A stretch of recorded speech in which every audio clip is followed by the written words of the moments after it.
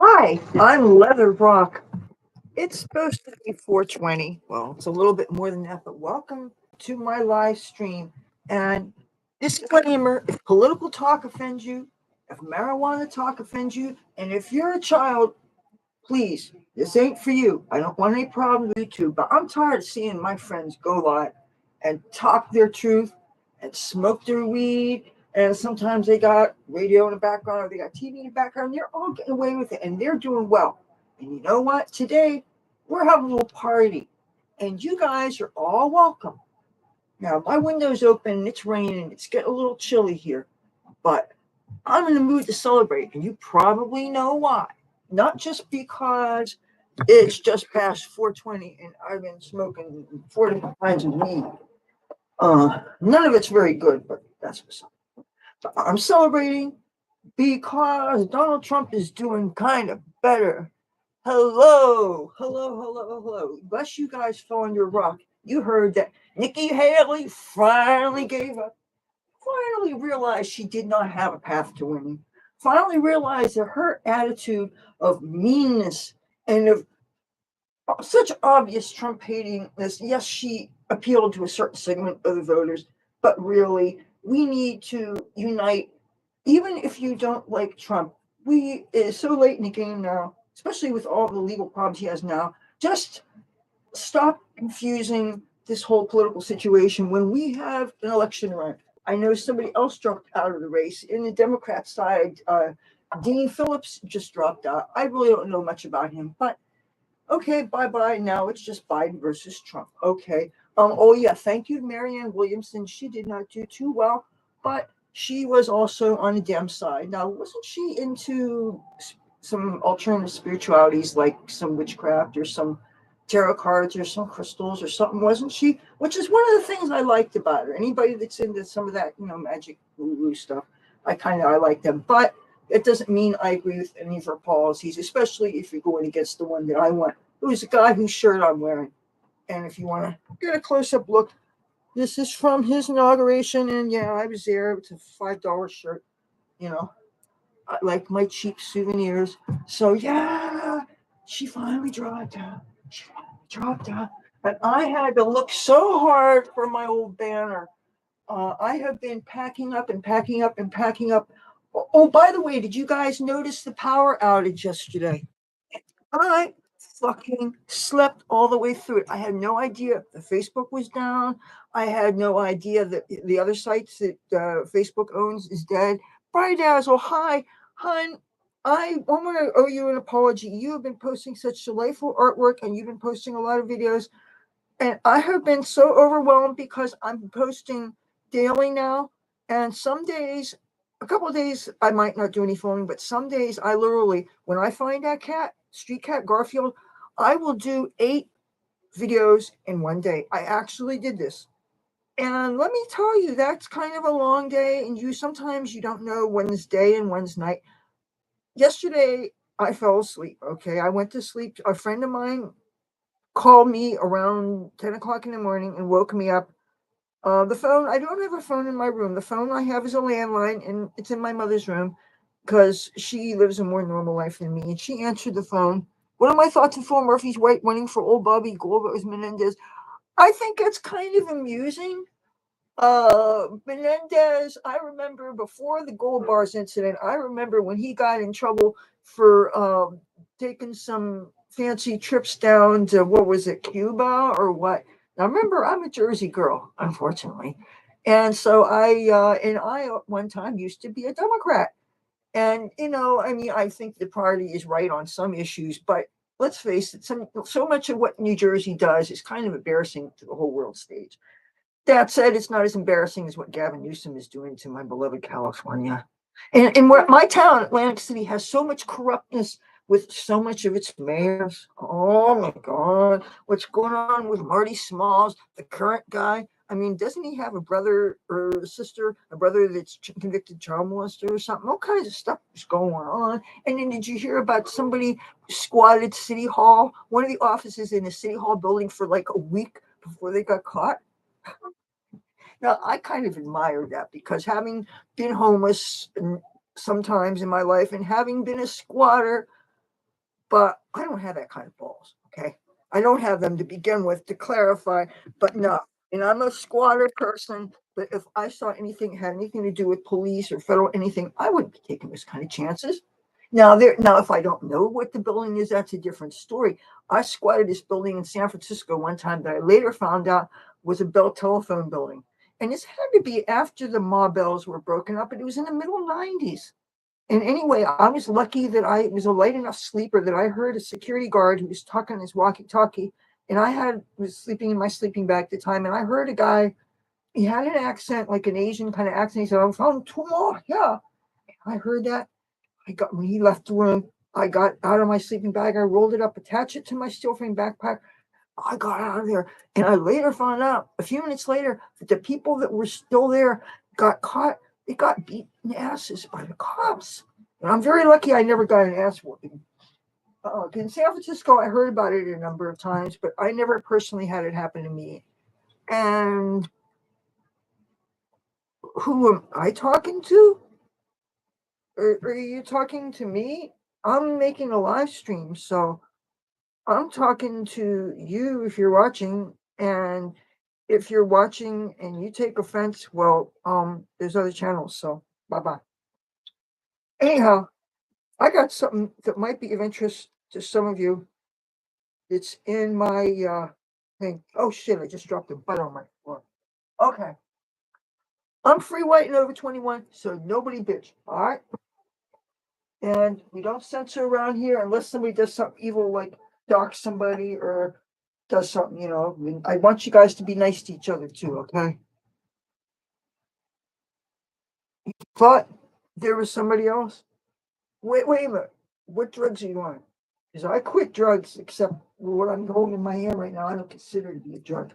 But this is a combination of a friend of mine up the streets, homegrown, and there's a little bit of some shake from a Maryland grown or Maryland dispensary shake version of original gangsta or no Snoop Dogg OG, and that was packaged like to be in pre-rolls, but I unrolled them and I bowled them up, and it seemed kind of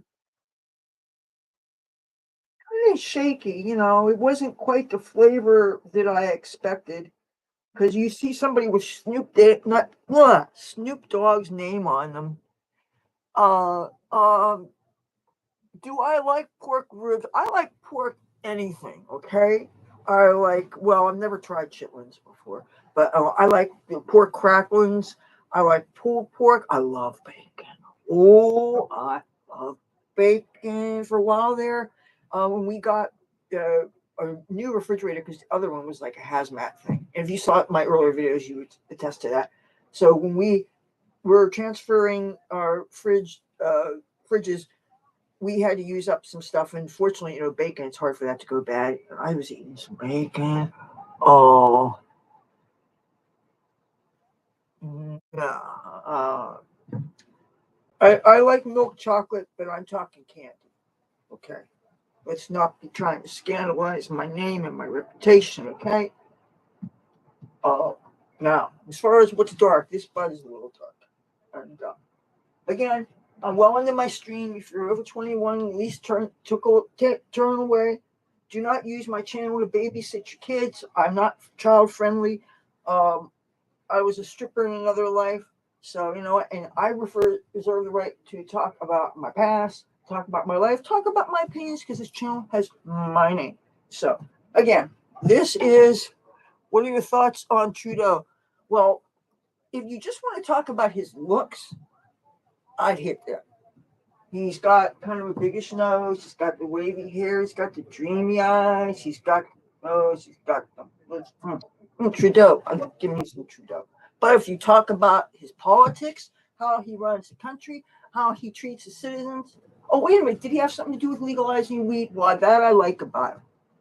But you know what? I remember how the truckers retreated, and I remember his attitude about not liking Trump's policies on trying to strengthen our borders, and I remember that he had too many socialist policies for my taste.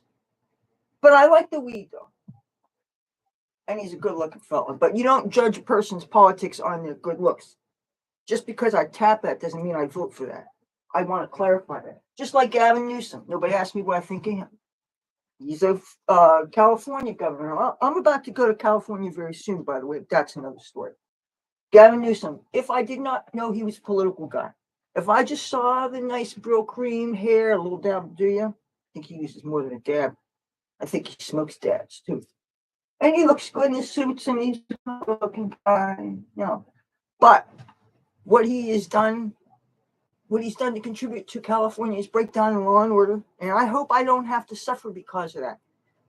Now, you can go and commit these different kind of crimes. You can smash doors of businesses, break their windows and steal their merchandise, and you can shoplift, and you can do all these things, and they don't press charges. And what about if you happen to be an innocent homeless person and you're just camping out on the sidewalk because, well, rent's expensive, housing's expensive. Maybe you don't have ID and you don't have a cell phone, so you can't just call it Airbnb. I wouldn't know how to do that anyway. I suppose it takes money, which I don't have. So you're going to sleep outside, right? And then what happens if some violent person shoots you dead or hits you over the head and steals your stuff? I could be streaming live on YouTube from a tent somewhere in downtown LA, and I hope I don't run into some scumbag. Okay. So Gavin Newsom, his policies are not making people like myself safe. And what they do to taxes and all that stuff. That said, I'm glad that the weed is legal there. But what they're doing in California, taxing people, forcing people out. And if you're a business owner, who the hell is going to open up a business now when you have to worry about somebody coming in, an organized gang of people robbing everything off your store shelves? Who the heck is going to open up a business when you have that chance? It's happening in the good neighborhoods. It's happening in poor neighborhoods. And wherever it happens, it isn't right. It isn't right to the people that are employees that aren't safe. It isn't right to the business owners. You made an investment. Some people work their whole lives to invest and finally having a shop and they can live over top of it, their store. They do this to old people that run stores. Senior citizens get killed and their stores get ransacked. It's disgusting. And it's happening not just in cities in California like Los Angeles and San Francisco, both cities I love dearly. Both cities I have lived in. In both cities, I've also been on the street, and that's another story. These crimes are also happening in New York City, another city I love dearly. These crimes are also happening in Pennsylvania, in Philadelphia, Pennsylvania, a city that parts of it I really dig a lot. Haven't been there since the pandemic, but this is a place that was always a stopover when I would go further west. And the Chinatown can't be beat. If you like good, cheap Chinese food right across the street from the Greyhound bus terminal, you're there. Philadelphia is your place. But since gas prices have gotten high and since the pandemic has happened, that has greatly curtailed my travel. But I am headed to LA soon. And one great thing about California is, despite all the violence and all the craziness, is the marijuana is legal there. What do I like about Trump? What don't I like about Trump? Have we met? First of all, I like what he's done in the real estate world. I like how he has built his empire. I admire that he took, first of all, the inspiration and the foot up his ass from his father. His father got him to go to Wharton Business School, so he has an education. My little town, Atlantic City, he helped to make my town great. Okay.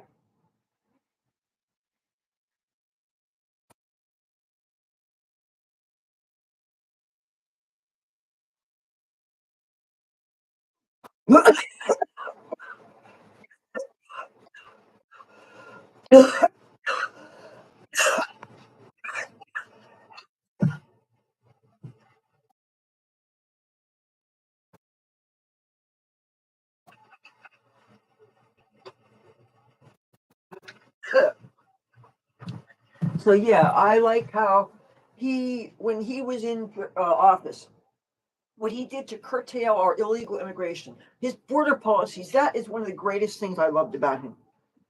What he did to streamline and reduce some of our excessive and wasteful regulations, which is another good thing I like in general about the Republican Party.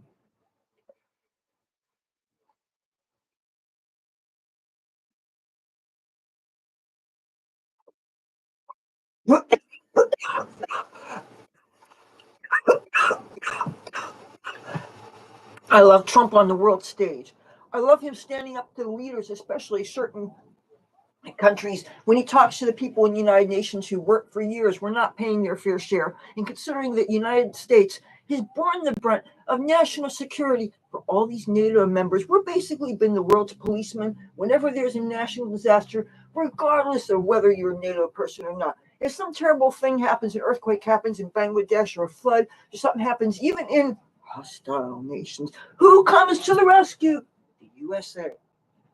My country, who so many people love to hate. He's done more as a good force for the world. And I'm proud of my President Trump and what he has done. I think encourage more respect on the world stage. Okay, he may have a big mouth. He may say things that aren't pretty. He doesn't waste people's time with bullshit. That's another thing I admire about him. He's got a big mouth and he cuts the point and he says things like President Bush, George W. Bush, somebody else who I loved, and I got into, if you're fairly new to my channel, I got into George W. Bush after the events of 9/11. That's what turned me into a Republican. Okay? Oh, by the way, I hope I don't get in trouble for the spelling of that. I was debating whether or not to spell it like that, but I'm saying, hey, free speech, hello. And besides, maybe they won't notice. It's ridiculous. It's a word. It's one of my favorite words. I thought, Republican. A lot of people think that, and plus, I should be able to call myself anything I want. There's people who hate the GOP in principle, and I'm not your typical GOP girl. I'm a pot smoking person into the showbiz thing from a state that doesn't recognize that we have a Second Amendment, but I believe in the Second Amendment. I, as a female, and I'm very conscious of the fact that I'm a female, I never had any doubts. So I have a hard time relating to some of the issues that are prominent right now. But I know for a fact that I am glad that I am not in women's sports right now, because I would hate to end up competing against somebody who is like 6 foot tall and has a whole lot of testosterone because they weren't born with the same kind of chromosomes as I was, and that would be so unfair. And another thing I liked about Trump is that he was sensible about things like this, that, issues that impact women's sports, he cared about. Now, one thing that I didn't agree with him was the things I don't agree with on any Republicans on as a rule, and that is I am pro-choice. Okay, so, but I don't blame him. Jose won't unbanded me.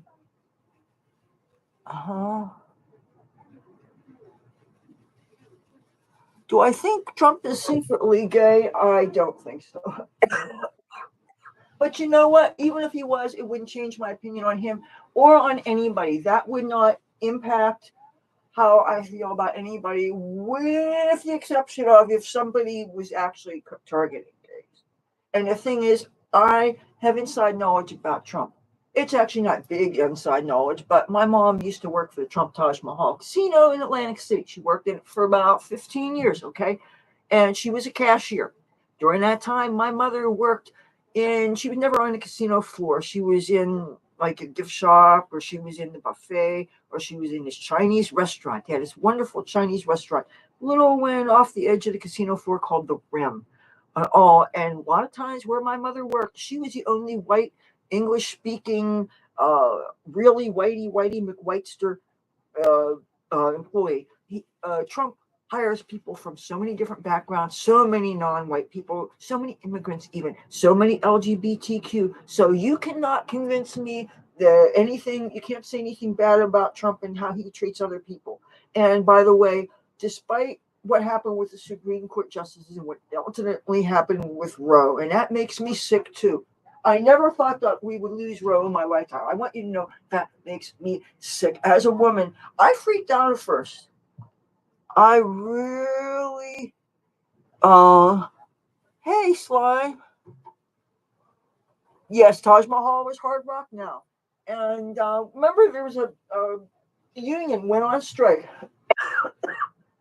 And my mother was not in the union to begin with, but the strike went, and because of what the strike did, and they got most of their demands. See, that's what we don't understand, is that they wanted certain improvements in their medical thing, and they wanted certain improvements. I forget the details, because since we weren't in the union, I didn't really know details, but they got most of what they wanted, but they didn't get everything. So they went on strike, and I don't know if it was definitely less than half the membership.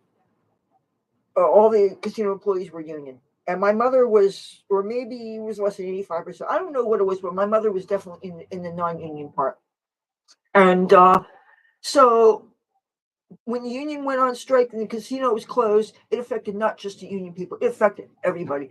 I remember I got to see two concerts just before it ended. I got to see Boston. Okay, that was quite a thrill because I never got to see them live before.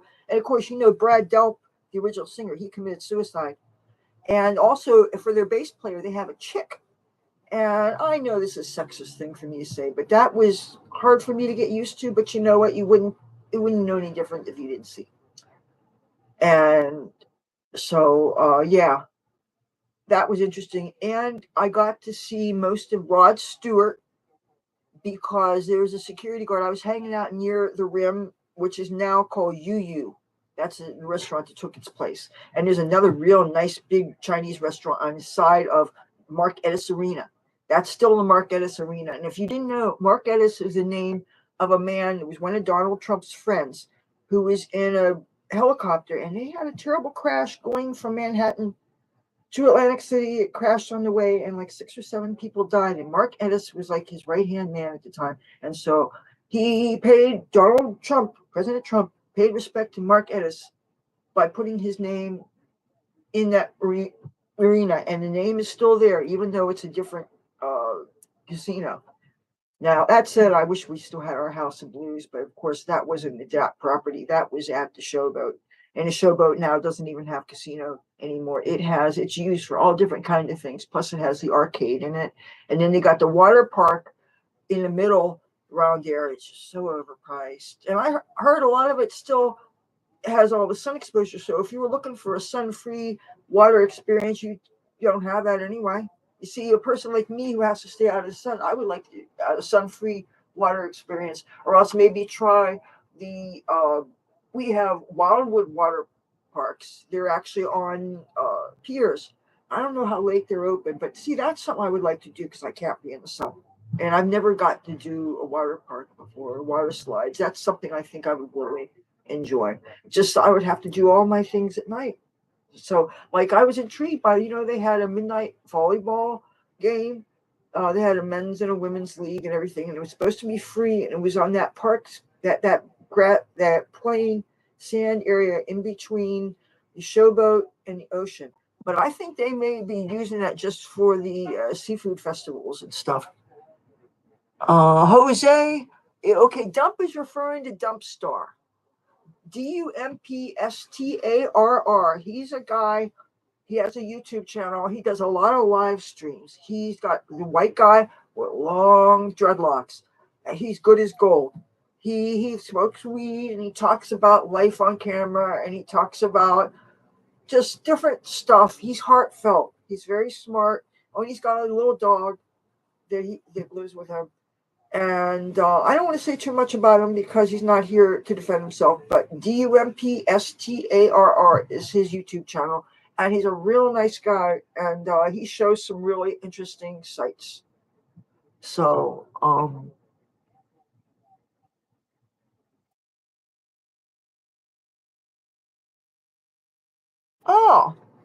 um, oh, okay. I see. I'm trying to read these. How much for a railroad crossing sign? I am wanting to sell this. Oops, here, let me take this off. Because if I do move, it's kind of heavy. Close up. Oh shit. Okay, let me plug this back in.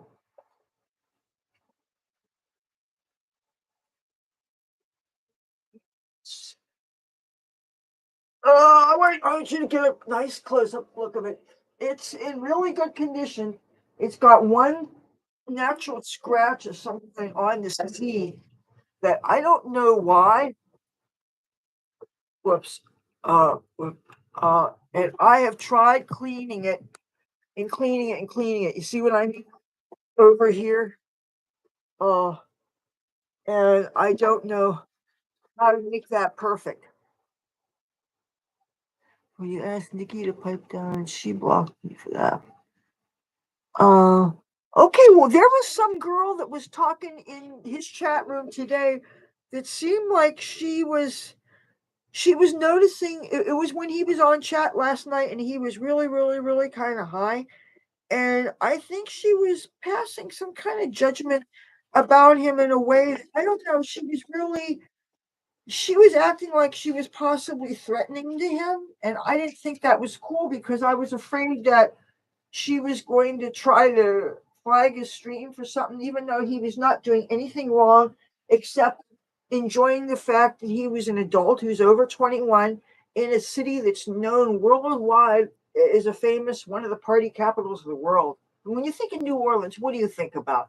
You think about leading an ascetic life and just living in a church and never going out and having a good time, or do you think about partying? New Orleans, and I've never even been there, but I think that's a place that you smoke them if you got them, drink them if you're not sober. See, I can't drink anymore. I got sober, so and I'm almost 20 years sober, and I'm afraid of alcohol now. I'm not afraid of weed. So okay, getting back to this, how much would you offer me for it? I have no idea what to even ask. I could tell you it's real, and I would love to take a heavy thing off my hands rather than moving it again. And plus, if I did put it in the school bus that I want to buy, the more heavy things you have, the heavier it's going to be when you put gas in the tank because of all the heaviness. So I'm trying not to have so many heavy things. So you'd be doing me a favor in that. Plus, that way I don't have to feel guilty about the little cast iron table that I got.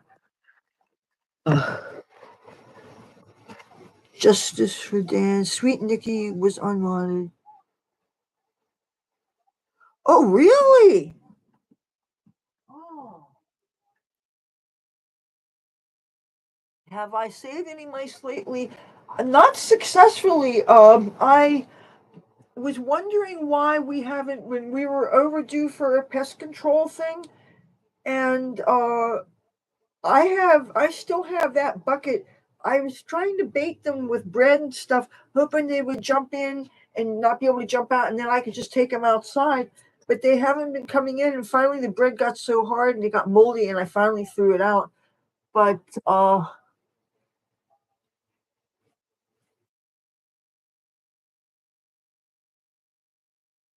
yeah,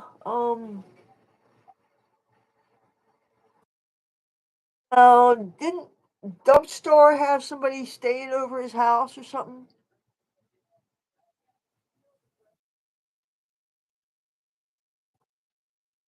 Well, okay. The person who's interested in this sign, how far are you from me? I'm in Atlantic City, New Jersey. Keep in mind, I'm interested in going out west. If you are, I'm on the way to Los Angeles. When I'm headed out there, I could, in theory, transport the sign with me, but I don't know how I'm going out there. If I take a Greyhound, obviously I won't be able to do that. But and if I'm thumbing, I think I look kind of ridiculous holding a railroad crossing sign, especially considering I plan on having a steel frame backpack, even though I don't have that right now. And I have to be carrying enough stuff to be in Los Angeles for like 3 weeks because I'm going to be filming YouTube videos. And the way I film my videos, I like to change clothes with almost every video. So I need outfits for all my clothes changes. Plus, I need to bring outfits with me for every eventuality for when I'm in Los Angeles. That means club wear, okay? That means outfits suitable to go to an Alcoholics Anonymous meeting. That means clothes to wear to 420 celebrations because I want to try and get there for April 20th. I don't know, but I mean, that's kind of my target date to be there for. But nobody in LA knows that I am headed out that way except for one person. So any of you guys are in California, hello, I'm headed out that way.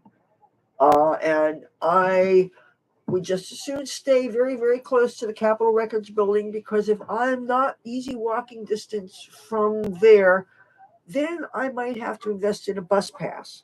Say I get free housing and it's in the San Fernando Valley or it's in Venice Beach or it's in Koreatown or it's downtown LA. Hey, if it's free housing, that's groovy.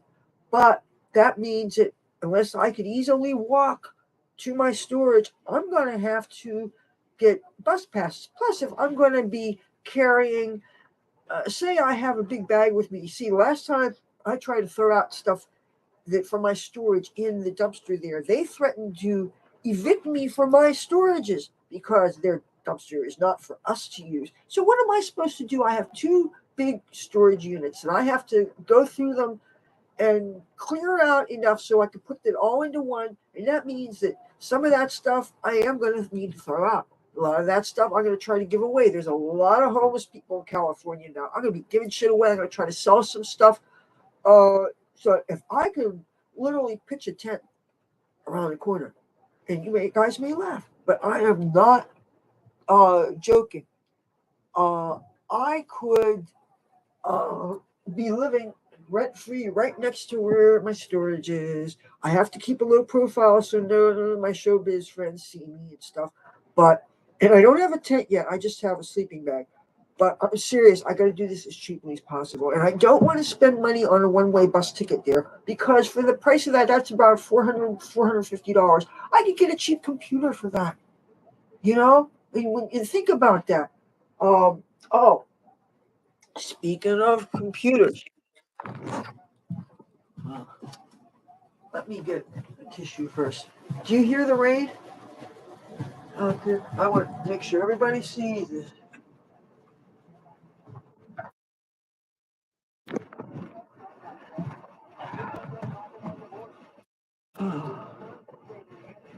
So how you guys doing? We're still having a problem here with some police that have been throwing out some homeless people stuff.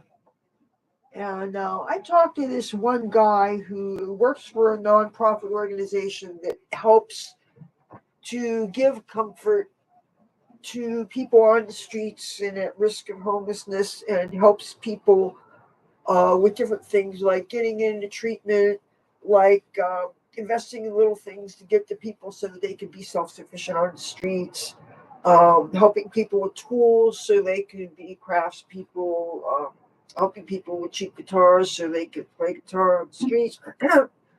There's a few organizations that actually aren't only helping illegal aliens, actually help citizens. And I would like to see. I need to be in Los Angeles. I really do. Uh, uh, but I realize I haven't been on live for a while. Part of it is because I hate how YouTube sometimes they right away they want to age restrict something for things I said, things I did, and the things that I'm saying and doing are things that my favorite streamers are doing, and I'm sick and tired of watching my favorite streamers, like Dubstar, and he's drinking his beers and he's smoking his weed, and he even plays a radio in the background and gets away with it. Even doesn't, that's not something I don't understand. How you could get away with the copyrighted content. I wish I could get away with that. But the thing is, as it is, the AI that sniffs our content, we're doing things. Is they get suspicious if I got this. If I find my red hat, ooh, gotta trigger something. I'm gonna trigger somebody. I got it. I got that hat. Oh, oh, oh. I got the hat. I got the hat. Oh dear, YouTube AI, don't kick my ass for that. I got the shirt.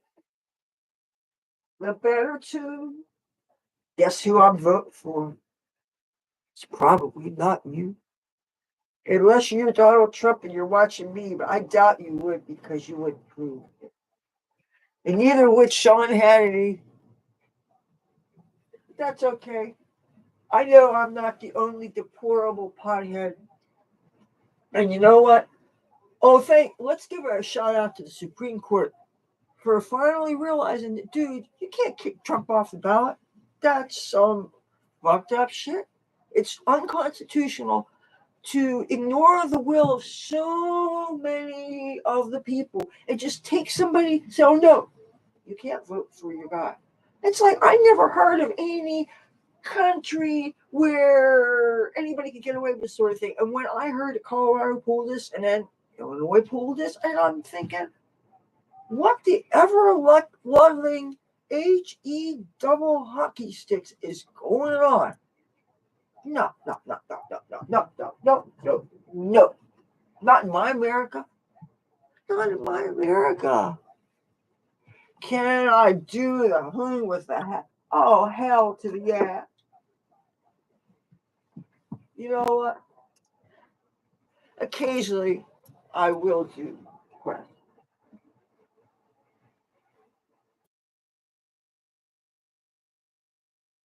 Okay, you ready?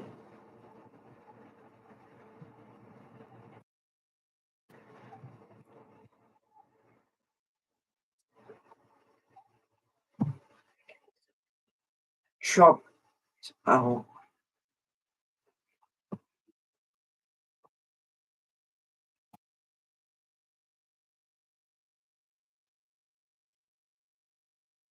no more.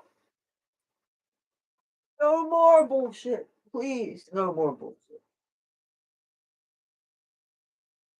And smoke it if you got it, because it's legal here. I'm a grown up. I might not act like one, but I have enough stories to prove that I'm grown. I'm all grown.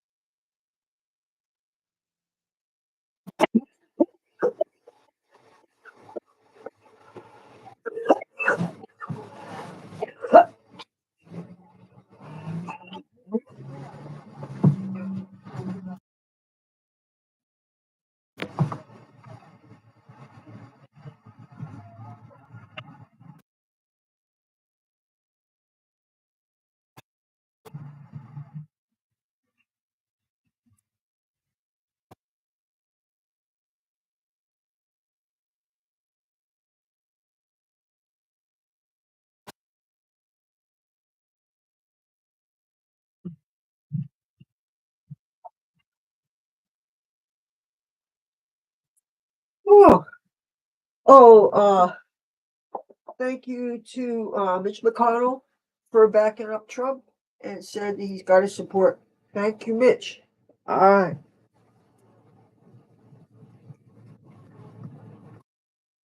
Loyalty's nice, especially when people deserve it. It's like family loyalty. I thought was nice, but not if they don't deserve it.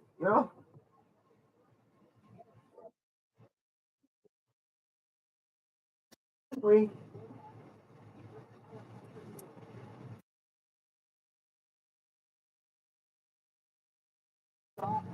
Okay, I'm back.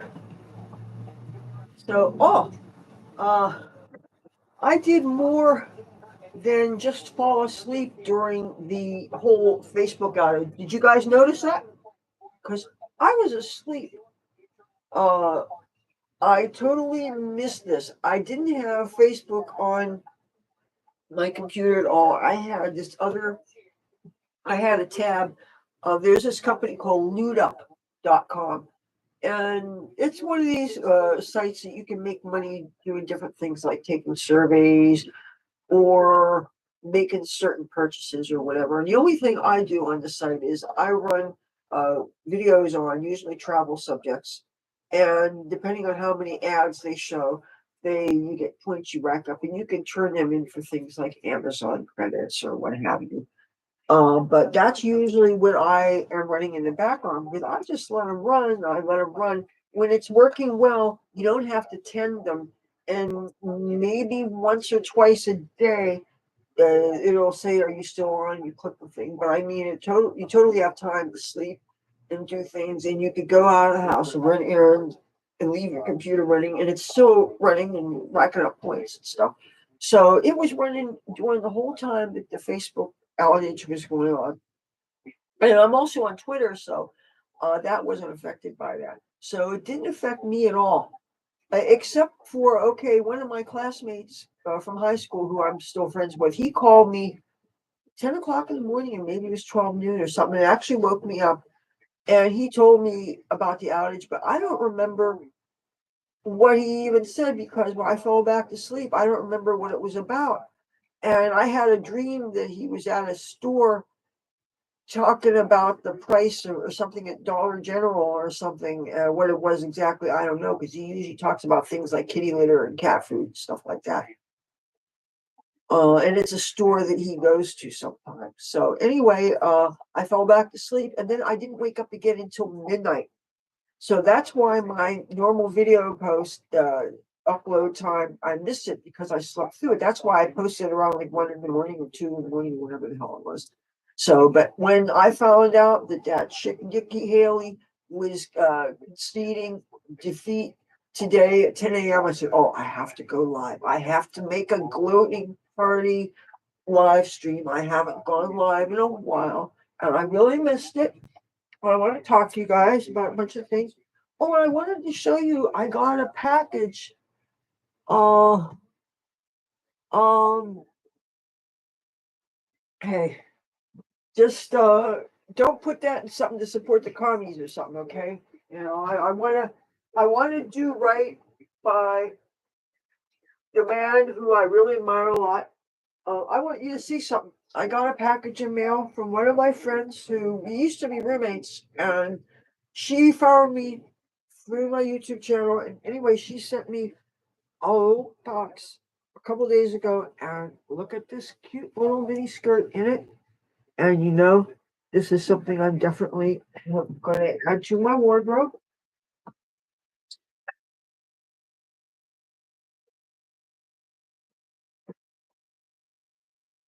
She sent me this. I love it. It's just, when you want to have something, especially when you want to grab clothes that you can use as wardrobe for goth clubs stuff. And I actually thinking about what I want to bring with me. Thank you. Thank you. Well, I had to celebrate. I wanted to celebrate the Nikki Haley's gone. Bye bye. Bye bye, Nikki. Bye bye. Bye bye, you Trump haters. You know, I am, I had for quite a lot of months, I had Trump banners up here and all this Trump stuff. And YouTube, at any time, they could target a video that you made years ago. And they could decide that you made a sentence expressing an opinion they don't like. And they could take the whole thing down. And they could give you a chance to appeal it. But they've already taken it down. So, and they will do that to live streams. And they've done that to a number of my videos. And they've done it to my cooking videos. They've done it to my live streams featuring my mother and my dead cats. Say one thing that goes against their list of forbidden subjects, forbidden opinions. And it's funny, some of the things that we weren't allowed to say in the beginning, like the vaccine stuff, now all of a sudden they've figured out certain things. Now you're allowed to say the truth.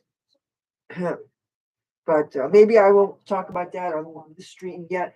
At least, if YouTube's going to flag it, I want to, in a couple of days, as soon as YouTube allows me, I'm going to download it. But she sent me this and this. And this skirt, she also had sent me, and you've seen this before. And I know you've seen this skirt before. Now, these are definitely things I plan on taking with me when I go to Los Angeles. And by the way, there's things here I found. I've been cleaning and packing up clothes that are in the grow room, and most of the stuff was already clean. I didn't have to re-clean it, but the bottom bag, I saw some mouse turds, so I had to rewash those shirts. And those are those little summery spaghetti strap shirts that some of the which I'm going to be taking to California, like especially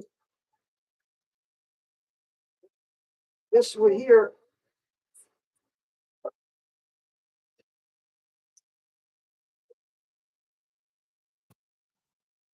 And this I've had for at least 10 years. I've had it a really long time. Matter of fact, I got it from my BFF and who's in Burbank now. She used to live in Hollywood, but after some things happened, she and her boyfriend, who now they're husband and wife, they live in Burbank. And it's funny, Burbank is one of the places I also have some very important business to take care of in California. It involves central casting.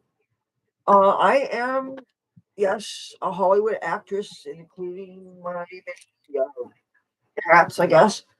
And they have my name screwed up on their files. In the beginning, when I first started as a Hollywood extra, before I made my name change thing, they allow you to do this thing called an AKA, where you put your birth name, but you also put the name you go by. And so you just have both names on your checks and stuff. So it makes everybody happy, and it still allows you to still maintain your identity. But when I made my change legal, and I thought that everything was transferred over and fixed, but when I had a chance to do some local extra work for a Halle Berry movie. I didn't talk about this for a long time because until the movie came out, but it's already out. And but I don't know whether I could talk about it because it was only on Netflix. It wasn't like in major theaters, so I don't think I'm allowed to talk about it. But it's a boxing movie. But it was shot here in Atlantic City, and I worked on it for one day. And when they gave me my check, it was under the dead name. And I waited a while to say something because a check you have 80 days to cash it. And I don't have ID anyway, so I figured give me time to get ID, right? But my attempts at getting ID didn't work. So then I figured, okay, let me tell them it's under the wrong name. So I tried dealing with it on the email and talking to the guy over the phone. And the guy had a very heavy accent. I called him on the phone first, and I just could not communicate with him. And then he ended up giving me a link that I couldn't open the tablet I had. I didn't have a real computer at the time. So I said, you know what? I'm going to have to deal with this in person. So even if I don't have any way to go to see my friends who live in Burbank, because let's face it, she's dealing with her husband. I don't want her to think I'm trying to beg couch space. I'm not going to even ask him. I'm going to, in fact, I have more pride. I'd rather fucking sleep outside. And I'm sure if they got 10 cities, I think I could do this. Because like I said, I got to take care of my store stuff. But I could take the bus to Burbank and go to central casting and say, look, I'm bringing all my name change paperwork. I'm going to bring all the paperwork I have. As a matter of fact, maybe I can get ID when I'm in California. But I figure I'm going to plan for being out there about 3 weeks. And I plan on making content here. I want to keep on with the YouTube thing. At first, I was thinking, you know what? Maybe I should get a different kind of screen so that I don't have to bring this computer when I'm filming live. Because what if I get held up or something? I don't want to lose all this stuff, all this data. But then I realized something. If I want to, first of all, say I live stream something, I would want to download it right away into something like this computer. If I don't have this computer with me, say I just have it up there and say YouTube decided that I said the wrong thing, or that I interviewed somebody and they said the wrong thing, or say I made a funny face when I saw a Black Lives Matter sign because it freaked me out, which I know will happen. When I go to LA and I see either Hollywood Boulevard or Sunset Boulevard, I don't know, and I'm say in a higher floor of some building, I look down there and I see that, I'm not going to be happy. And if I see some asshole deface Trump's sign, his star, I will not be happy because I'm going to be walking on the street, the Hollywood Walk of Fame. That Hollywood Boulevard means a lot to me. Those are my streets. Yeah. And the thing is that was only one day, and the food was really crappy. And the thing is, it was filmed at the Atlantic City Convention Hall, but there was other scenes that were filmed throughout the city. That's the only stuff I was in. But I'm not complaining, you know. Matter of fact, and also things were going on that day. I believe that was really close to the time that Ace the Cat died. So it was not, and plus I was in the middle of a hair dye job. I didn't even have purple in my hair. I only had the blonde because I just bleached out my roots and hadn't yet put the purple in. And all of a sudden, I heard that they had this casting call. And I was glad that I got it because there have been a number of casting calls that were similar. They were just audience things for different movies. And I didn't get picked. I didn't get picked for, there's a martial arts movie some years ago, and I didn't get picked for, and it was cast locally. But at the time, I guess I look too not normal enough. Maybe this time, since I was blonde on top, I looked normal enough, but everybody was just really normal. And you kept the coat on because it was really chilly in there, so it was a very dreary set. But anyway, the check, I never cashed it. I never, and so because of that, I didn't file taxes that year, which would have been the only reason to get me filing taxes, which ironically may have allowed me to get a stimulus check. I never got any of these stimulus checks that everybody's talking about because so many people didn't get them. If you're not in the system already, if you're either not already paying taxes or if you're not getting SSI or welfare or something, you didn't get a stimulus check. So I never got any of that money. You know what stimulated me? When I got that acoustic guitar and I started playing guitar on the boardwalk. That was my stimulus. It was called getting a job. And the thing is, it's too cold for that now. And it's rainy. It's raining. Oh my goodness, it's raining so hard. I have forgotten what time it was today. And my mother said, you got to go up the street to a certain breakfast place or lunch place. And I wasn't planning on going because I didn't think, there's food in the house and I wasn't hungry. I didn't realize that she was hungry. And my mother, let me set this up for you. She's 83 years old. She does not move around too much. She's so tired. If she's sitting in her rocking chair in the kitchen, she won't get up to go and dig around in the shelf. Stretching to a higher shelf like this high is too much for her. She really is not mobile too much. For the most part, she stays in bed watching TV. As a matter of fact, she doesn't go in the kitchen anymore. Before, when Cassie, the cat, was still alive, she was a real lap cat. And my mother would sit in the rocking chair and she would, oh, the cat. You guys remember Cassie? Cassie was my black and white real cute, skinny little. If you ever come to this neighborhood, she's painted right on the Monopoly board. I'm going to bring this because I will have, you want to know something? One time I was in Washington, D.C. at an AA meeting and I was wearing this shirt. Jeez. Because when I go to Washington, D.C., it's all about politics or pot for me, right? And I didn't realize I was going to get this invitation. So the only thing I had to cover this was a big round button. Guess what the button said? And then, of course, I put on that hat. And you know what? It didn't go over too well with this one guy at the meeting. They had to say something just as I was leaving. And I felt so bad because I was not trying to be provocative. I was not trying to campaign for Trump there. It was just a fucking hat. And it was just, I thought it would have been ruder to wear a pot shirt to a 12-step meeting, even though it was for alcohol, not weed. And I don't have a problem with weed. I have a problem with alcohol. So I thought that I was being respectful to them by covering up this. I didn't have anything else to cover this with. I didn't have a jacket, and I certainly didn't realize that the red hat was a triggering thing. It doesn't say Trump. It just says make America great again. It hadn't occurred to me that every person knows what that hat means. Because see, when I'm going to a meeting, I'm not thinking about what message does my clothes send. I'm going with the attitude that I'm just another schmuck like every other schmuck here that's there because they want to commit to themselves to stay sober. And it's nice to have a fellowship of other human beings who are on the same journey. And they may be very different. They may look different and they have different lifestyles, but they have this one thing in common, which is their desire to stay away from alcohol. That's why I go. And if I happen to be coming off the street or because I have a last minute invitation, a friend asked me, I happen to be wearing whatever. So now, see, I'm going to be smart. I'm packing up, or at least mentally and also physically, packing up for my trip to LA. Okay. And I'm actually thinking of specific instances and thinking ideally having clothes just for that, you know?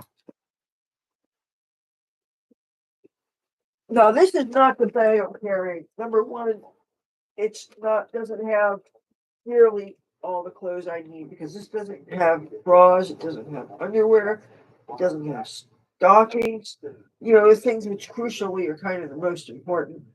And I want to get the steel frame backpack. It's something that I don't have. I had one once It served me very well when I was on the streets of San Francisco. It was the kind of backpack that you want if you arrived in French streets. You got battery packs.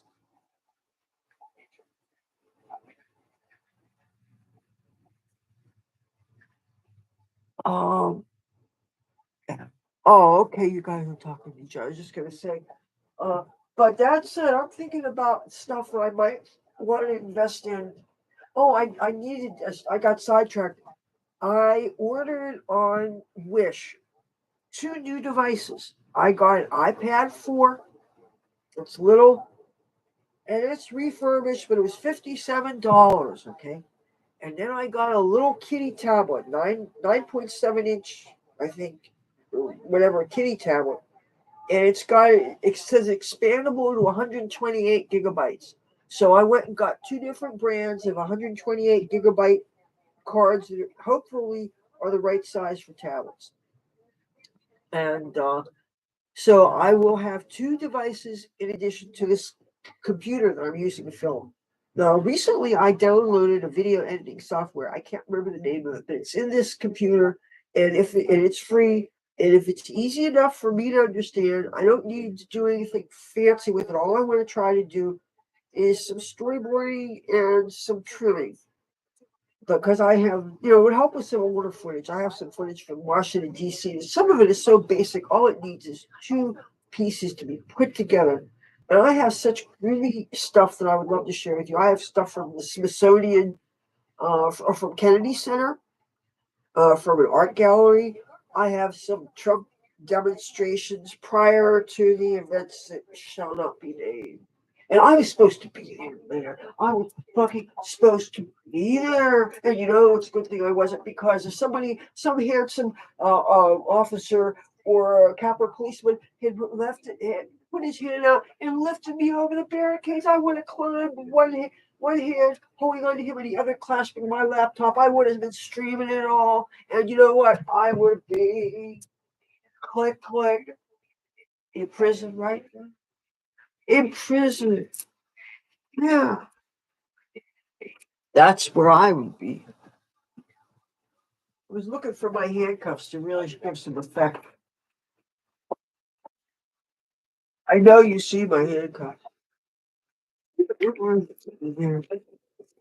So yeah, I gotta go to LA, and some stuff I'm probably gonna be. This is gonna cost me. I'm gonna be sending some money.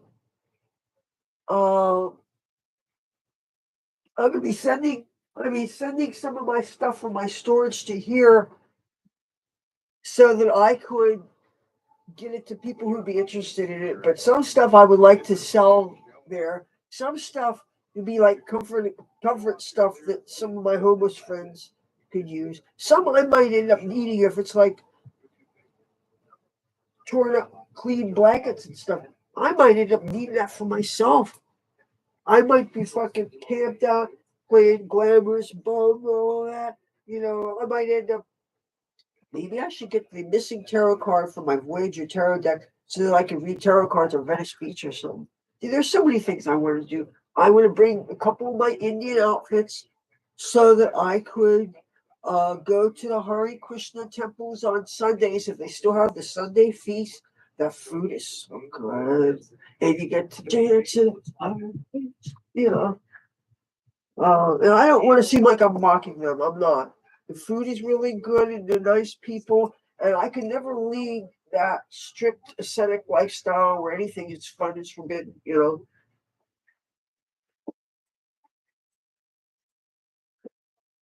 Coffee. Hey. Uh, I got quartz crystals and things and my runes. I'm sorry, my sinuses are really fucked up. Let me get a tissue.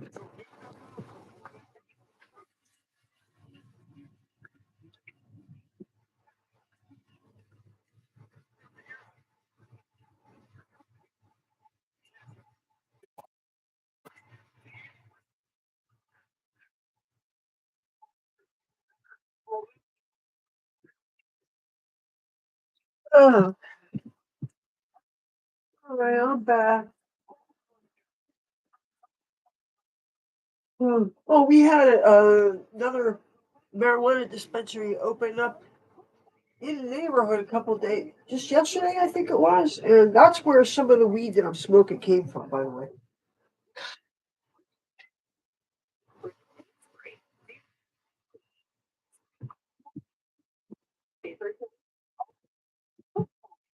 Um, but the prices were really expensive, I was told.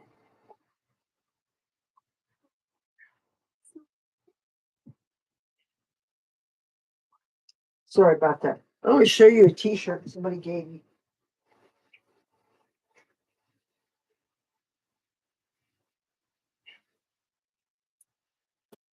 Oh, yeah, I can't find it. It wasn't anything to write home about. It was just a white shirt with a drawing of a chick on it. But anyway, I can't get to any of these dispensaries anyway because all of them insist on checking everybody's ID when it should be if you look old. If you don't look like okay, if you look under 30, card somebody. Other than that, it's ridiculous. I mean, why would you card somebody like if my mother was to go in there? She's 83 fucking years old. Say she really wanted to use cannabis for aches and pains, grouchy old people syndrome or whatever it is, you know? You gonna tell me they're gonna not believe that she's over 21? You've seen my mother. Come on. And the same thing with me. I may put all kinds of treatments and creams and serums and all that bullshit on my face, but none of it does the damn thing. It doesn't. I own a mirror. So I'm gonna go to a liquor store because some poor bum is asking me to please get him a bottle. You know, I guess they flagged him because he's too drunk or something. And I've done that a time or two. And you want to know something? Those guys, those clerks never asked me for ID. But if I want to go to a marijuana dispensary, you sons of bitches are gonna card me. Come. And wrinkle check time. Wrinkle check time. You gonna tell me I'm under 21? Come on, man. If I was spring chicken, cluck, cluck, cluck, cluck, then you should card me. I'm not. Leave me the fuck alone. Take my money already. So, it's gonna be a trip to see the legal weed in California. Now, ironically, when I was living in San Francisco, and I worked on the Proposition 215 medical marijuana thing.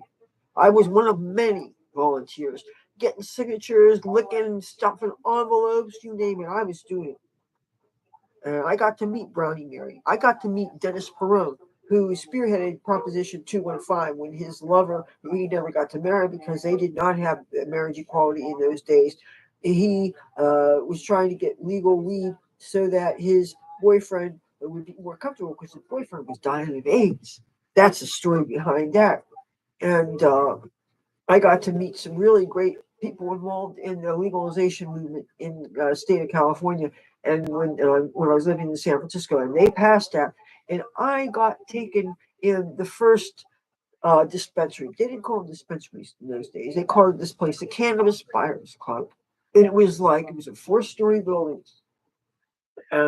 First was your entrance. The third was the second was your devoted to all your Mexican growth. The third was devoted to all your California growth. Of course, the quality was higher. Then the fourth was for some administrative stuff. That's where the envelope stuffers and all the different stuff was going on.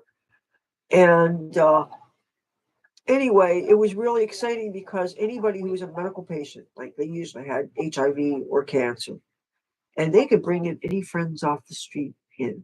And it was like the living room that you wish you had. It was a hippie's dream living rooms, all this tie dye, all these pot leaves. Oh my God, it was just so amazing. These couches, rocking chairs, posters of the great dead, lampshades covered in tie dye stuff with pot leaves on it. Everything had pot leaves on it, and it smelled, yeah. really fragrant, and they didn't allow people to smoke tobacco. And if you were having a nicotine fit and you need to smoke tobacco, they had cordoned off areas that were actually like a balcony outside. So there was no tobacco inside. It was wonderful. And they didn't check any photo ID. The medical patient had whatever their fucking flimsy card was, and they brought in anybody off the street and you could buy anything. We actually kind of slipped the money to them and they got it, but you could get anything you wanted. And it wasn't cheap stuff, wasn't the good stuff. I got 1/8. It was $5 an eighth for the B Mexican, which is B grade is the cheapest, and Mexican is cheaper than California, right? And that was the stuff to roll in the fat joints within share or whatever. And then I got 1/8 of the AAA medical grade California grown. That was the most expensive kind they had, strongest, and I believe that was $70 an eighth. $70, and this is mid-90s money. But I thought, I love myself and I'm worth it. So I got this 2/8, one really good, like one hitter quitter. And I had my pipe was this really small, it was a metal, it was brass or copper. I forget which. You guys who know I guess it would be copper. What do you make pipes out of? It would be copper, right? But it was supposed to be an industrial usage of the elbow fitting. And it was like this and this small, and I just had a screen in it. And if it was dangerous to smoke out of, I sure didn't know about it at the time. I had a real pipe screen, and and of course, keep in mind these were the days when otherwise pot was not legal or just walk around. And I was in San Francisco before pot was legal, so it all for medical people. So I know what it was like to be in fear when you were walking down the street and you had weed in your pocket or whatever. I mean, it seems like almost like yesterday when that was a big fear. You had to worry about getting whether the cops that are near you are going to smell something. They're going to automatically jack you up and ask you, "Do you have marijuana?" And meanwhile, you thinking, "Is he on a search? And what if he catches me in a lie?" Sometimes you're glad that you tell the truth, even if it's not a good thing. That you figure, well, they'll respect you because you told the truth. Other times you're thinking you could have lied and said you don't have any, and then he'll walk away and think, "Woo, you got away with something." And it's a judgment call. Because one time I had guardian angels in Hollywood, 1994, the year of his earthquake. And at the time, guardian angels were dicks. Any homeless people, any punk rockers, any goths that were living in Hollywood, that were hanging out in the streets of Hollywood in the year 1994, the guardian angels were dicks. They were, if you were loitering, you were smoking a joint, they would intimidate you. And because they had walkie-talkies, you were scared because they could contact the cops if they wanted to. So they would stamp out the joint. I remember.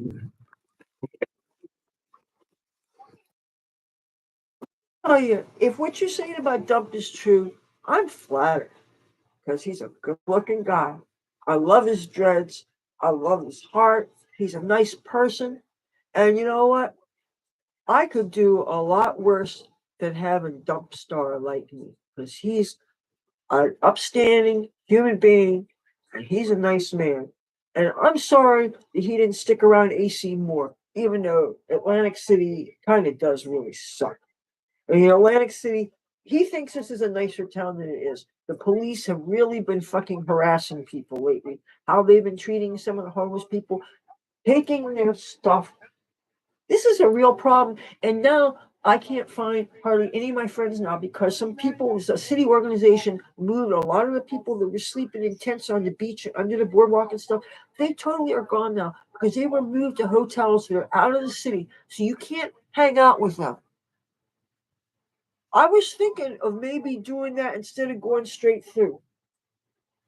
Because that way, then I can go from there to indirectly maybe hit Tempe in Phoenix. Because that's the other places I used to live in. But I have a feeling if I start in New Orleans, I would get sidetracked and I would spend. Because the more time I was there, the later I get to LA. Because I have a feeling I would really love it. That means I should probably bring my acoustic guitar then, because he keep on telling me that the guitar I would do well with that, and the cops, as long as the cops don't fuck with me over um um things, I don't want problems with my weed thing. And I don't want problems for vagrancy because of the homeless thing, because I'm prepared to be homeless when I'm in California. Because, first of all, I don't even know how I'm going to get there. Okay. I don't want to spend a whole shitload of money on a Greyhound bus. Oh, and I'm going to tell you something. I'm mad at my mother right now. I'm so fucking mad at her. There's somebody who works for an organization here and tries to help people and stuff. And he knows some people. And he was saying, how would your mother feel about us getting you guys out to California and set you guys up in an apartment? And first of all, this isn't even dependent on my getting the school bus that I want to get to turn into an RV to go out west with, to go out for real. I mean, this thing, I'm going to LA right now. This is not my for real trip. This is my go out there, take care of some business I have to go to because my rent storage for my storage rent is too high. My family can't keep on, uh, oh, that's, for years, for fucking years, I wanted to hop trains. That was one of my goals.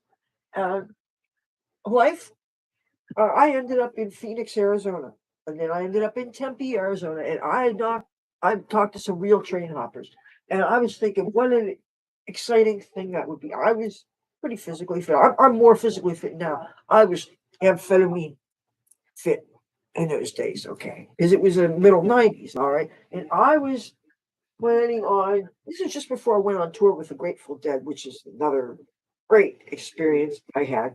I'm looking for my weed pipe. You guys see one here? All right. Where's my weed? Damn it. I'm going somewhere with this story. Can't find my fucking weed. Um, anyway, I don't know where I found. Wait. Anyway, I met a guy who was warning me. He was a train rider, and he was warning me about the FTRA. That's the Freight Train Riders Association. They're a gang, and they do murders and they do raping of women. And when he told me that, that kind of put a wet flag on a wet damper on things. Because I never, for the life of me, I figured there would be a risk to getting in trouble with the police. I know about the bulls and stuff. I figured there'd be a risk to getting cold, and I figured there'd be a risk to falling off and hurt myself. Um, and I thought maybe occasionally you might deal with a drunken bum that might want to hurt you, but I never thought that anybody would ever hurt me for being a female. That's really disturbing. Give me a second. I want to lock a door.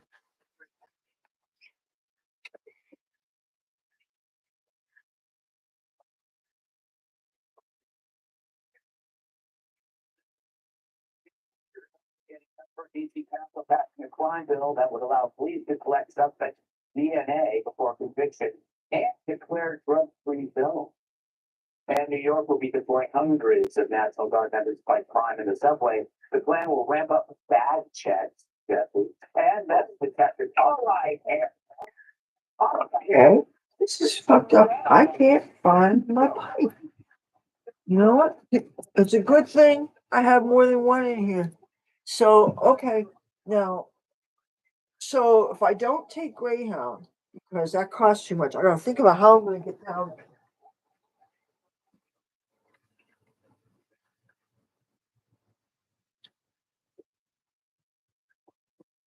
Okay, I got a screen, but I want to burn the stuff off.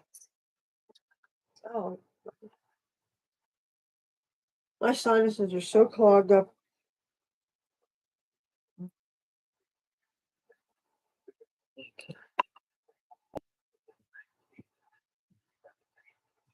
Oh, I want to light this candle for.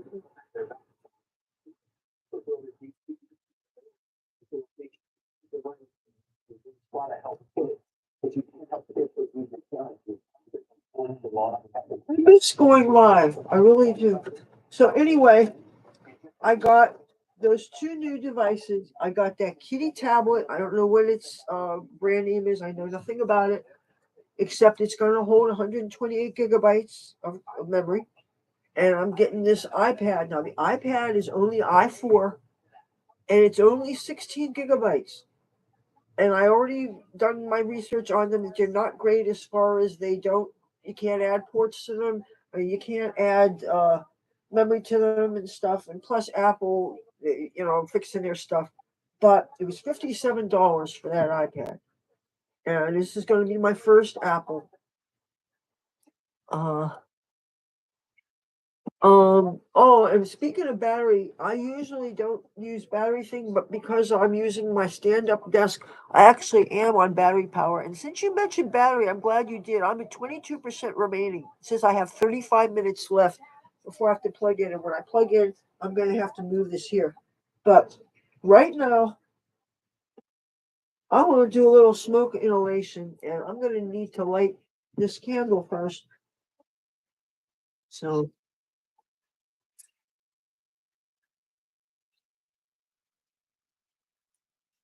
oh, Willie Brown, she's talking about. I remember when he was mayor of San Francisco.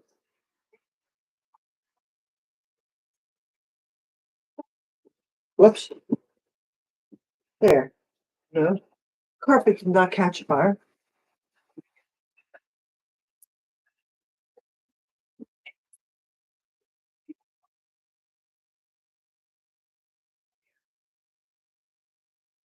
No longer be called the rest. 30 paper plates make good matches.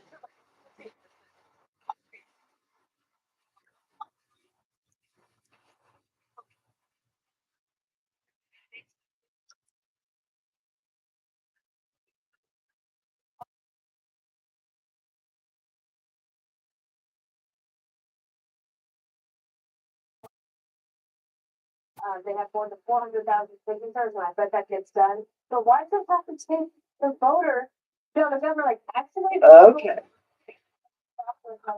Of $950 a pop. Okay, I got. Because half of them, and the rest of them doing all the crimes. I can burn my screen. Yeah, sorry, you see. Yeah. I can't see, Usually I just do this on my stove. city saying the five was right. How much is the billboard? I don't know. You know, one of my reasons for delaying going to California is I've been really concerned about the crime. And I have some dear friends who live in Hollywood that are homeless, or at least have been homeless for most of the time that I've known them. And while they were sleeping on the street, they were stabbed. One time he was stabbed when he was on the street. Another time when he was awake, he was held up at gunpoint and had his laptop and his cell phone stolen from him.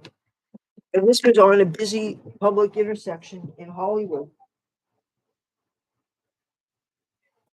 And where there was a subway station down below, and it was at a bus stop. And it was like 2 o'clock in the afternoon. And that really made me scared because it was a place where I would definitely see myself hanging out. It was real close to one of my favorite Asian restaurants. There's this Thai restaurant that's like a half a block away, or 2 little blocks away. And I never thought Hollywood or Los Angeles was dangerous at all, unless you happen to have an odd encounter with a gang banger or something. And even them, for the most part, they don't bother people that aren't involved in their shit.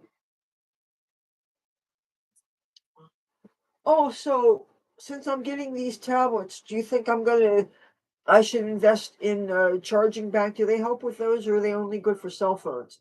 Because I want to think about, what if I'm camping overnight someplace and I'm not able to plug something in? I would like to be able to plug this computer in, and I would like to use my little tablets that I'm getting for live streams. Okay, I got the low battery thing on. So I'm gonna move things to here with my cord. Okay. All right, 19% available and plug in.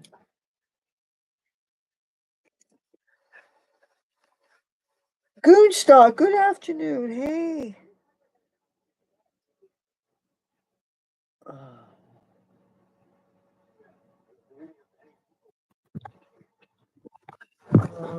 I wonder if how many other tabs I had open had something to do with how much usage my battery gives me. One of the things that all these other tabs do is if I'm not using something, they put the tab to sleep to conserve resources. And this is done even when I'm not on battery.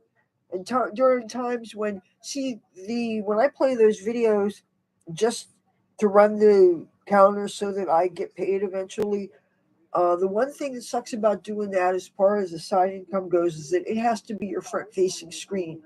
And so I can mute the sound, but when you mute the sound totally, you have to mute your computer too, because if you mute the sound just on those videos, every once in a while the full volume comes up. And so imagine if I had that in the background and I thought I was muted and I decided to film and you guys didn't know that I was actually had this thing running. Then all of a sudden the sound would come on and I'm talking to you and will fuck up the stream or whatever. So now when I get these other screens, then I'll be able to multitask and I can have something running and then I could actually shut the sound off and I could still film because I'll have something to film with, you know.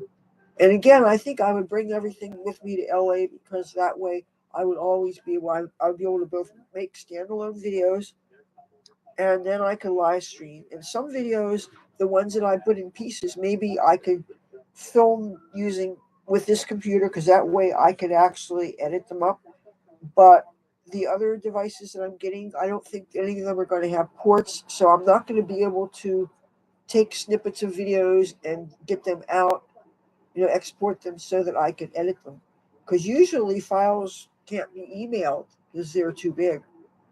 And I do have a Dropbox, but that, because it's the free version of the account, that only has a very little bit of space. And if I wanted to try to storyboard together a video, I would think that would be still too big a file. So,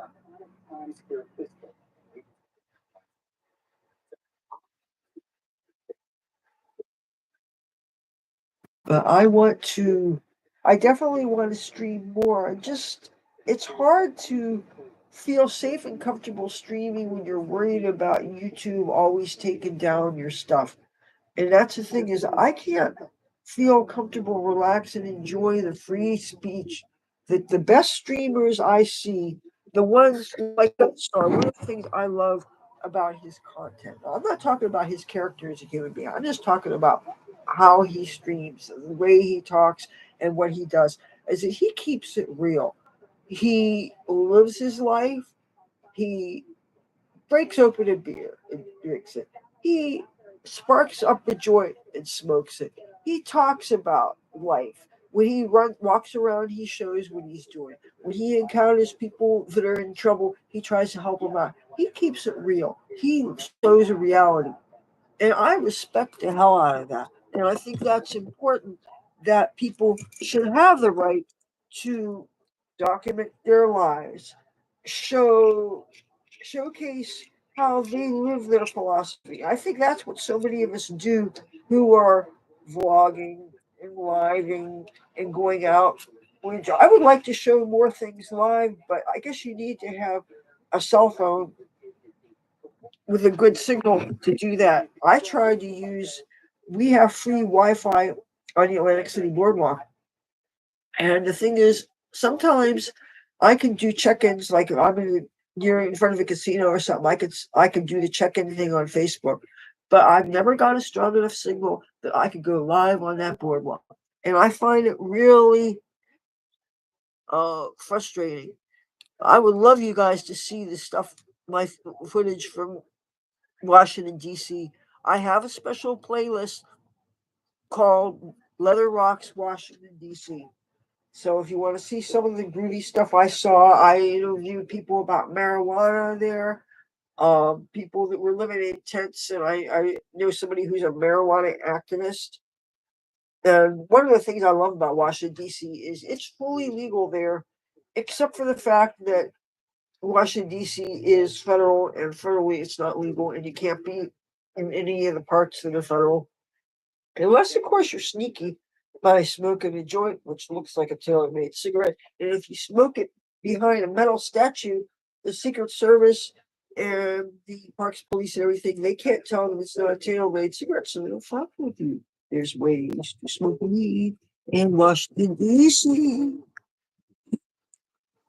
Oh, that would be nice. People would love to watch people in the desert with their pets. I'm a cat person, but I'm fine with people with their dogs. I was going to take my cats with me. I was going to get that used school bus, work on that, take my cats. You could see I got cat stuff here. I had two cats.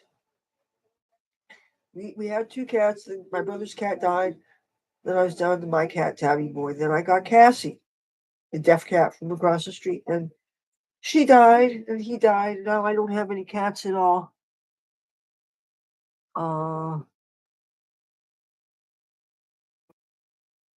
oh, yeah. I don't do meth. I did it one time. I'm gonna make 23 years clean come November.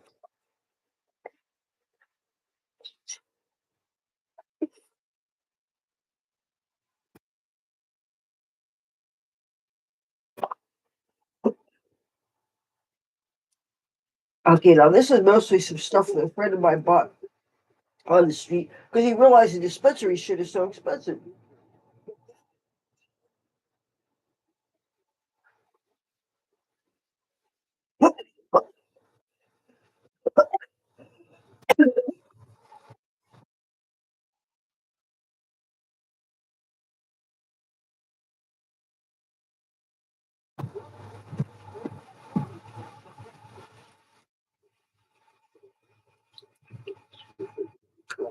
I have a plate set down specifically so I can spit on, just so you know.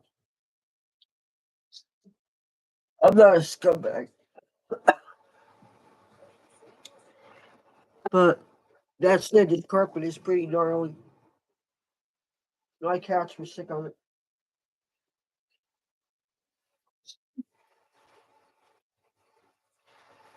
And ultimately they both died on it.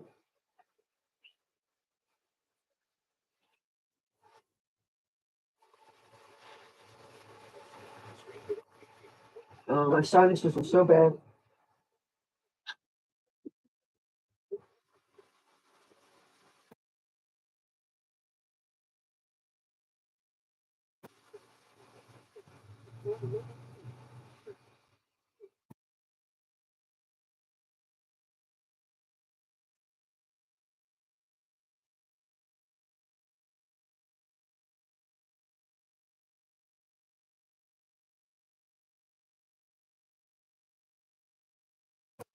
My sinuses. So, weed and beer is all I consume as well. Oh, you know what else I would like to do? I've never done yet. I've never gone to a rainbow family gathering. They're always in these remote places, and I keep on thinking how groovy it would be to go, but then the fact that they were in these remote places was a real big drawback. And then I found out that say you do make your way to these places, I heard that over half the people that go, they have lice and they have bugs and stuff. And I'm a real germaphobe about things like that. I don't want to be to get this shit and say I don't know I have it. And say I make my way to a Greyhound bus and I was to infest that and get a whole bunch of people involved and then bring it home and stuff. I wouldn't want to be in that position. Or what if I was hitching a ride out of there, bringing that to the car and stuff? So, and I know people that had different things and they didn't think it was that big a deal. I got scabies once. I was that was in Hollywood at the chicken line. If you got anybody knows Hollywood, California, there's this guy who was this nice young lawyer guy, real young, when he hit the lottery. And instead of indulging himself, he decided to get some chicken from El Pollo Loco, buy 2-piece meals, and distribute them across from the Wilcox Avenue post office in Hollywood, California. And he would do that. I forget what day of the week it was, but one day a week he does this. And it's a meal with the salsa and the pinto beans and I forget if they were flour or corn tortillas. The chicken was marinated, juicy, and it comes with a couple pieces of lime or something. Oh my God, it was good. And rice, seasoned Spanish rice. It was so good. And since the two tacos were stuck together, or maybe they were three, or tortillas rather, I pried them apart. And so I was able to make 2 or 3 individual little chicken tacos. Chicken with lime and rice and beans. If I'm making you hungry, I apologize. But I love Mexican food so long as it doesn't have cheese in it, because I don't like cheese. Okay, but if you talk about beans and rice, I can eat that. And chicken, I can eat that. Okay, and yeah, don't want to talk about food. Sorry about that. And this was coffee, by the way. This was cold coffee, and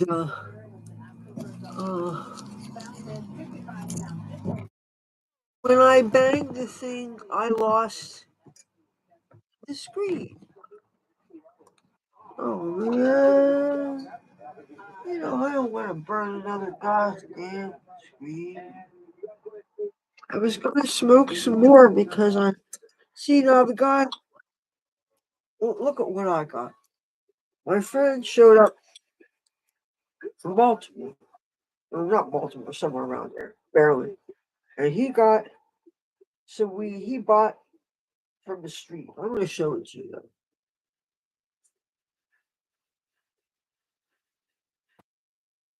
It's I don't want to say it's disappointing brown dirt weed, but because I never want to seem ungrateful.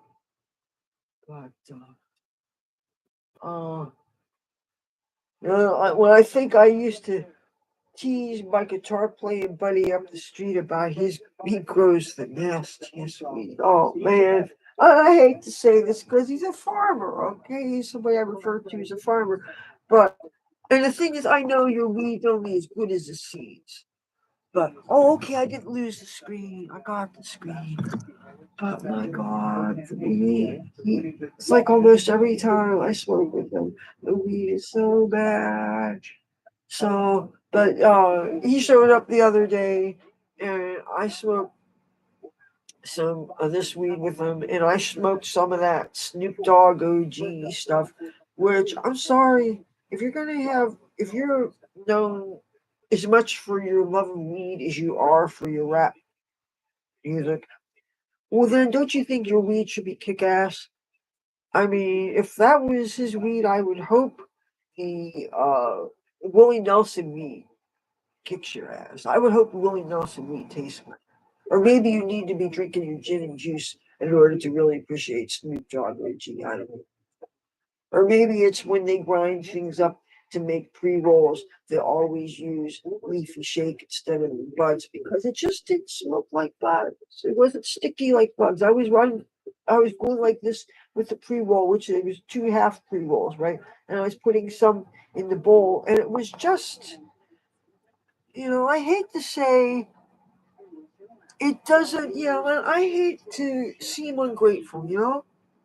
I didn't use my hard-earned money, which, frankly, see, somebody who was one of my critics, we made some kind of comment about my being irresponsible and being in debt because I spend money on weed.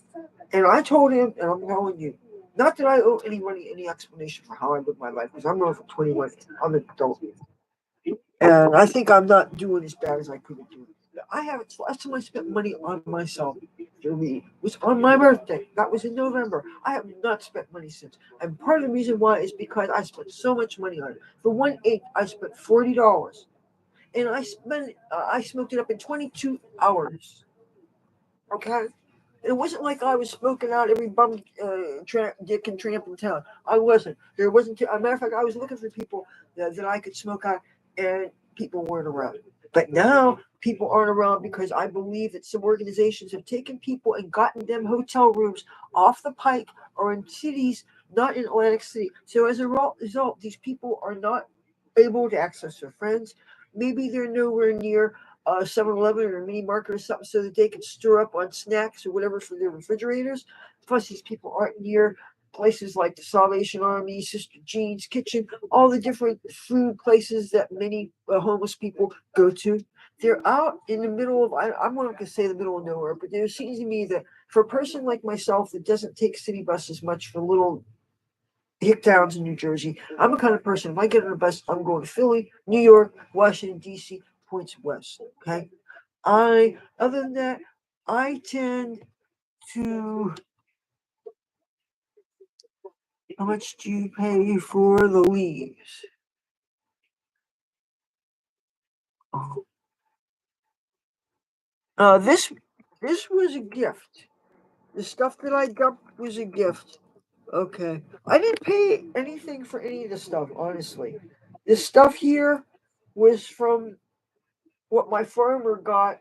He got this leaf shake from the new dispensary that opens, and he got a jar. It was like hockey puck size about, and he said he spent $70 for it. It was like, I guess it was sold to make different things with distillates or brownies or different things. But you want to know some edibles I don't respond to anymore. And the thing is, since I got sober from alcohol, I can't do. There's this thing I used to do when I was a kid.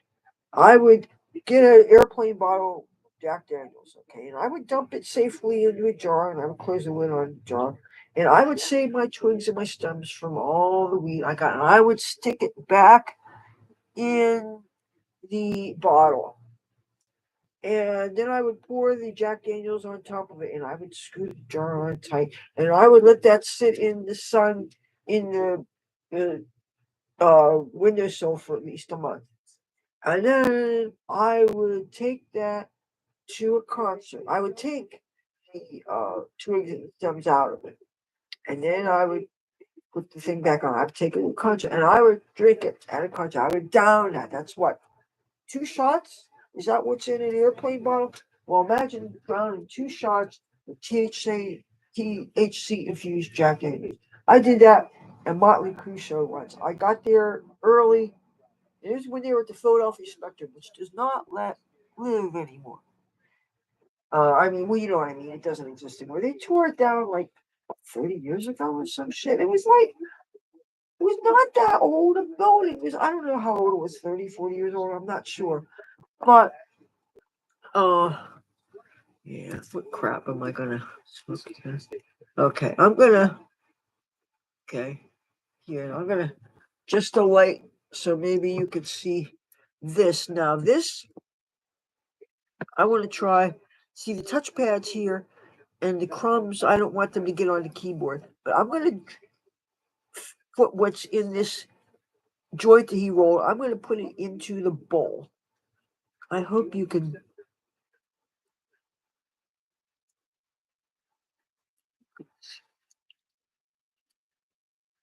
Oh, Steve Garvey is running for office in California.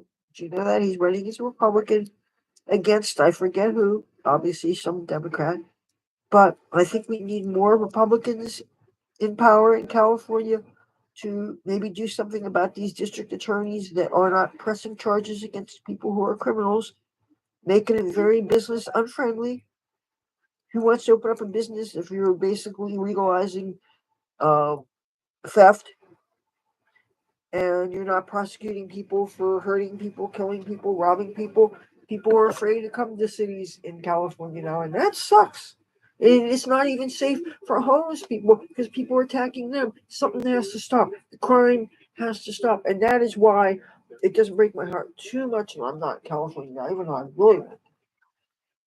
Boy, the rain's coming down. I'm watching on the windows right there. I want to smoke some weed.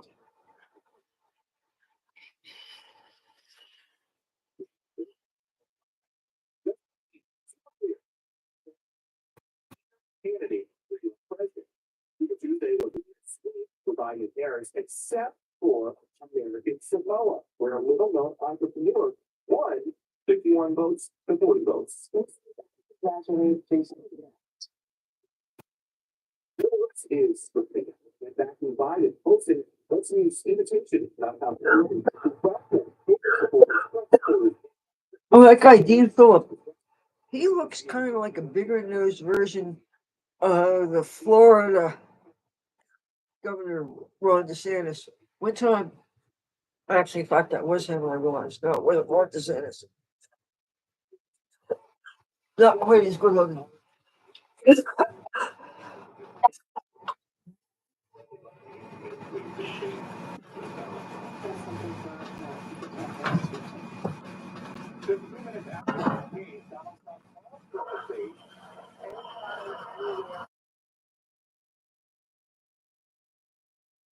Attention, and they say that they're going to have a conversation about debate at the appropriate time.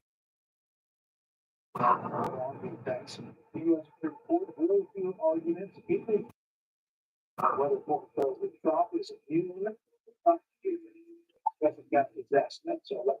You know, it's a ruling from the High Court was suspended by the way you former president. You know what? They say that you should consider taking uh, not tolerance breaks when you need to get higher on your weed. And I've heard as little as 2 full days can make all the difference. But I wonder about that though, if you've been smoking a long time, because there have been times when I've gone like a week, not so much as a roaches. No weed. I smell it down in the hall because somebody be smoking it. Well, there is none for me. And you know what? If there is none, there is none. Sometimes life is that way.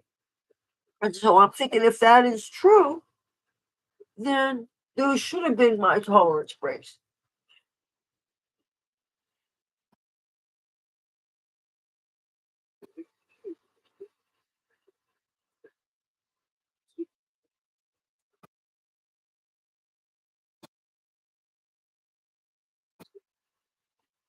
Oh, Wishka, hello.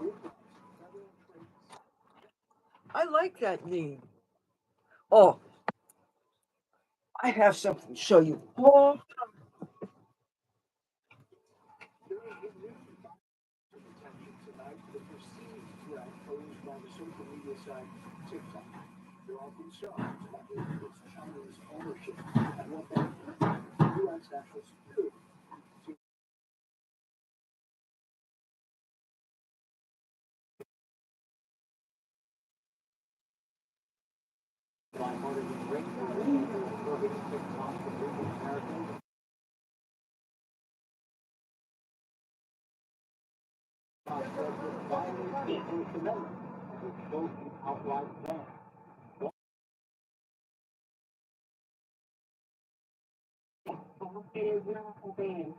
Again, it is not a ban. Think of this as a surgery designed to remove identify the condition in the body. Don't need to worry about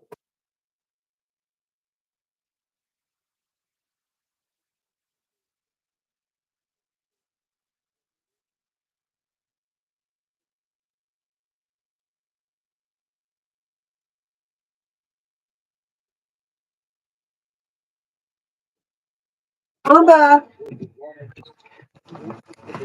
Okay. Hey, Babushka. I'm not making fun of you. I just thought maybe you might appreciate this.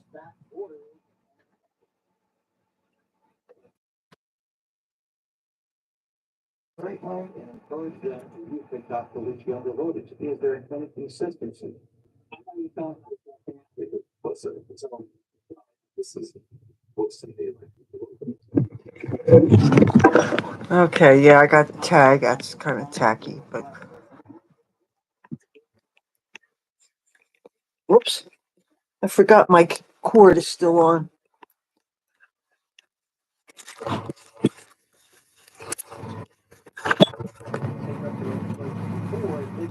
I don't have a cone bra.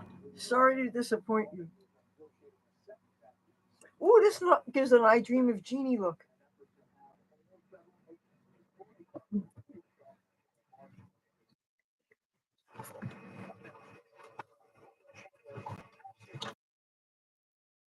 Anyway, this actually came sewn up like this. And you know what? Oh, and I could also wear it as a top like this if I wanted to. Even though the only problem with that is it covers up my belly button. And usually I like to show. Oops. Before I went live, I went out looking for Garfield, but I couldn't find him. And anyway, when it's raining like this, a lot of times if he's outside, he's up on somebody's porch. And sometimes after dark, the lights will automatically go on, your motion sensors. And the last thing I want to do is go up somebody's steps and have a light go on me. And I'm not going to go on somebody's porch. Because, I mean, how would you feel if it was your house and you saw some strange person? I don't want to trip people out. For a while there, I was going live more frequently, but YouTube, see, I've been doing YouTube for over 12 years, and I'm a little bit controversial and I'm very slow growing. And YouTube will take down my videos because they accuse me of breaking certain rules. And especially if I smoke weed, or if I talk about Trump, or if I talk about my past. But the thing is, I'm not trying to corrupt people. I think I should be able to talk about my life and my experience. And I shouldn't have to automatically say I'm so ashamed of the fact that I had a past and I used to do drugs. And never mind the fact that I quit most of the things I used to do. And I'm not trying to tempt people. And especially if I'm talking about things that happened so long ago during a more pervasive time in America, when cities that I was doing these things in were much safer and much cooler. Like I was living as a homeless person in San Francisco. I'll give you an example. And I was literally camping out in public with my sleeping bag open up, and it was like a slumber party. And that was like, it sounds like I'm romanticizing it. And I look at it with that kind of a lens. That's how it was to me at the time. Now, from what I understand, it's a totally different world. And it's not just because I'm clean and sober off of everything except for the weed. But now you have these tent cities that are going around blocks and blocks and blocks of this. You have people pissing and shitting and leaving needles and different things over. I did not see this when I was there. There was one area called the Tenderloin where, yes, you saw a lot of urine, you smelled a lot of urine on the edge of this one particular park. And I just accepted, okay, a lot of people piss in public there. Let's face it, you got to go someplace. I never saw excrement. I see more excrement here in my own neighborhood in town. You'll find excrement in an alleyway. And I'm thinking, you got all these casinos where bathrooms and they're open 24 hours. There's 24-hour access. There's no excuse to not be able to get to a bathroom. Unless, of course, you have gotten in so much trouble with local security so that they have taken your picture and you are forbidden to enter the total premises. I understand that's how they ban people from these casinos now. This happens to a lot of my homeless friends. They are not allowed to go in Tropicana to urinate or other things because the cops and YouTube, the way they censor us.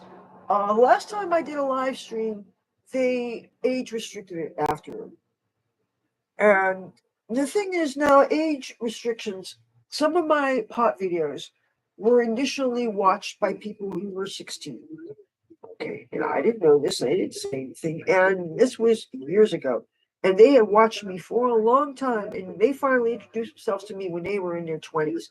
And he said that I was a young person and I was a fan of your videos, and he didn't say anything. And since he didn't say hi, I'm a 16-year-old, so I couldn't very well say, these aren't really young people's videos, even though a lot of my videos are totally innocent videos where I'm like walking around in the casino and stuff, showing whatever it is I was able to sneak show you. That's hardly corrupting things. But if I talk about my past, people forget the little part where, in on November of 2024, I will have 23 years clean of those things. People miss that. They act like I'm glorifying, or that they act that I'm glorifying dieting and all that stuff. It's like, so what if I am? First of all, what? You're not allowed to say that you're proud that you didn't get obese and have problems. I'm very fortunate that when I got clean off of the hard drugs, I didn't gain weight. I was so terrified of that.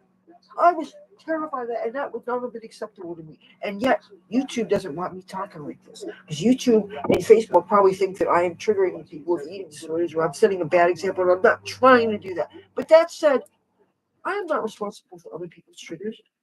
It would be like, okay, I theoretically go to 12-step meetings for alcohol, right? I go to AA meetings and stuff when I feel like it. So that means I go to these meetings because I want to make sure that I stay away from uh, alcohol.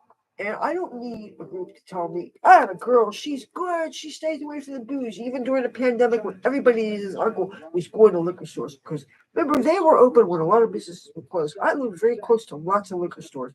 And anytime, I couldn't call it. And I thought about it at times. I hate to admit I thought about it, but I did. I thought about it. And I had a number of friends who were in programs in different cities, and they started drinking again. And I heard that, and I felt so sad. I really did, and I thought, I don't want to do that. If I did that, I would feel so bad about myself. I would feel like such a fuck up. I would feel like I let down. I would feel like alcohol is a very, very dangerous drug. It's very slippery. It encourages you to just, oh, what the hell.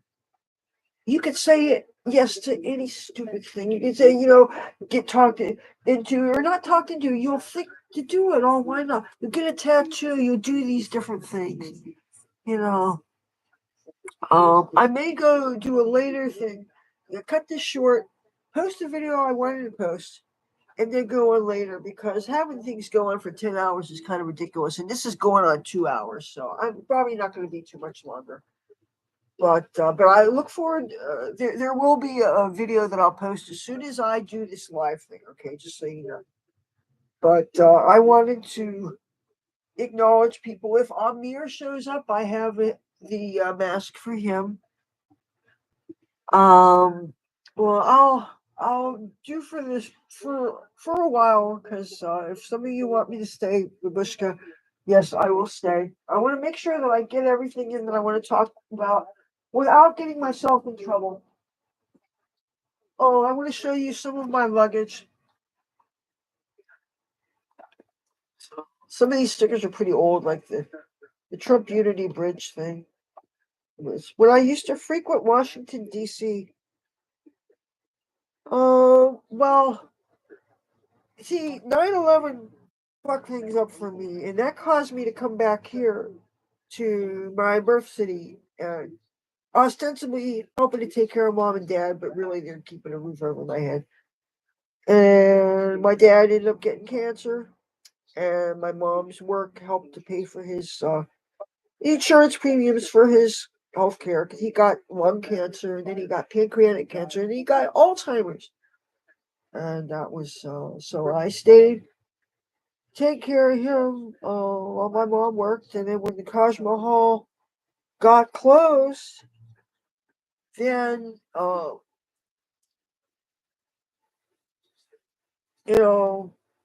all because the union went on strike, and my mom wasn't even involved in the union, and she was an older worker at the time. She lost her job.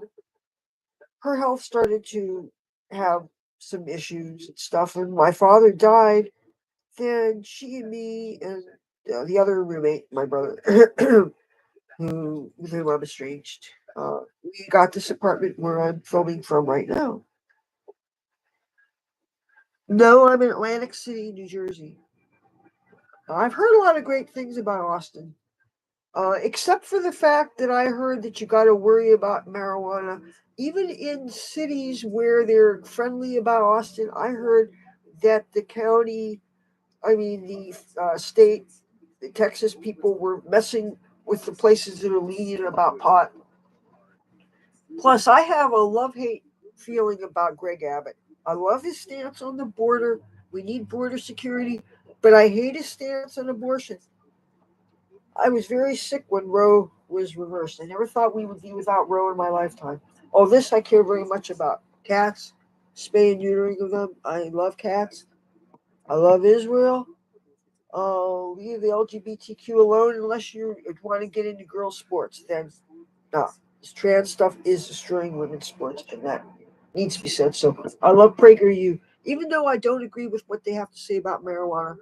Okay, that's the one thing. Dennis Prager, I love him, but just like with a lot of those conservative guys, we won't agree on pot. You know, I love weed. I love weed. Oh,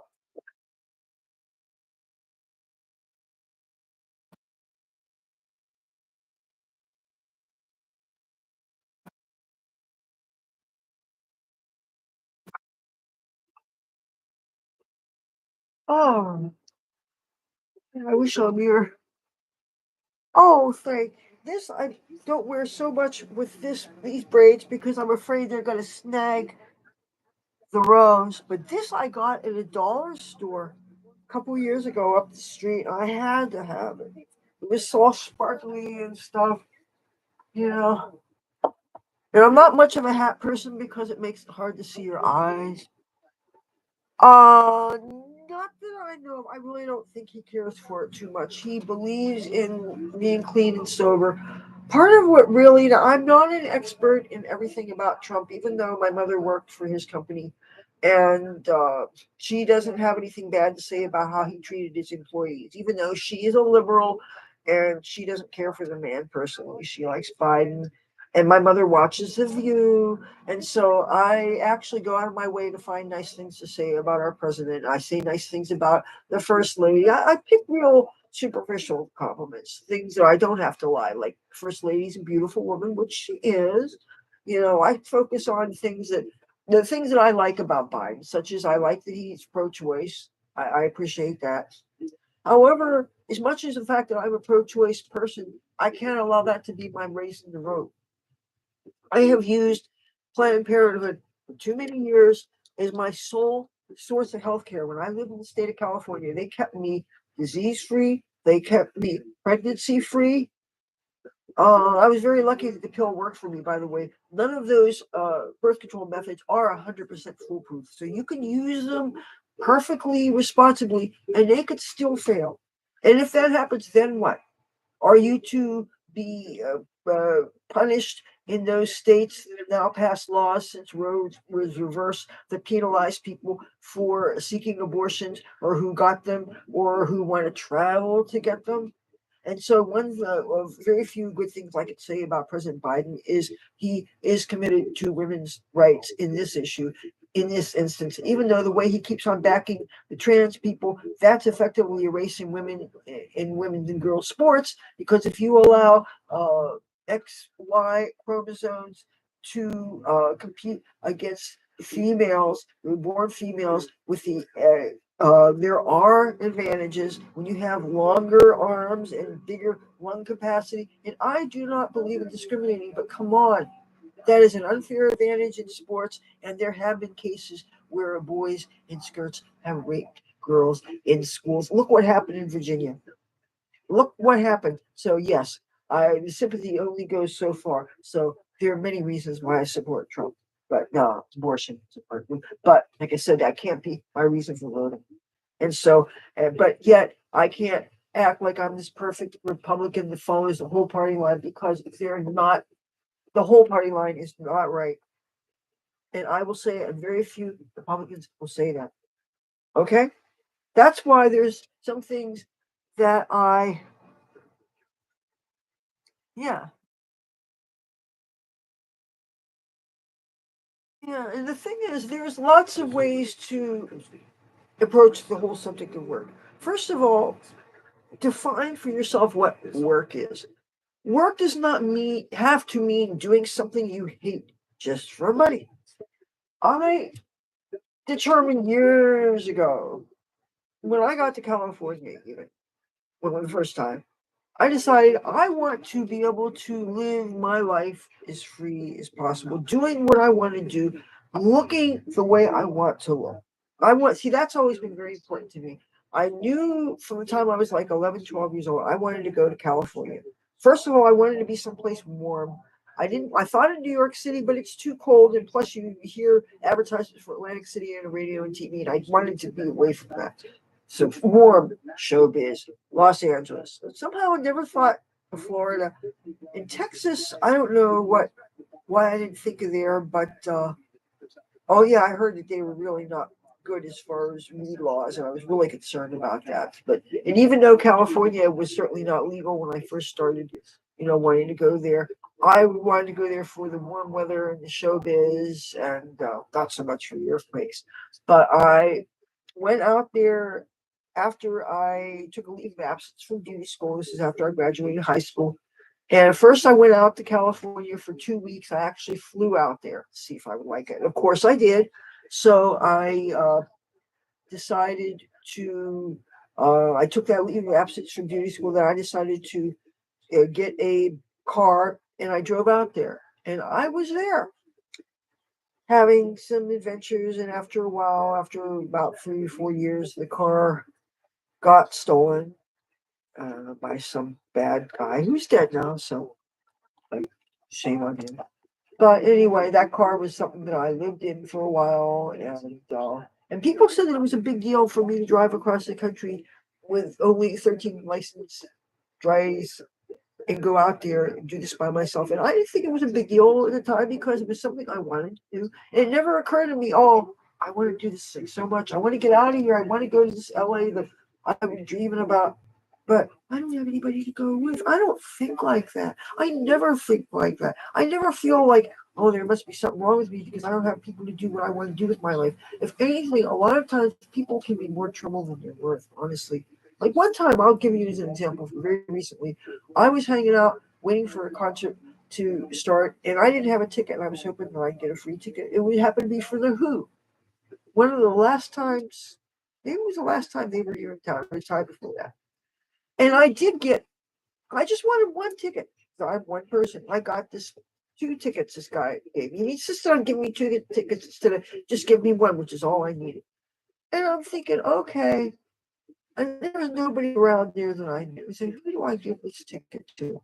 And you have to judge quickly because I wasn't thinking, who am I going to be stuck with? I thought, who would really appreciate this? And I formed anything. I didn't realize how drunk he was. And he was trying to dollars. He was getting into it. He would tap me on the shoulder. And he would do it really hard. It was like hurting me. And I was like, dude, thank you. Thank you. I want to put more beads in my hair. I want some advice on what the color should be. See, I'm thinking, I know I want to have beads in my hair when I go back to LA for a couple of weeks, and I'm thinking, say I make it in time for 420 thing. Maybe I should have green beads in my hair. But I'm thinking, what if, the beads come out really easily? I better take this tag off, huh?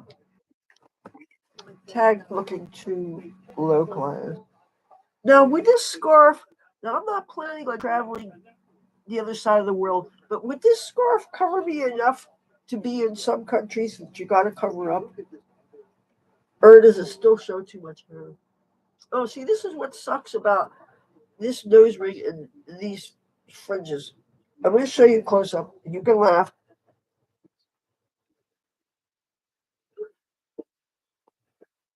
The prom. Okay, well, I have all those colors. See, I'm thinking, oh, damn it. Pardon me. Okay, see, this is a twist. This is not a CBR. I know that's not a trap. Anyway, this is dangerous with fishnets.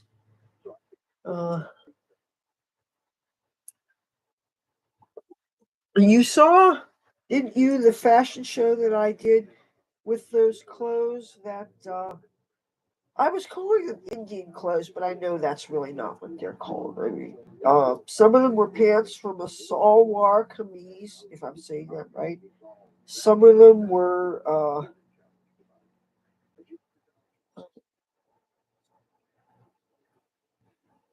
not Dodie and Doda pajamas. I forget. Uh, but I have some things that I want to wear.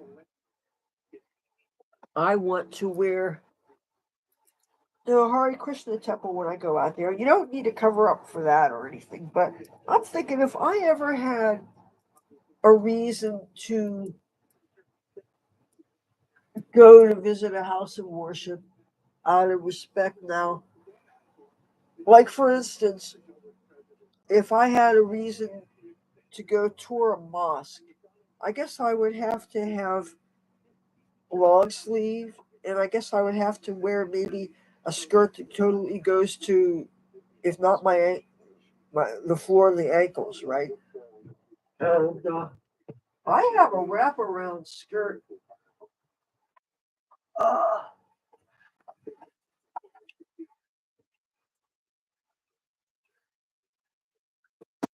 I'm, I'm glad this just fell down, but I gotta wash it anyway. So, but anyway, I have this here. You know what?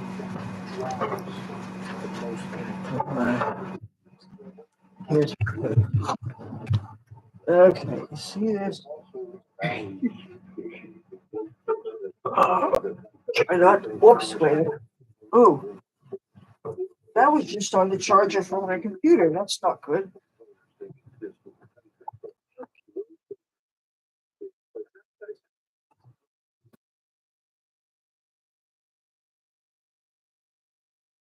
Anyway, this goes to my ankles, maybe an inch above my ankles. And this is a wraparound skirt. I love paisley prints. And this is old. And let me see what the tag says. Oh, okay. Now this claims to be a 6 petite, in which case that would be big on me. But you know what? If this was really older, they didn't have vanity sizing in those days. So it might be more the equivalent of a 2 or a 4 now. So, and anyhow, wraparound things, there's a lot of leeway in the fastening on them. And even though I'm really not a fan of modest fashion, it's always nice to have a couple of pieces in your wardrobe. You never know. And even like if say you have what they call a tankini top, which is basically a very long, well not very long, it goes to below your belly button and it has your spaghetti straps like a lot of bathing attire does. But when you wear it with your boy shorts or your full coverage bikini bottom, it pretty much covers you up, and they call them tankinis. They're always good to have in your bag when you hit the road or something. Because what if you meet a family online and maybe they're devout Christians or devout something else and they don't wear total bikinis in their swimming pool or something and say they were otherwise willing to put you up, but if you don't, if all you have is real skimpy attire, you would feel out of place there. So it's always good to, especially if you're in a position where you might be dependent on the kindness of strangers, and I know it sounds really weird coming from a person like me who does not believe in compromises, but I also believe you got to be practical sometimes. And if you're thinking about survival and you're thinking about, dude, I have next to no money and I need housing and I need to be able to get out someplace safely and not feel like I've always got to be chased by Chester the molester. And we're women, we have to think about our safety. But, that said, I wish we lived in a world where I could stick my thumb out, hitching a ride wearing a string bikini, but we don't live in that kind of world. And the thing is, if I'm going to go hitching a train, I still think about that, but I heard that it's such a dangerous thing. And I heard that women got raped doing it, shit. And when I heard that, that kind of put me off my feet on that. Because the whole idea that you would think that that would be a risk. Who wants to think that? First of all, you don't think that there's going to be that many people out doing that. And trains are real long, long trains. It's got 80 cars, 100 cars, however many cars it is. I've been on Greyhound buses watching trains go by, and sometimes you count the cars. They're long ass trains. So I cannot imagine you thinking that there's a chance that you're going to run into some dangerous person when you're just chilling out in what you think is an empty car.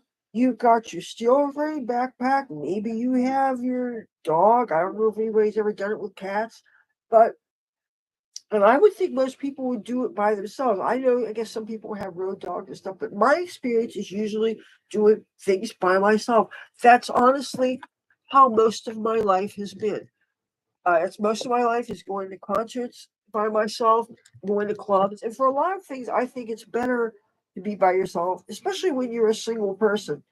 If you're a woman, or even if you're a man for that matter, if you're by yourself, I would think it would be easier to meet other single people because you are by yourself. If you're talking to somebody, first of all, if they're the opposite sex, people are going to assume you're a couple. Second of all, unless you find a way to convince them that you're a wing person. Uh, I don't know how people go about setting the right signals to people.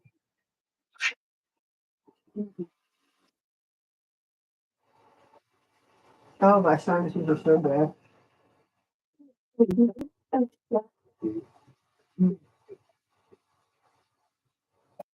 I think I need to get to Dollar Tree and get some. Is if they find out that Sudafed version that they've been selling lately, the one that's you can't make it speed, they find out that it doesn't work. So now you have to buy the cetirizine, which is the name for the, I guess, Zyrtec, but that I don't know what they charge for the real name brand thing. But if you get the generic, you're paying $1 for 22 pills. And if you're paying the whatever the generic version is at Walgreens or CVS, you're still paying $12 or $13 for a bottle of I don't know how many, but the dollar store, or rather Dollar Tree version is much better deal. And I haven't been out there in a while. And the last time I tried going out to Dollar Tree a week ago, about 6 o'clock at night. Now I didn't think to call them ahead of time. I figured what store would not be open at 6 o'clock, okay? And I went over there, and I'm not too far away at all from there. And I went there, and I had a bag for my purchases and everything. And I was still looking for a calendar, a nice big desktop calendar. I'm still trying to do this, and damn that the place wasn't closed. And they didn't even have a sign showing the hours. I was pissed off. I was fucking pissed off because I snuck out of the house. My mother was watching TV. She was watching the Channel 6 Philadelphia News, waiting for 6:30. David Muir's ABC World News Tonight comes on, and then at 7 o'clock Jeopardy and Wheel of Fortune comes on. My mom has a pattern, right? So I figured, let me slip out, do this, get back from Dollar Tree. At the very worst, I took some coins and a couple of loose. I took mostly change, and so I couldn't spend too much. I couldn't. I had no more than $10, $11 because I really, I got this planning for LA and stuff. And now that I did the tech thing, But I'm not spending hundreds of dollars on a Greyhound bus ride, even though I know that's the safest way to get out there. But there's things like they got these different ride sharing things that, see, it's a shame I can't help with the driving, but the glasses that I got made for me, I can't see to drive out of them. I'm trying to think of, do I have them over here? Yeah, I got. See, this frustrates me. I actually got trying to get some health care out here in the state of New Jersey. I have insurance, okay? I was going through a place near the Atlantic City Hospital and got an eye doctor. Two different guys, an optometrist and an ophthalmologist. Took the vision test, but it seems to me they missed a few of the rows. So I get it for these ugly ass glasses. Frames are fucking hideous. And they got the bifocal thing, which, okay, these I can use to read, even though it's very hard to stick through your braids. Okay. And the problem is, this is supposed to be the part that's supposed to improve my vision so that I can drive, so that I can watch TV. But no, driving is the whole point. Even though I want Biden's glasses, you know, uh, the cop glasses, the aviators. So, but guess what? I see better without the glasses than I do. So these are not going to help me driving. So say I was to go to the DMV with everything to try to get a license, assuming I knew how to drive because it's been so long. I could not read all the things because when I got fitted with these cheap ass glasses, they didn't make me read low enough levels to actually be able to pass that test. I told them I wanted to relearn how to drive, and I can't drive if I can't pass the vision test that they do to you at the DMV. And these, I would not want to share the road with somebody that can only see through these. Okay? So, yeah. So, what does this mean? I'm going to have to work over money of my own to go to that company with the owl that says you can get two frames for $59 or something. And that includes the exam and everything. Maybe it'd be worth it if I could get the frames I really wanted, and if I really got an adequate, uh, because this prescription is no good. I never had bad vision care before, and there was a time when I worked at the Atlantic City Convention Hall, which is now called Boardwalk Hall. We had a vision plan. I had glasses first, then I had contact lenses. Actually, no, I had glasses from the insurance that was through, my family growing up. When you're a kid, you have, 'cause I had glasses even starting when I was in Catholic school, seventh and eighth grade. And oh, they were ugly glasses. And they had the bifocals, and I had the ugly red hair and all that stuff. And I was so happy when I got fitted with contact lenses. But the thing with the contacts, and I had the extended wears to keep it for 30 days. And that was groovy because, but the thing is, all the heavy makeup and stuff I was wearing in those days. And plus, in those days, a lot of times I wasn't fairly religious about washing my face before going to bed. In LA, I slept in my makeup because you wanted to look good in case, first of all, somebody was always ringing the bell, they want to get you high. Second of all, what if there's some kind of emergency and you need to be rescued? You want to look good for the fire department, right? That was how I thought, and how I thought everybody thought in those days. Because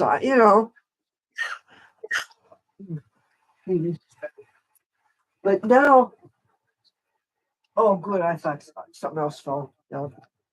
Now, because my film schedule is so erratic.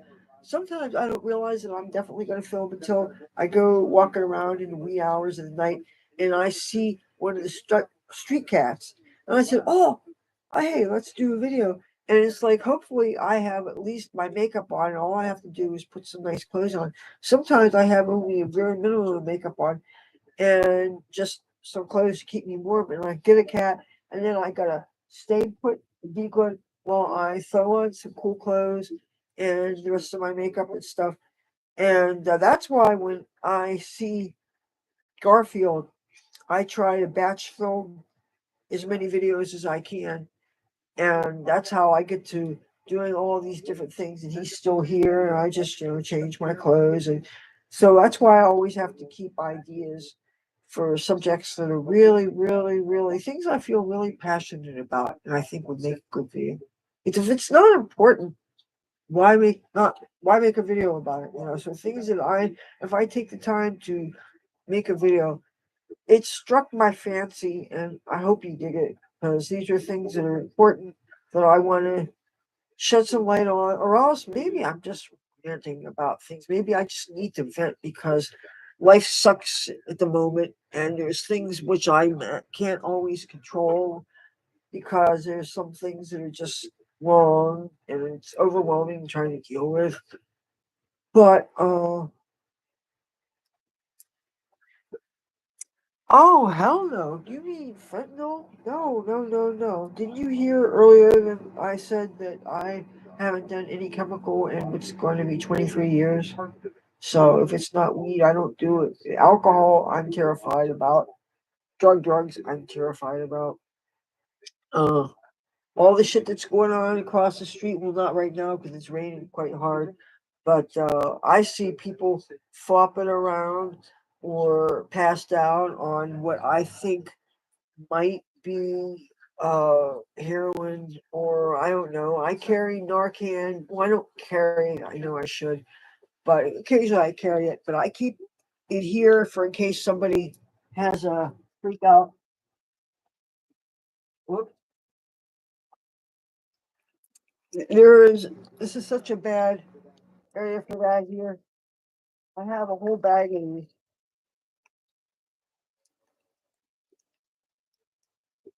No, I didn't. You mean fentanyl? No, I didn't.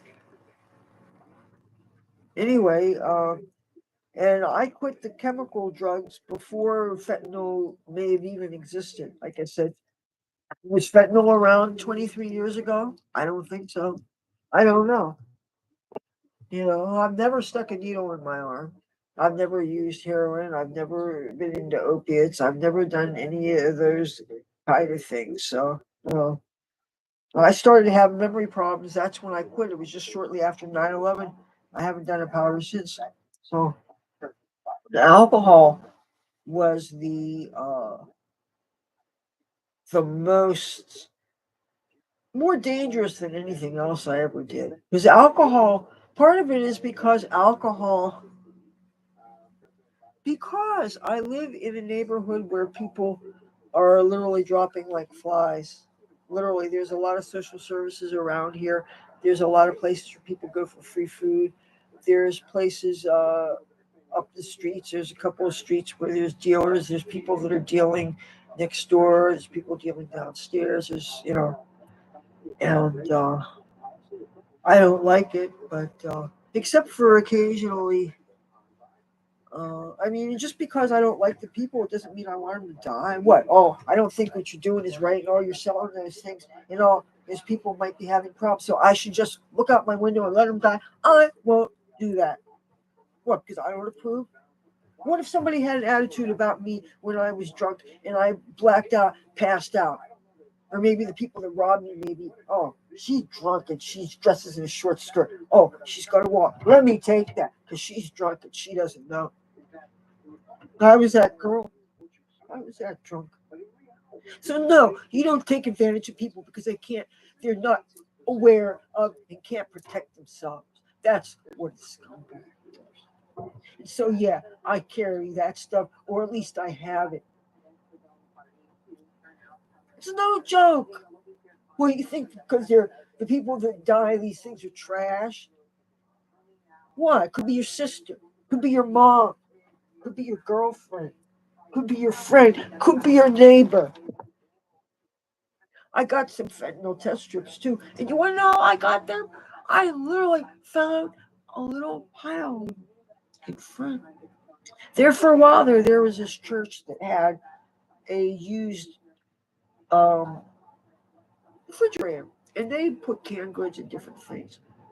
And I thought that was kind of a nice idea because, see one, take one. You got people that need food and stuff, and food prices have gone pretty high, right? So you give this, and it had a lock on it, so you don't have to worry about some little kid getting in a fridge. That's important. So, but then my asshole landlord decided to attend some beautification meetings for the city of Atlantic City, and he made some complaints that it made building look bad. Well, hello, you, Mr. Landlord, who lives in a fucking farm 200 miles north of the city. You don't live here. You got a bunch of properties. You don't, first of all, you don't know what it's like to live in a ghetto where all around you are junkies and homeless people and people who are suffering and people who, even if they are dealing or whatever things it is, things that some girls are doing, I can only wonder what they're doing. And it's not my business. They're trying to survive. And yes, some ugly things happen. And as long as I don't see something where somebody's hurting somebody or hurting an animal or something, there's things that go on here. Like there's a street up the street where I heard that somebody leaves poison out for cats and he killed somebody's pit bull. And I can't report them because I think I know the building, but there's 6 different doorbells on the building, so all I know is a building. And the description could frankly be half the neighborhood. So anyway, the landlord called, complained, so then they had to take the fridge away. And that fridge was cool. I used to drop off some makeup there for people to have some things. I'm trying to downsize, because I want to. I've been packing up more and more of my stuff.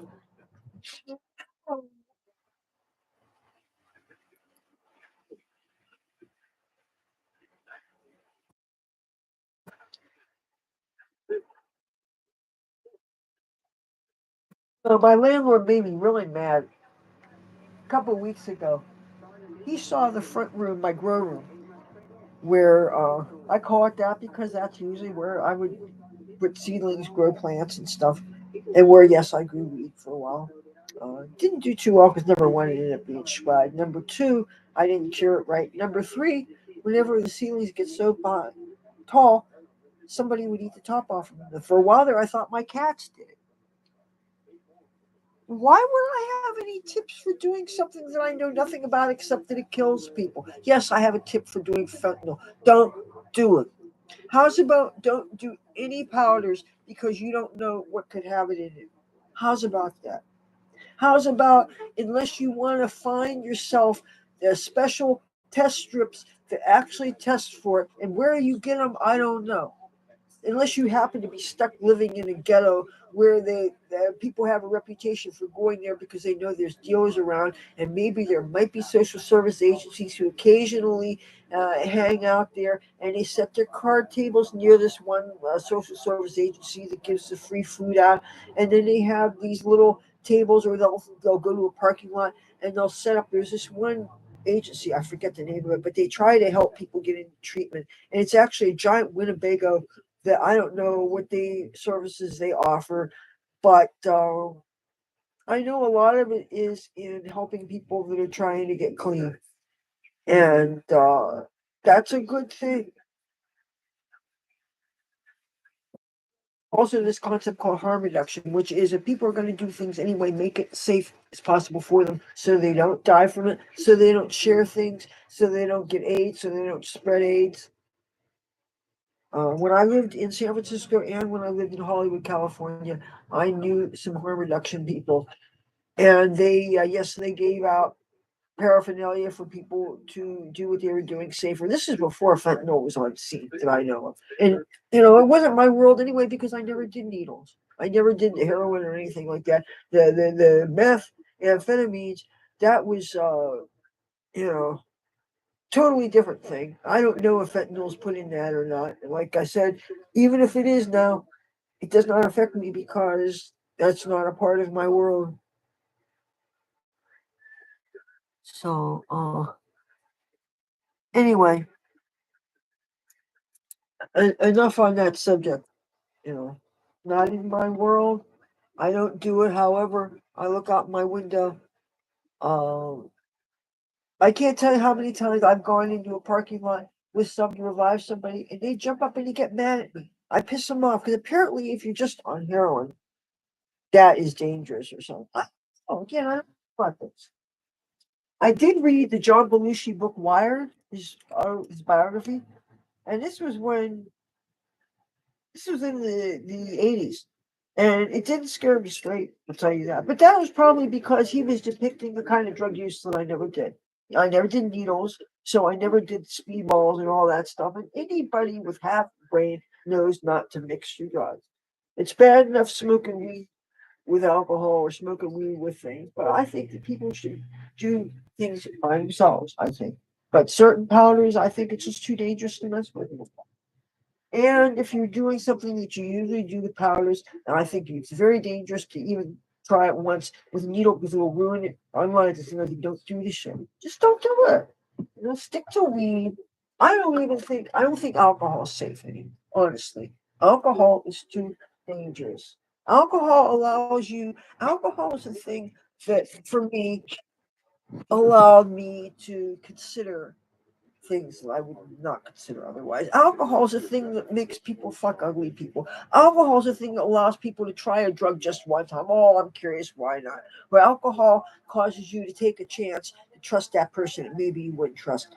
Alcohol disables your ability to think clearly and act in your own best interest. Alcohol is so dangerous. I am so glad. Um, I am so glad that I guess I'm going to have to do the first time that I had to remove somebody. I'm sorry. I am going to put Slime Driver in a timeout because you keep on talking all this stupid shit. And you gotta stop. Okay, he's a 30-minute timeout. All right. Now, Slime Driver keeps on asking me these stupid drug questions. And I just deleted his comment because you ask me a question about a terrible, insidious, disgusting drug that is killing millions of people, and I tell you, first of all, not only have I not done drugs of any nature in 23 years, but I certainly haven't. Okay, I don't know how.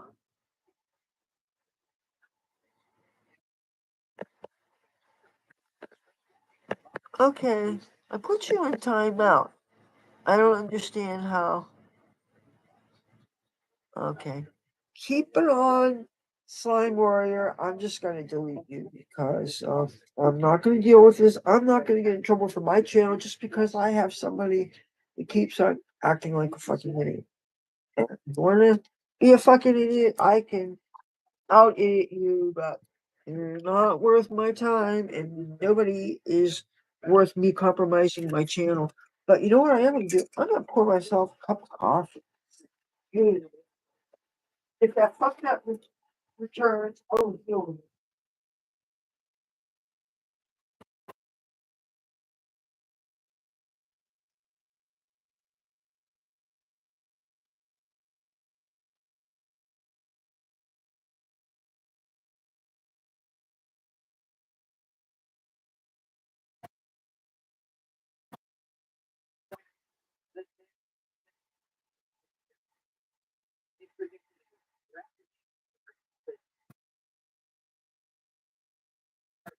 But really all those experience Beltway kind of got it right there. Guess what? The obnoxious Spanish church is back. Oh, Slime Driver. Okay. Say goodbye. I'm removing you from my channel. This guy, excuse me.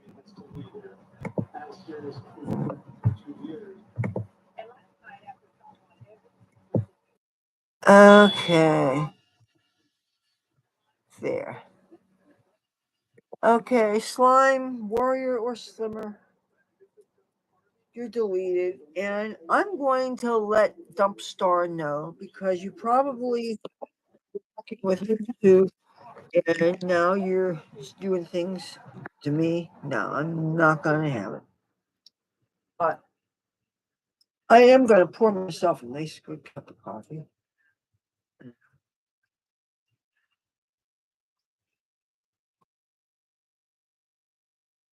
This coffee.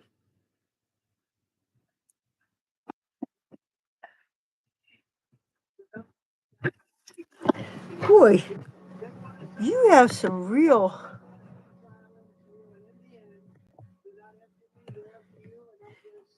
Somebody's got a lot of time on your hands.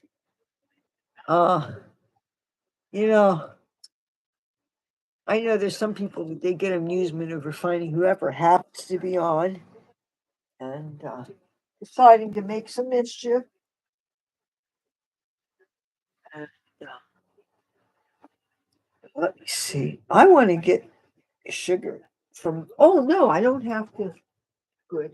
I don't need to leave my room to get a sweetener for my coffee because I have some. Whoops, sweetener.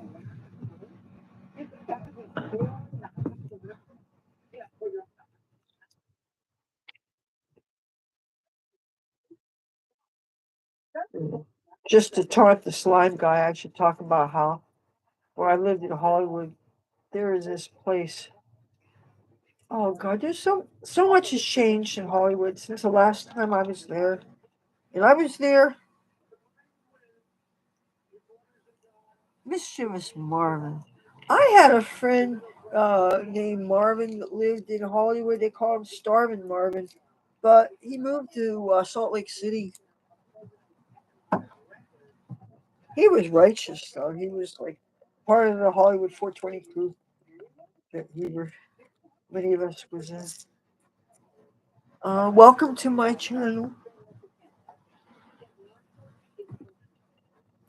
Was having some problems with a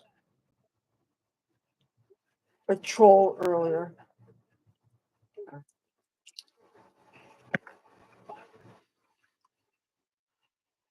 Mm.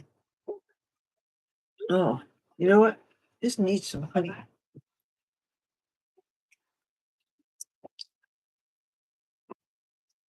Put this smart pirate. I like the 70s pirate better though. I thought he was much sexier. This guy, he's this pirate's not hot. Bring back the 70s.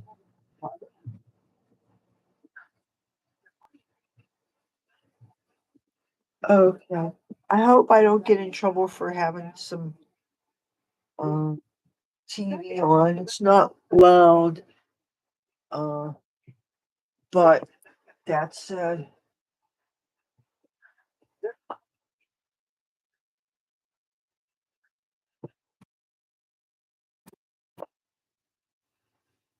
uh, my coffee's not quite sweet enough. I like to add spoonful of honey to it. This is really special honey. This is so much better if you've ever had the honey packets, 7-Elevens and stuff. This is really good. Matter of fact, and it's supposed to be really healthy, really good for you, unless you're allergic to it. They say honey has antimicrobial and antibacterial qualities. Mm.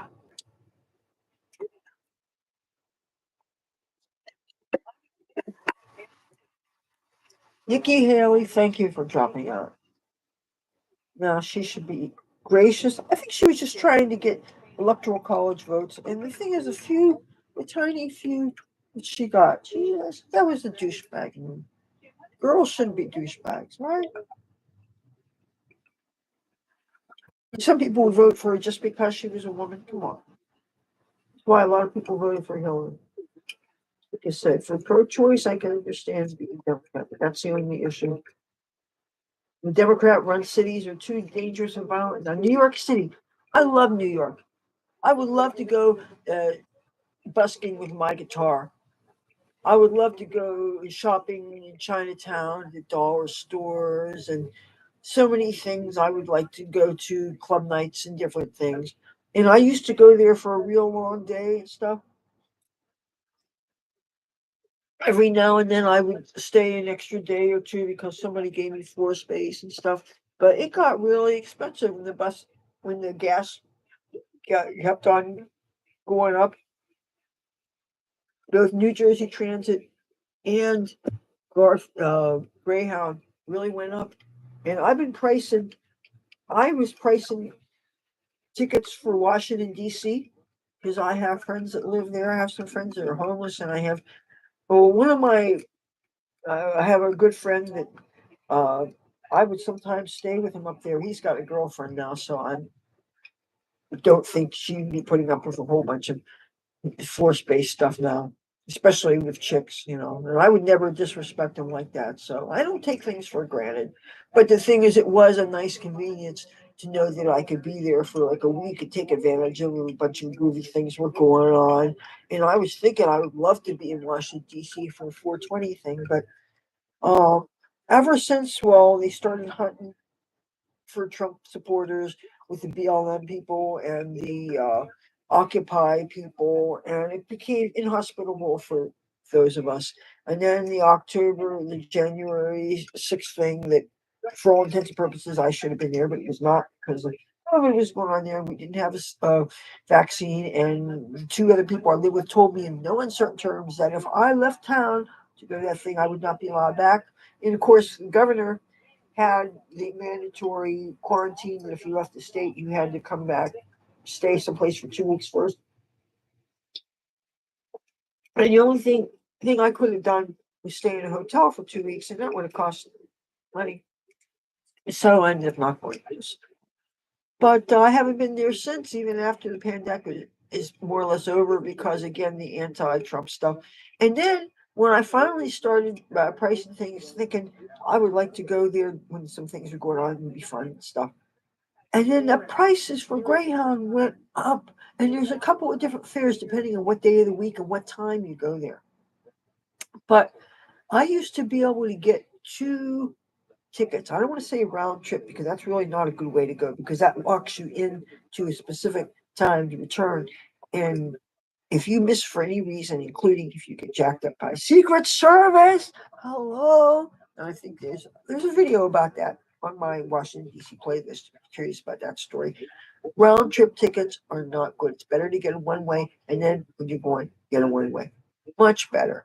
I used to think it was a very, very bad deal, because I used to think that if you go to do one ways, the one way was close to almost what a round trip would have been. So that's why it never occurred to me that you could just do one ways, and that's the best way to go. But when I was pricing, so one way to Washington, D.C. was close to $50, if not more than $50. When I used to be able to go there and back with a $50 gift card and still have money left. And especially when I used to come back to Atlantic City from Washington, D.C. with those round trips, I used to be able to get a casino bonus, which would either be match play or would be restaurant credit. And the last time did not have a choice. They only gave me restaurant credit. But then the pandemic happened and closed all the casinos. And then guess what? They only have 6 months to use those credits, and then they expire. So I didn't get to use that. But the match play was better because there used to be a way where you could take out $1 from that at a time and play that using a penny machine. And I would always play 1 credit, 1 penny, make it really last. And whenever I would get anything at all, like a cherry or two or something, I would press cash out. And so I would get a slip for like 2 cents or 3 cents, and I would get a stack of these slips. And that's how I would make money off these match plays, where technically you have to play all the money, but that's how you get it back. So if you got, say, $25 match play, if you were lucky and careful, you could get $17, maybe $18 out of that. Gotta be patient, gotta be slow. You can't be worried about what everybody else is around you, how they're playing. One thing I noticed in all my years living in a casino town, and even though when I got sober, I dramatically cut down on how much time I spent in casinos. Number one, I can't afford to gamble. I think it's a very wasteful, dangerous habit.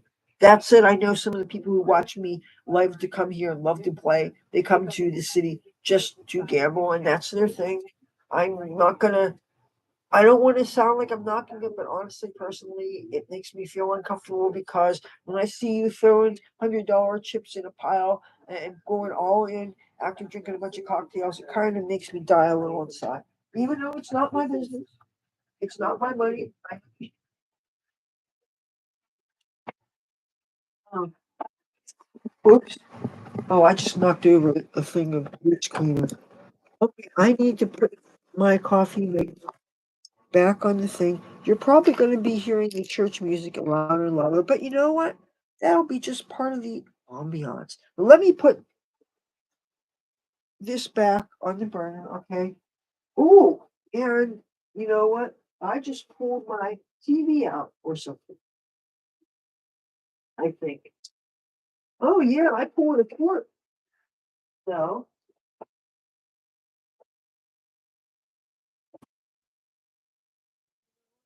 I'm gonna go into my mother's room and I'm gonna find out if the TV's out in her end because my screen just went in.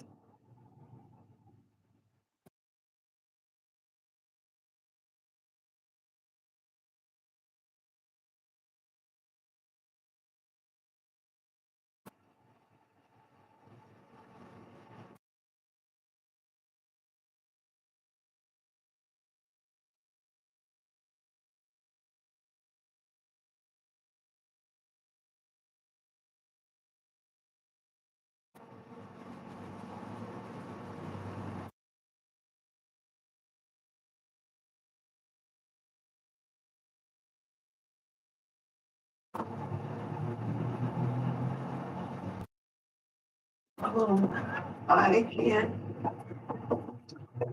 Okay, I'm gonna try to turn the switch back on.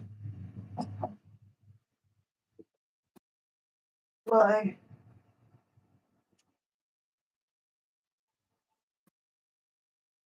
huh,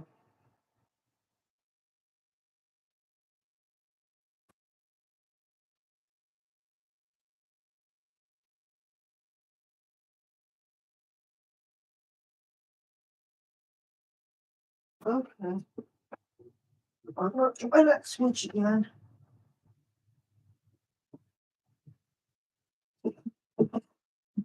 All right, my TV's totally out.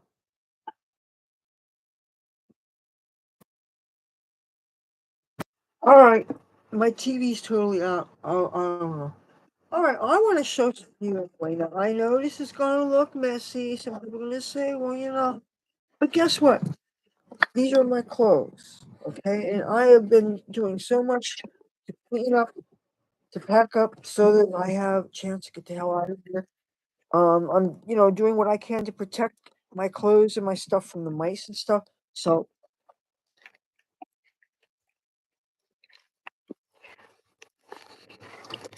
here, okay, I want to show you something.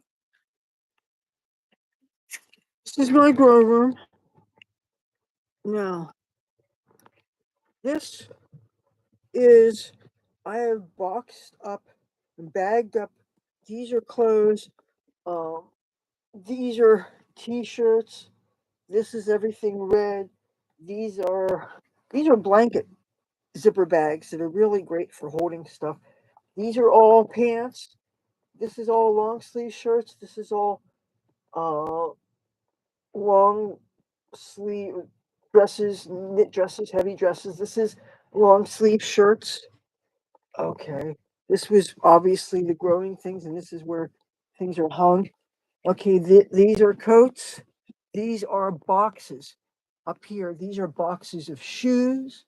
These are boxes of, I have button down long sleeve shirts that are on hangers to keep them from wrinkling. The Salvation Army box has long sleeve button up shirts. That purse has God knows what jewelry, fancy shit. I don't know what the fuck. Uh, this here is ball gown. Shit. Whoops. This here are wait.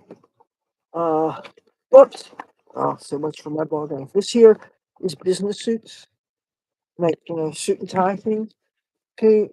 This here is my dungarees. This here are my black stockings and my fishnets. This here is socks. This here is bikinis. So this is not trash, despite what my fucking landlord said. He said it'll look like trash. This is my life. Excuse me if I don't have a whole bunch of furniture to put things in, which frankly right now would not be good because you know how hard it is to clean vermin out of furniture? You know, if you have things that are worse than roaches, do you know how hard it is to clean things? I never wanted furniture that I had to worry about having space to store. I always wanted little things. I never had a bed or anything big. I wanted things what I had in California would fit my storages. And out here, I only stayed in this situation with my family. I don't even have my mattress has so many wires poking through. It is a futon mattress that I really need to get rid of that mattress. But the thing is that I only get to sleep on the last third of the mattress because the rest of it is covered with clothes, and I can't be anywhere near the wall because that's where the mice and the mouse shit is and all that crap. So I had such a backache when I actually slept yesterday, but I slept all day. My sleeping is all weird, and I had such a backache. Anyway, I'm trying to find my. I have a big notebook that. Uh, oh, thank you, Joe. I'm sorry, I didn't mean to. Ignore you. He left. I do have babushka. I do have yellow beads, and I have green beads. I'm thinking green beads might be good since 420 is coming up. Oh, let me think. I want to set this someplace while I show. Oh, this is not stable. This will fall.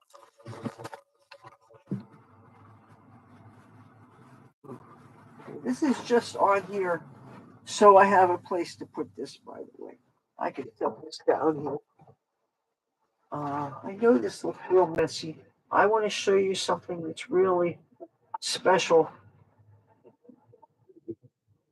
I was in a movie in Hollywood called Rockstar. Maybe you've heard of it. Had Mark Wahlberg and Jennifer Aniston. Now, its working title was called Metal God, and this was the big movie. I was in this. I was an extra for 4.5 months. We did this in the year 2000. That was the event of Hollywood. It came out September 7th, 2001. You want to guess why Rockstar didn't do well? Well, we know the answer to that. And because Rockstar didn't do well, because 9/11 happened, and so I ended up back here. I never thought that I would be back in New Jersey, where there's really nothing to do except collect groovy clothes and make YouTube videos because, if you're lucky, you'll make passed a law involving street performers. Now you have to go through this audition process, and whatever the fee was, now it went up a whole lot of money. I think it's close to $300, or I forget exactly what it is, but the fee just went up big time. So you don't want to play guitar on the streets in Ocean City, New Jersey anymore. They just raised the fee. They want your money. Just like, when I was jacked up by the cops here, I found out that if I followed the letter of the rules here to get a mercantile license, and I got the insurance that they require us to get, if I got the cheapest insurance possible, it would still cost me about $300 a year. Fuck that. You know how many days you make $5 or less? A couple of days you might do really, really well, like stripper well, but that's very rare. And you have to compete with the aggressive panhandlers, and some of them are really rude, and they go real close to the entrance to the casinos, and they pick people off as they're exiting the casino or trying to enter the casino. They come up to them, and you're like, "You have a dog? Do you have a cigarette?" And they do that, and then and cops can't do anything about it because no good in reporting them because they don't stick around. Meanwhile, you're playing your instrument, you're staying around in one place, you're vulnerable. And even if I did have a cell phone and I could call the cops, which I don't, so I can't. By the time you call them, when I call the cops from here for serious offenses, it could take upwards of a half hour for them to show up. And for something as unimportant in the grand scheme of things as an aggressive panhandler, when you're trying to make money, they're not going to come racing to help you. So really, it's you against these people who don't care about the rules, who, because they're mobile and you're not encumbered by a big musical instrument or a money bucket or a big giant bag of clothes or whatever it is, they're not encumbered and they could disappear. And if they're normal looking, they could just go into a casino. And even if you try to give a description, it would look like 100,000 other people, so really kind of the deck stacked against you. Okay, I'm going to go back into my office. I know this was a mess, but I wanted you to at least see the special sign, which I would like to get framed, by the way. I really want to put a frame on it, but I don't want to use it, frame it in glass, because glass, first of all, it falls, it breaks, it causes a mess, it damages property. You don't want to have it in your bed, all that stuff. Also, I want to live in an earthquake zone, and obviously glass.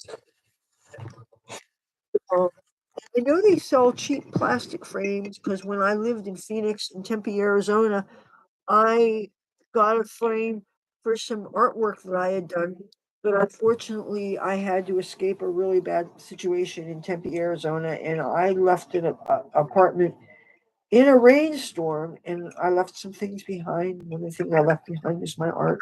So, but I had to leave the situation because I had to escape an abuse guy.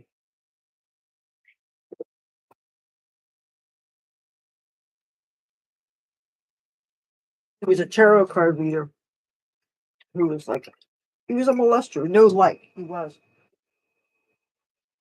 So, oh, I'm gonna wash this and I'm gonna bring this with me. So, um, decent guy. Okay, okay, you asked me a question, please question. Let me take a look at what you asked me, decent guy. Uh,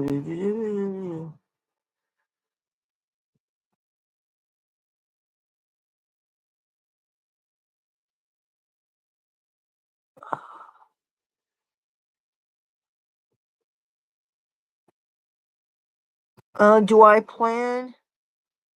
Okay, I see you said asked, do I plan to live stream during my voyage west? And the answer to that is if I can, because if I'm, see, the problem is I don't have a cell phone and I don't have a cell phone plan. And so even if I'm in a place with public Wi-Fi, I don't always have a strong enough signal. I believe some of my Washington D.C. videos, the signal was strong enough and I was able to go live. But like there have been a couple of parks they have in Washington D.C. that are wired for Wi-Fi, and also some of their city buses are wired for Wi-Fi. Okay, decent guy. I'm looking through this to see if there is something else you asked me.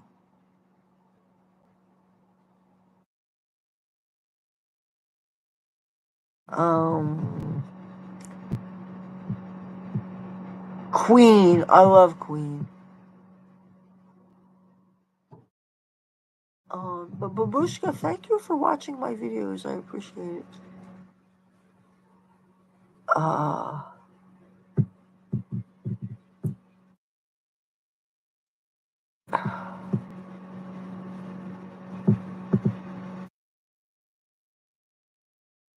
oh, you asked when I paid for the leaves. I told you I didn't pay for anything for them. They were given to me.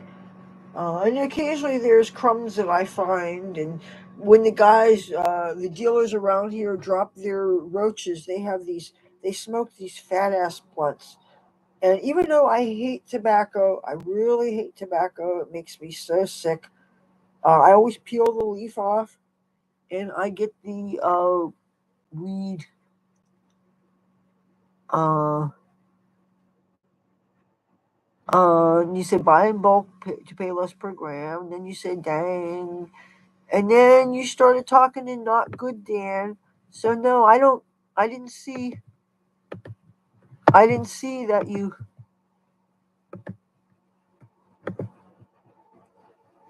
Yeah, I'm sorry.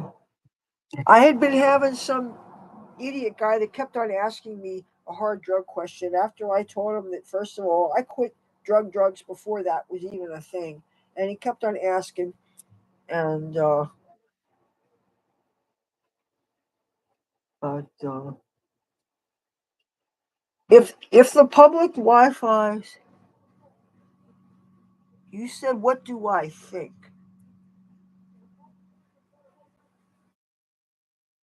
No, you said you'll write it again. You said, what do I think? That doesn't make any sense. Oh, I got something else to show you. I went in my organic garden yesterday, not yesterday, day before, and I picked some of my fresh herbs. And this is from a dry branch of rosemary.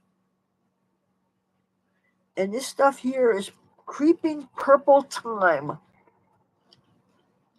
And this you should actually rinse off because it was actually growing on a mound of soil.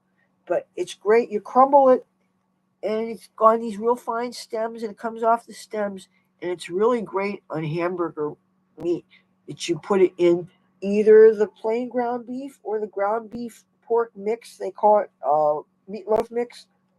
I'm a meat eater. I know some people. Okay, you said, what do you think?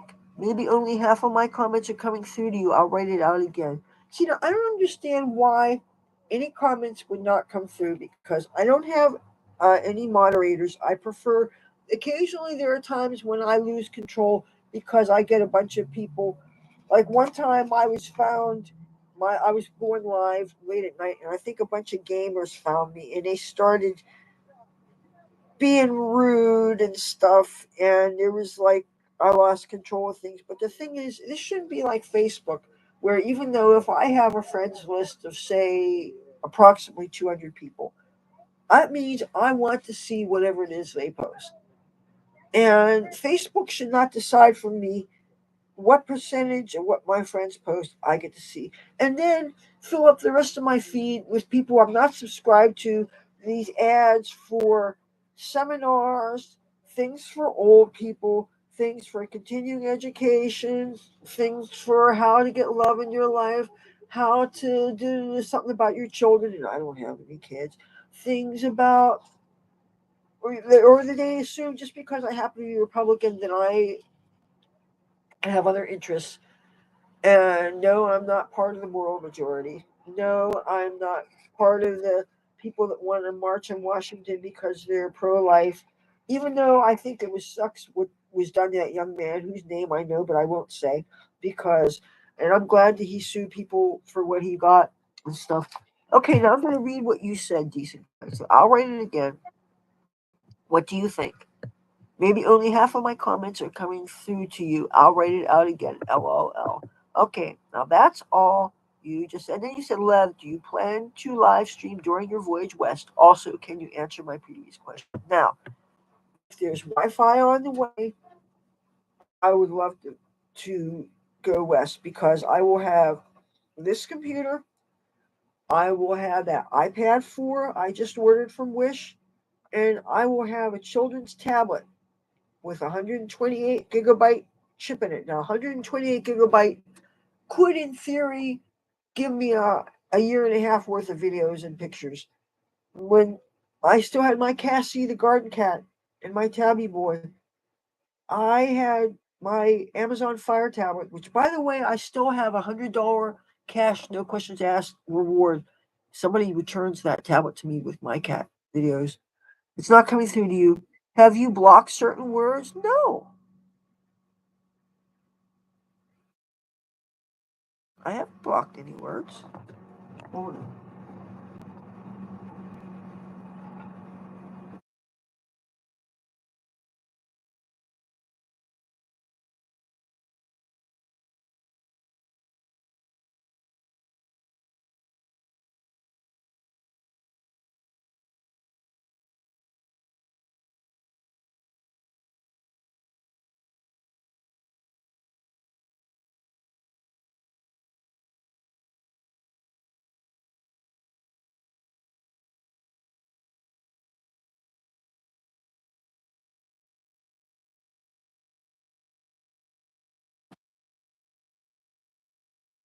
Okay, I was just checking. I thought I heard something at the door.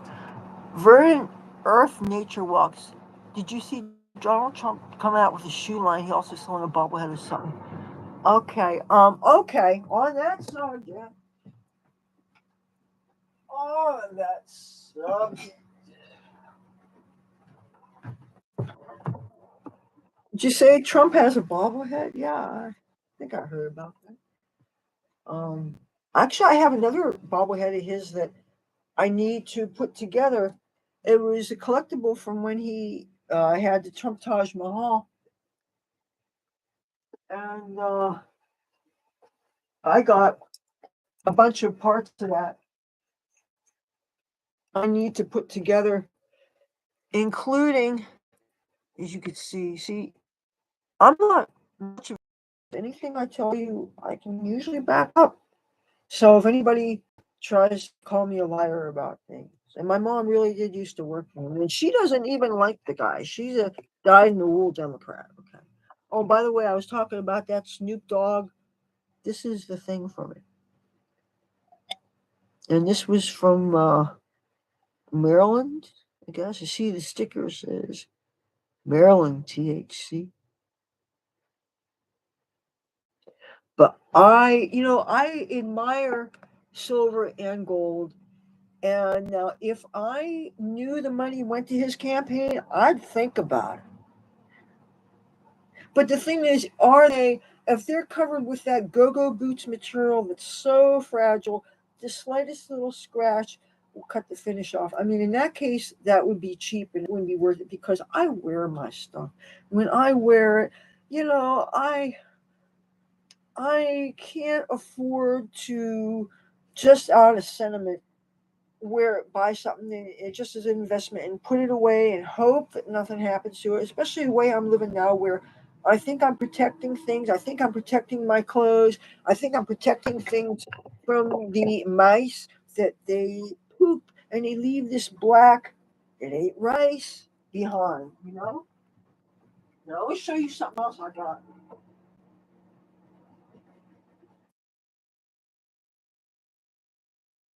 Okay, I showed you that Pittsburgh Pirates bag, right? This is a bigger bag. One of the things I'm trying to do now, you see, this one has wheels on it, or at least here. I don't think it has wheels down here. I believe maybe it's only a one side. I don't know. This is something I found. Okay, so it's only got the wheels on the bottom. Well, check this out.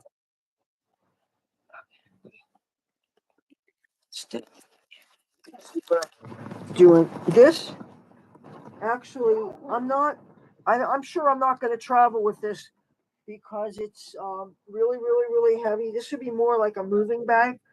But what I've done with this is I filled it with bags storing things like, for instance, this is Indian pants. I don't think I'm bringing any of them with me to LA. This here is just Trump shirts. Got lots of them. These are t-shirts that I love a lot, but aren't necessarily the tightest fitting. You see, I got a Polaroid shirt and I've got some tie dyes and stuff. And this also has some more Indian pants, but this has some cotton knit spaghetti strap mini dresses. Uh, this has some more Indian pants, or pants can be used like Indian pants. Um, Club wear, fancy tops and shit. Uh, Christmas socks and t-shirts. You see what I mean? So, in my effort, if you think that room looked messy before, I had a little pile that I had some bags of stuff, and whenever I would find those special blanket bags, you buy blankets in. It's a plastic clear bag that you zip. Uh, I'm trying to organize. I'm not daring to show you my bed right now because it's covered with a mound of clothes. I got no room for myself. And the thing is that, in my defense, I'm always changing clothes. If I'm doing a bunch of videos, I'm going to throw these off and I'm going to put something else on to do something else. And I'll put something else. Occasionally, I'll get lazy and I'll maybe neglect to change my stockings. But, oh, by the way, these stockings, you know how I got these? These were actually the sleeves, the pants the legs of pants, kitty pants, that actually were too small for me. They're actually for a child. But the top I wear as a top. It's a long sleeve shirt. I wear children's sizes a lot. And a lot of times I wear it when we have our air show every year.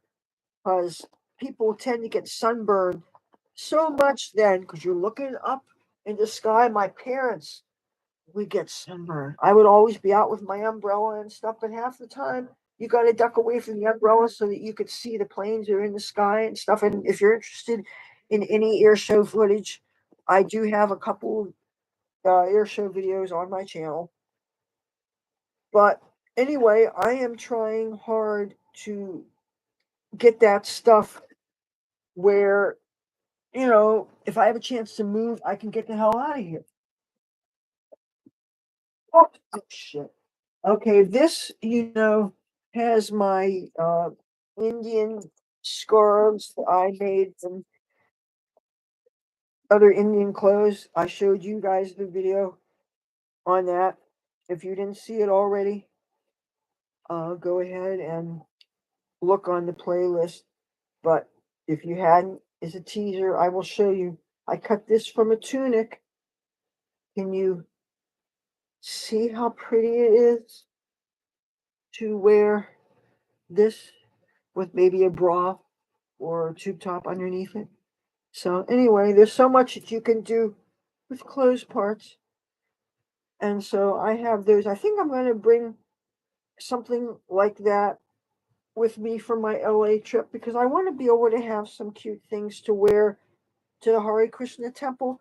But at the same token, since I might not be in a position where I can conveniently be doing a whole lot of clothes changes, like if I'm in public, it might be easier to wear things underneath things so that I could just take something off and have that thing. Because I remember last time I was there, just to go to the bathroom, you drink a beverage, you're going to want to go, right? And I was even doing some Christmas shopping in Hollywood proper, like around Popeyes, we're talking Cahuenga Boulevard and Hollywood Boulevard around there. And so many places do not allow you to use a restroom, even if it's a fast food joint. Plus, I'm not going to give a quarter just to use a restroom in a fast food place. I'm sorry, paying to do bodily functions. I just don't believe that. I remember as a little girl, they had these Greyhound bus stations that at the bus in every ladies' room there'd be these paid toilets, except there'd always be one that was free, and I would always wait for the free one.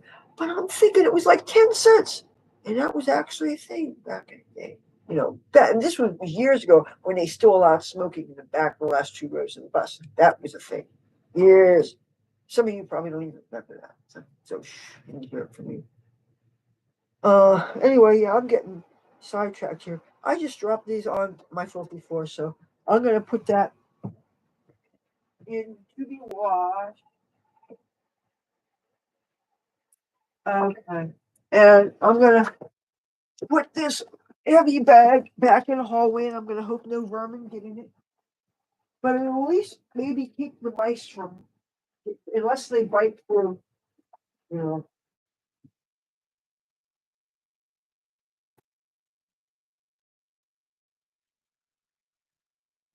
Starting to hear that creature downstairs. Got another sleeping bag. So, yeah, yeah.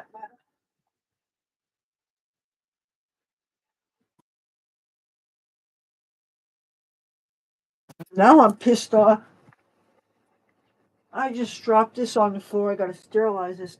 I thought the zippers were broken on it, and all of a sudden I work with them enough, and I think I got them to work. But the only problem is this is so small, really. It just doesn't hold very much. And that blue one, did you see the blue one that was in there? In the other room, it doesn't hold much either. It's like similar.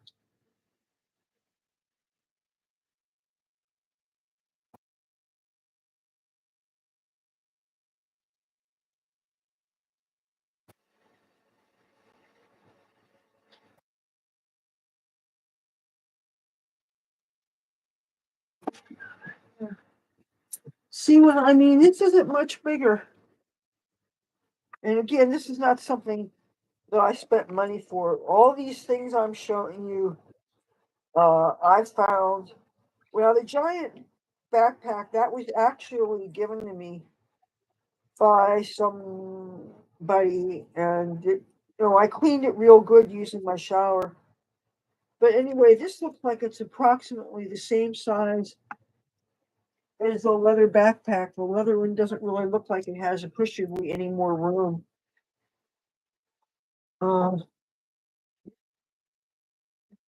I don't want to touch them since one touched the floor. I'm going to have to really sterilize this, but good. But anyway, this, you see, because it has the green with it, I'm thinking that'll make it clash with a lot of the things that I'm wearing.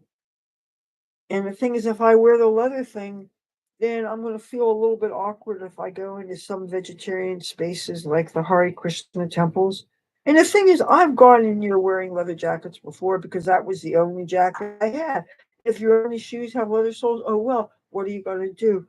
But that said, if I go with the sneakers that I'm wearing right now, they don't have any leather on them.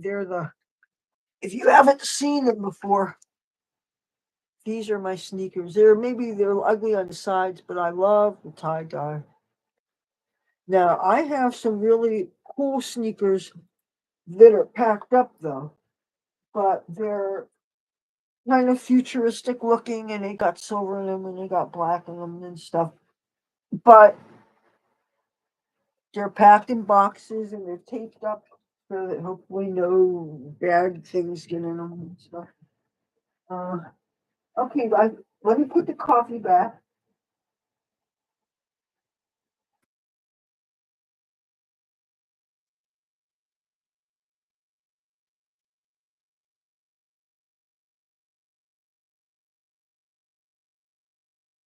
I'm back. Ah, I'm the only one that talks cutesy to the mice. There's one I say, hello, baby. These are, I actually, usually I go into casinos and I grab these. But okay, now let me see something else that you missed. Okay, YouTube is not letting me ask a question. I've typed it out 3 times. It's still on my screen. But when I come to live, okay, can you say it in a different way? Like say it like I notice Facebook sometimes does not let me say certain things. Like even if I'm saying I like weed. Okay, now that wait a minute, there's one question I think I don't allow people to ask, and it's like, how old are you or something? If you try to say that, maybe it wouldn't let you say that. But or if you think you knew me from high school and you were about to say my former name, that's another thing I don't allow. And that's simply because if a person changes their name, they change their name, that should settle it. It's not, it has nothing to do with anybody else, just it's a person's prerogative. And but other than that, um I can't think of anything else that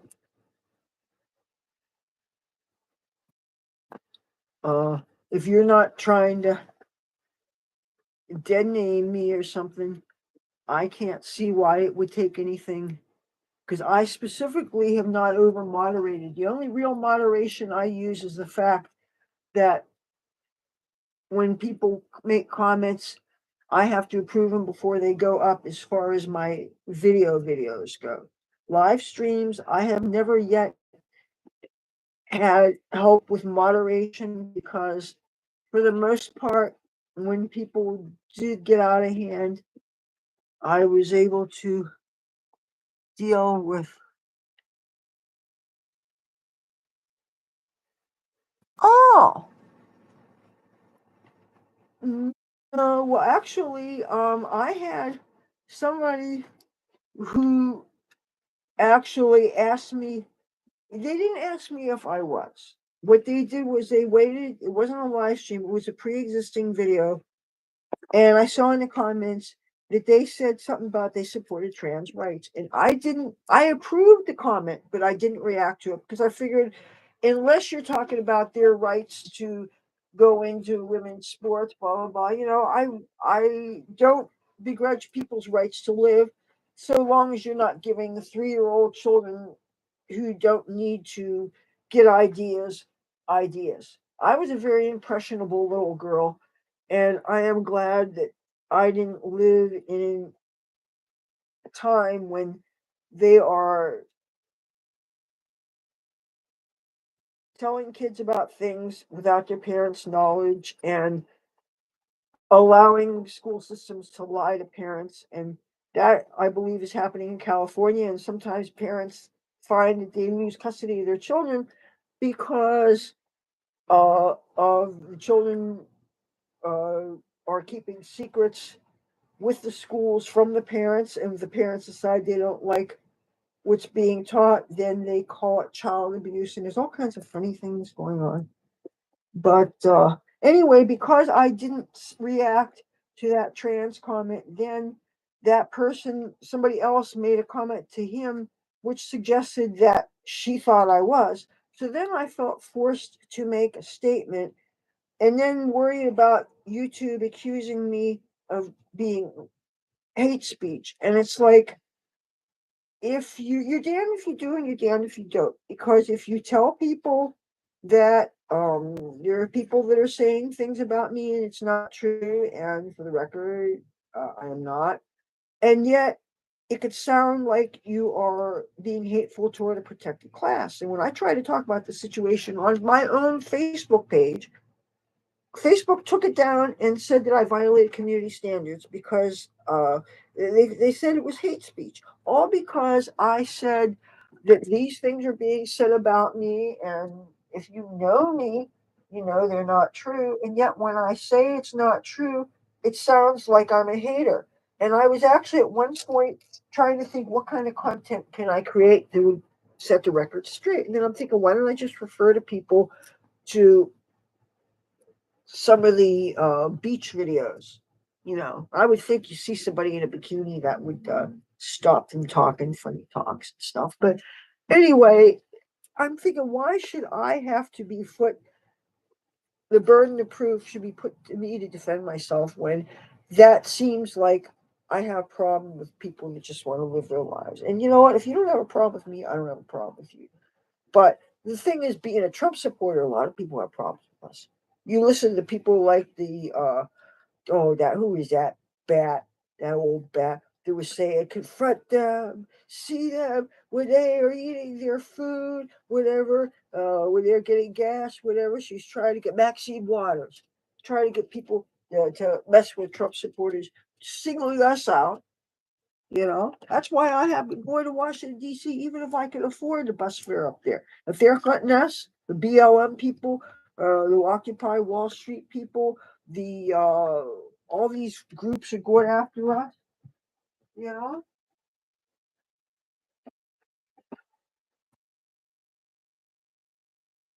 One of the things I remember, one of the Trump marches I was at, there was a bunch of, it was also there during the Transgender Day of Remembrance or something, I don't know. But anyway, I was there around Halloween time one year, and they were taking pictures of us and everything. It was like,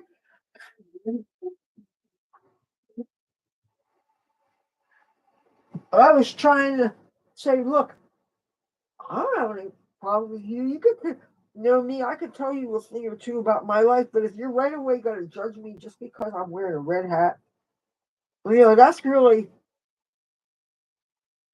all you know about me is I'm a Trump supporter. And automatically decide you hate me when, if you ask me some questions, these people don't know. Hello, I'm pro choice. I think the woman has a right to her own bodily autonomy, which also should include being able to compete in sports and without any fear of somebody who all of a sudden who can out muscle her and out testosterone her, and of course is going to run faster, and of course is going to swim faster, and of course is going to jump faster and do better at volleyball and basketball and everything. I wish I could have gotten to play volleyball when I was in school, but the gym class wimp didn't want to break my nails and all that. Now it would be so much fun. Now you got to worry about getting hurt by some uh, buddy who biologically should not be there. But anyway, I want to make sure that this is good and clean because it touched my floor. Uh, my floor. They really should. Our landlord is such a dick. Oh God, and he doesn't seem to be bothered by the fact that we're stressed out by the noise by these churches, you know. And then the Sunday mornings we're afraid to say anything because the that preacher there's more to the situation than I feel safe talking about because I still have to live here. There's things that videos that I would like to make public after I move out. But yeah, if I can get good Wi-Fi, I fully plan to document as much of my journey as I possibly can. I'm not going to probably be able to travel with paraphernalia when I'm leaving a legal state and I find myself in dangerously illegal states. Like if I go through Texas at all, I don't want to take any chances. But the thing is, there's the go to LA just to take care of business thing. And then there's the going out there for real thing. So it seems to me maybe if I want to go and do visiting people, maybe I should go to LA first, take care of the stuff I really need to take care of, take the time to do that. And then when I'm coming back, leaving there, then go and visit other people because otherwise, LA, I really want to clean up. If I could get enough stuff out of the storages so that I can only be. When I got my first storage, it was either $13, $15 a month. I forget. Okay, I don't want to think of it as a long ago, but it was when I had to escape an abusive relationship with that asshole guy that stole my car. The year was 93 that I had my first storage. That's how long I've been paying for that. Now I ended up finally accumulating enough stuff so that I got a second storage in the year 2000. So, because I had lived in a nice steady situation for over 6 years with some nice people, and then when one got sick and went into a nursing home, the other eventually moved to another apartment. Meanwhile, I had taken in a bunch of street kids, and I lived with them for a while until they got crazy on heroin, and they kind of forced me out. But it kind of worked out well because somebody rescued me in off the street, and I stayed in Hollywood Hills for a while. And anyway, during the time that I was there, he took me back to my original storage, so I was able to open up that second storage, which is why I have two storages. So I seriously need to cut my cut my nut in half by going back out there. I need to be out there, and I can't see taking Greyhound and spending 350, 400, $450 when you spend the money and then you still need to come back. And meanwhile, if I get electronics, because if I didn't get those other pieces of equipment that I just ordered from Wish, you know what would happen with this channel? You guys are used to getting my daily uploads, right? Now, what usually happens when I am down to one machine and that breaks for some reason, and they all do eventually, then it breaks, and then all of a sudden I can't get online anymore. I can't produce content. Any content I had in the machine, if it's broken, it's gone. If somebody stole it, it's definitely gone. Then you guys aren't hearing from me. And then if I do get to go to the library and make a community post and say, guess what? I lost my machine or this, and I'll do my best to try to. And then usually I don't have money that I could just go and buy something. And so you guys are going to have to wait months for me to be able to afford something and everything. And I'll leave you guys waiting. And then it's not fair to you, and you're going to forget about me because you're doing other things. And meanwhile, since YouTube can take me down at any time for judging me for old streams and stuff, I really don't want to be out of sight, out of mind. So I've been looking about thinking I want to get another device, but it has to be cheap. It has to. And these storage problems, plus the way things are happening with this building right now, it's not to code. The landlord is realizing he bit off more than he could chew, and frankly, it would make some people's lives a lot easier if me and my family got out of here. On the short term, there's a certain person who just rent out this apartment from the landlord and fill it up with a whole bunch of his church idiots. No offense to the nice people involved with the church, but my God, he has these people. He's charging them money and he's making them volunteer slaves. So, and then, and if it wasn't for me hearing about something, telling my mother, who happened to tell the real landlord, they never would have gotten that roof fixed where it was coming down over certain people's beds next door. I mean, can you imagine being in your bed and all of a sudden the roof starts leaking and pieces from your acoustical ceiling are coming down and junky stuff with tar and God knows what. And in a couple of days in a row it's raining and it's coming down. At first it's just the head of your bed where your pillow is, and then more and more. And finally the whole beyond just your bed, the ceiling was coming down. Can you imagine living like that? And he was living like that. Cockroaches and rats and mice don't deserve that, let alone a human being. And a dog and a cat that he has over there. So yes, I mentioned to my mother. She mentioned the landlord who had the nerve to ask us. He wanted to clarify where our apartment never was. How many years has he owned this building? And he doesn't know where we live. Oh, and then you want to know what that little bastard did. He had the nerve to ask us because he didn't want to drive all the way down there. Asked us if we had stamp the mail. First of all, you know the postage went up again. Do you know how fucking expensive it is for first class stamps? And by the way, I heard, because I don't hang out at the post office, maybe you can tell, that you don't get them in strips of 20 now. You get strips of 10. They're so expensive. How do you like that? Where do I get some of my information from? The U.S. Postal Service catalog. That, by the way, did you know that when you do the postage by mail, they charge you postage? Can you believe that?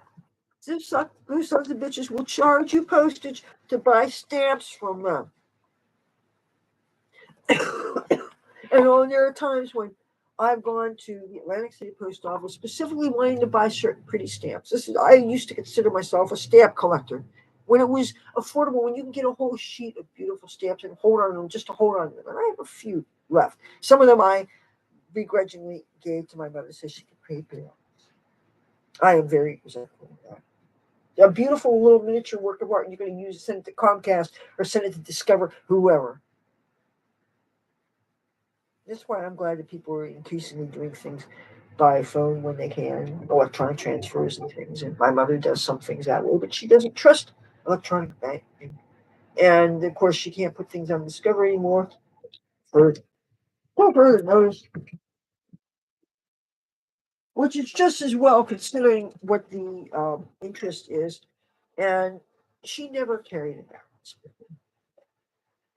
YouTube is trying to silence you. Well, okay, if you keep on asking a question with that word in it, maybe it's a question you don't need to ask, okay? Because talk like that just gets me in trouble.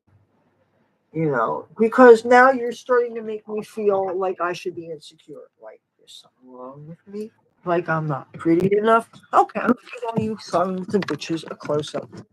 Is there something wrong with me? Am I ugly? Do I look like a man? What? Is there something wrong with me? Come on, tell me. I mean, aside from the fact that I don't have a beautiful smile, but no, yeah, not ugly. Not, I don't have big enough bosom. What?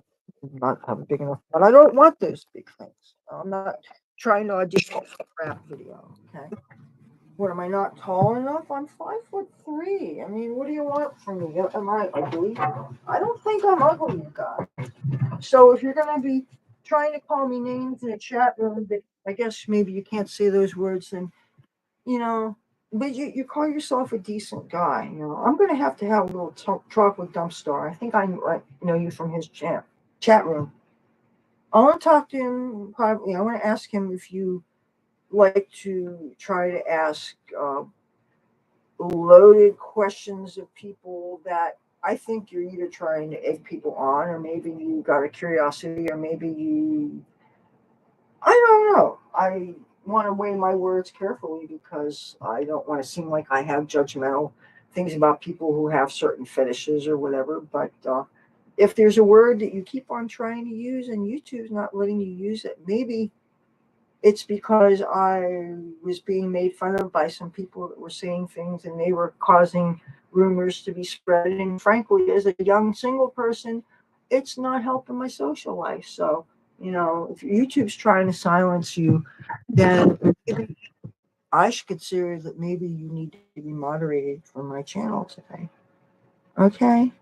So you don't know what's happening. I think you need a timeout, decent guy, because you're not acting very decent right now. Okay? And I don't need to deal with children right now. As a matter of fact, you're getting 24 hours timeout because I'm not having this. Okay.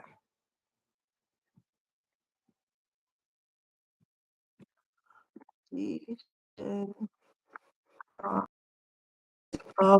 24 hour. All right.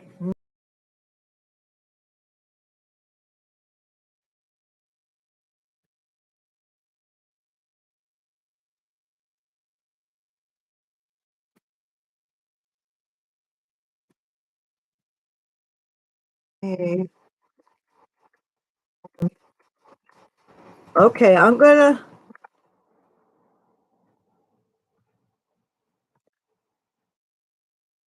All right. Um.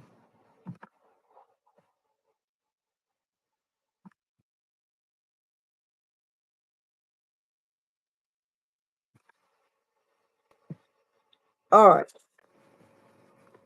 All right. Now I unblocked you. All right. Now, first of all, I guess I did have the TRANS word blocked.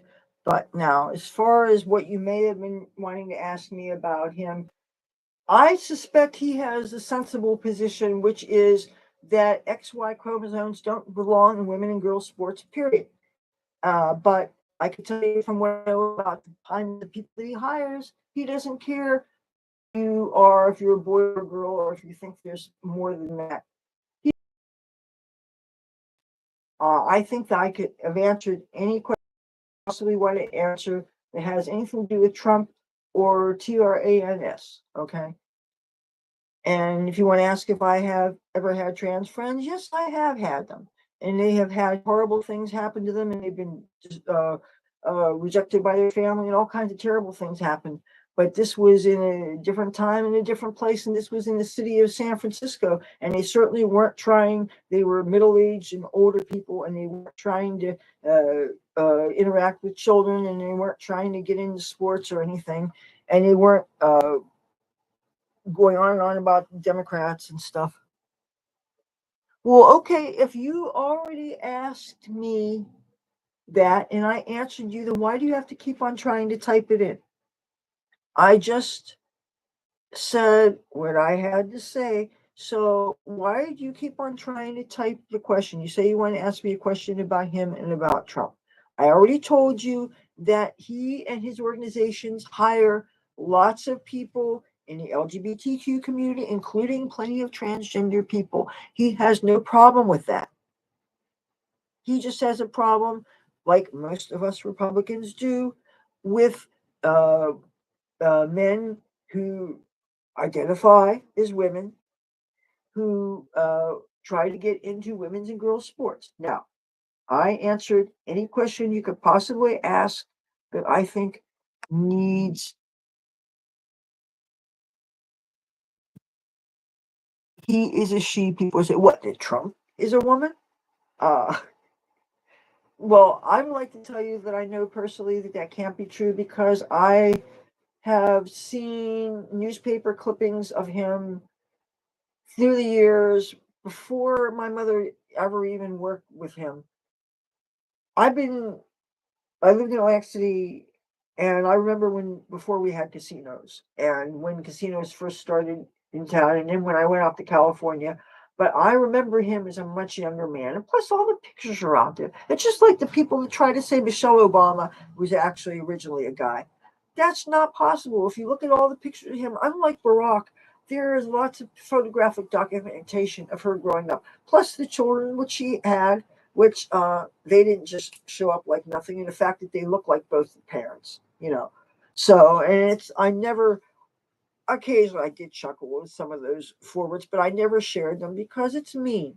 You don't share things to make fun of people. And so I cannot imagine that anybody would ever think that Trump was ever not uh, an XY chromosome. That's I find really amusing. The thing is, you see, even 30 years ago, nobody talked about wondering, is this he or she or whatever. People just didn't think like that. Now, all of a sudden, they're quick to assume things. And it's really sad. Okay, let me close. You know, I want to get closer to my window so I can cover this because it's totally exposed. If anybody who wants to can see what I'm doing here, including the guys selling the heroin and the crack and the whatever the hell across the street. So,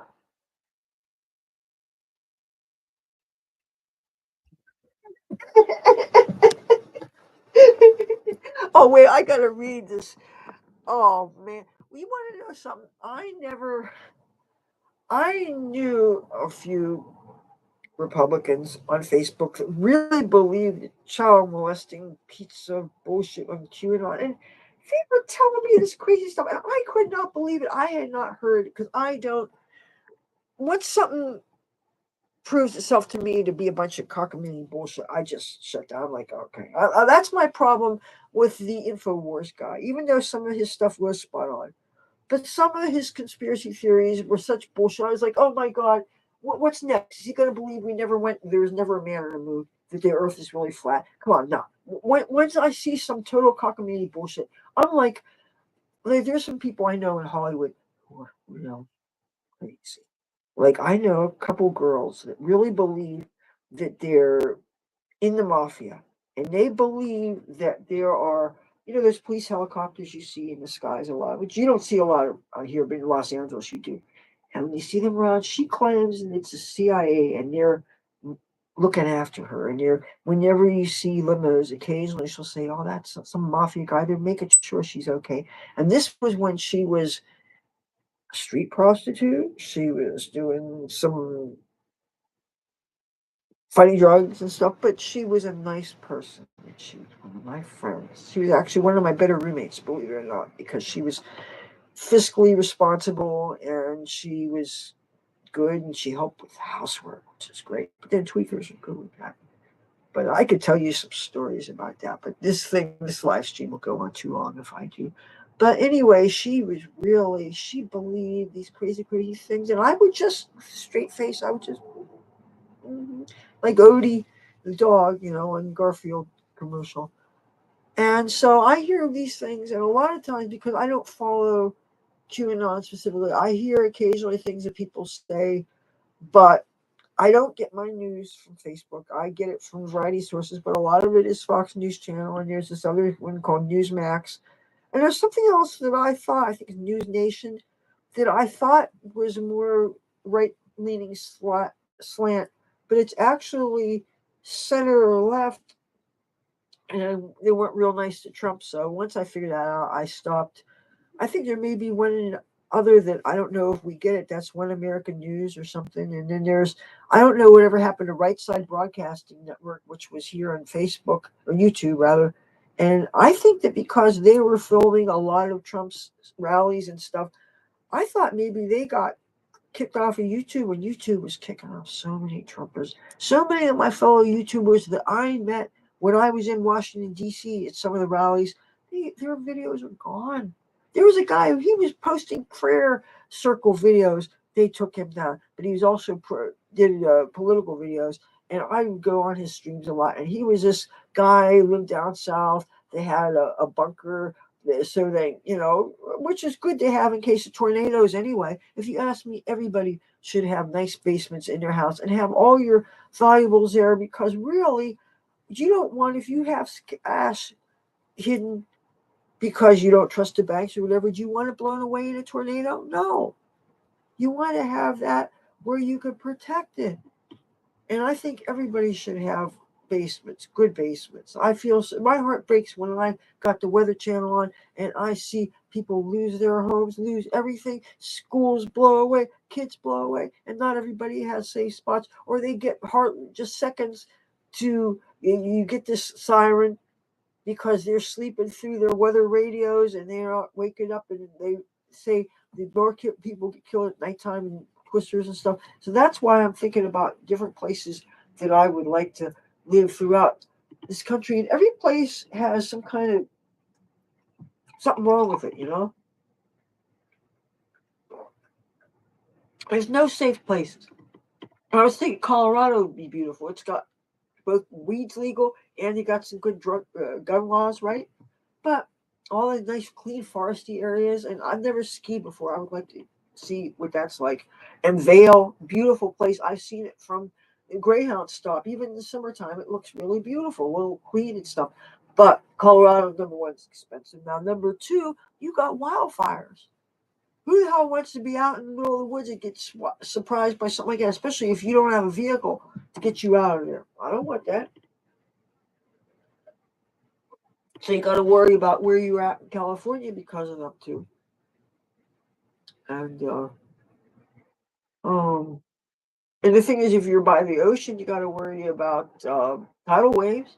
Heck, you got to worry about that here in Atlantic City. I don't think I wonder. Say you went up to the top of the ocean. Ocean is the name of the casino. It's real, real, real tall. And I'm thinking that's how many stories is it? I don't know. I don't know how many floors that is. At least 30 something floors seems to me. Their lobby is the 11th floor. It's such a vertical building at the top of Absecon Island here. Now, would it be physically strong enough? Say we all went up to the top. Would that withstand a tidal wave? That's what I wonder.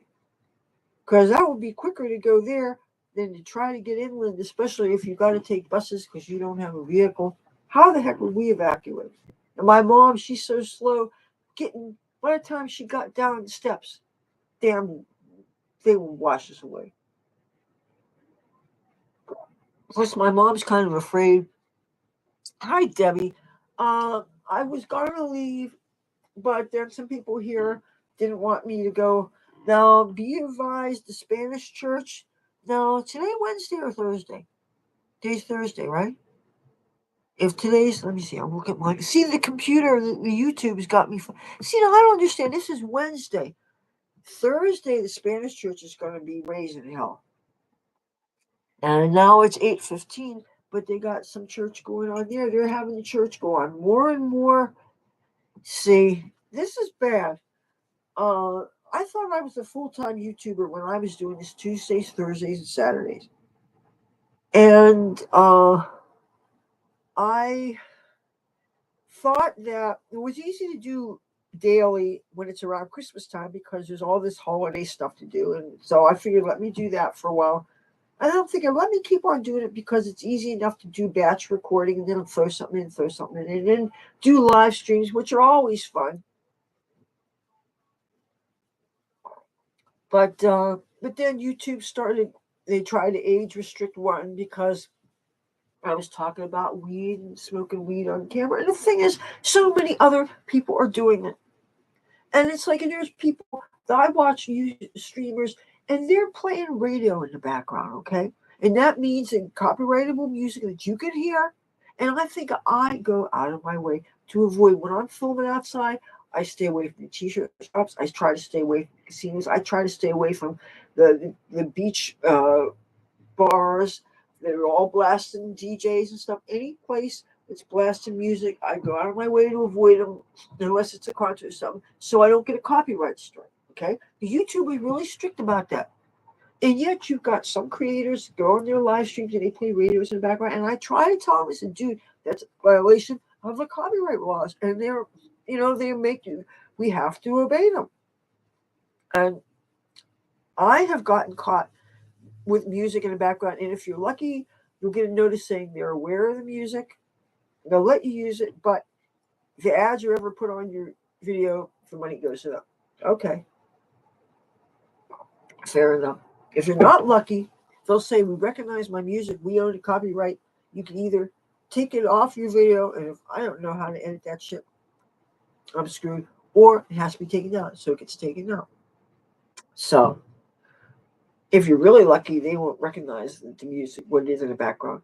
When I was having my funeral for one of my cats, one of the neighbors over there decided to throw a fiesta or a siesta or blah, blah, blah, some kind of Spanish esta party, and nice cha-cha music or mariachi music. I don't know. Under other circumstances, it would have been catchy because some of that Spanish music I kind of like. I don't know what they're saying, but some of it's nice. But when you're having a funeral and a burial, that's not appropriate, especially when that wasn't part of the cat's existence or necessarily part of your culture. So you don't feel that that's your funeral music, that wasn't it. But anyway, it occurred to me while I was filming it, even is YouTube going to take this down because of that music in the background that I can't control, and they didn't seem to notice it, and I was grateful for that.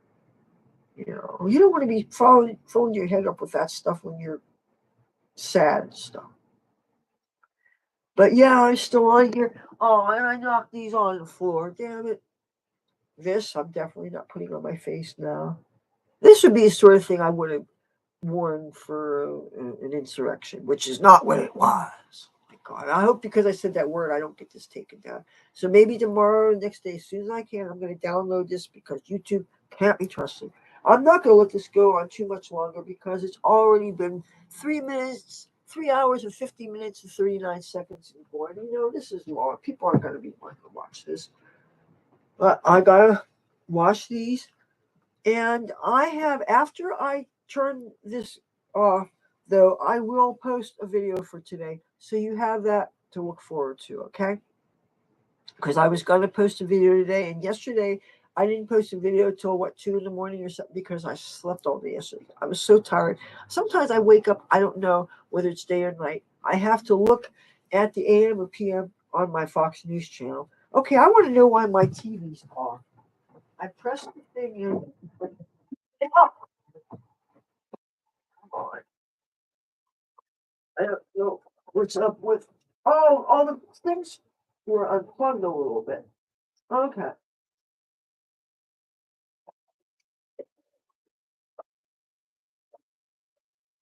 Uh,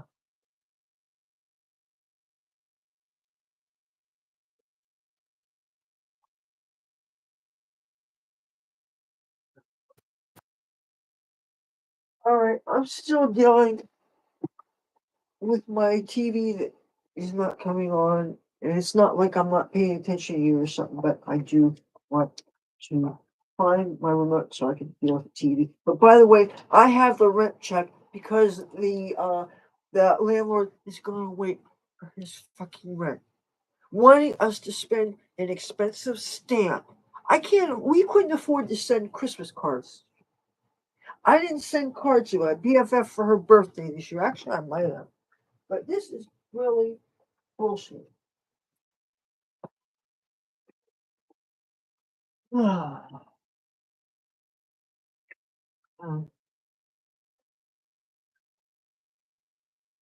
Oh, well. But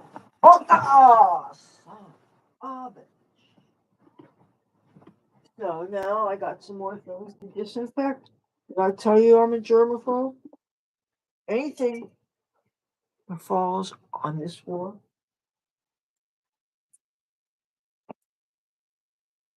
especially over there.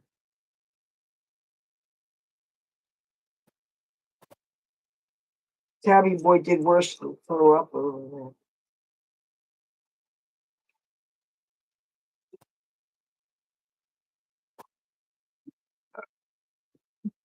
This over here. Edge of this over here.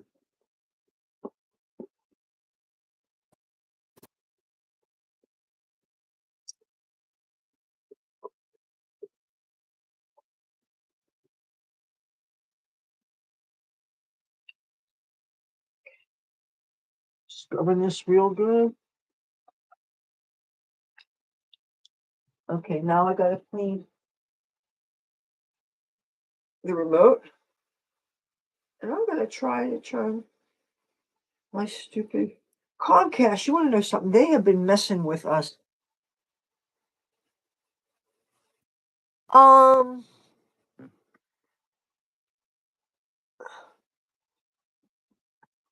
Okay, I thought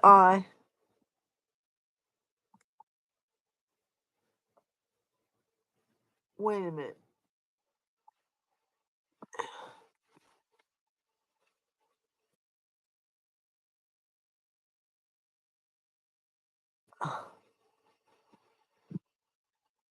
Okay, that should have done it. Because I can see. Okay, are you okay now?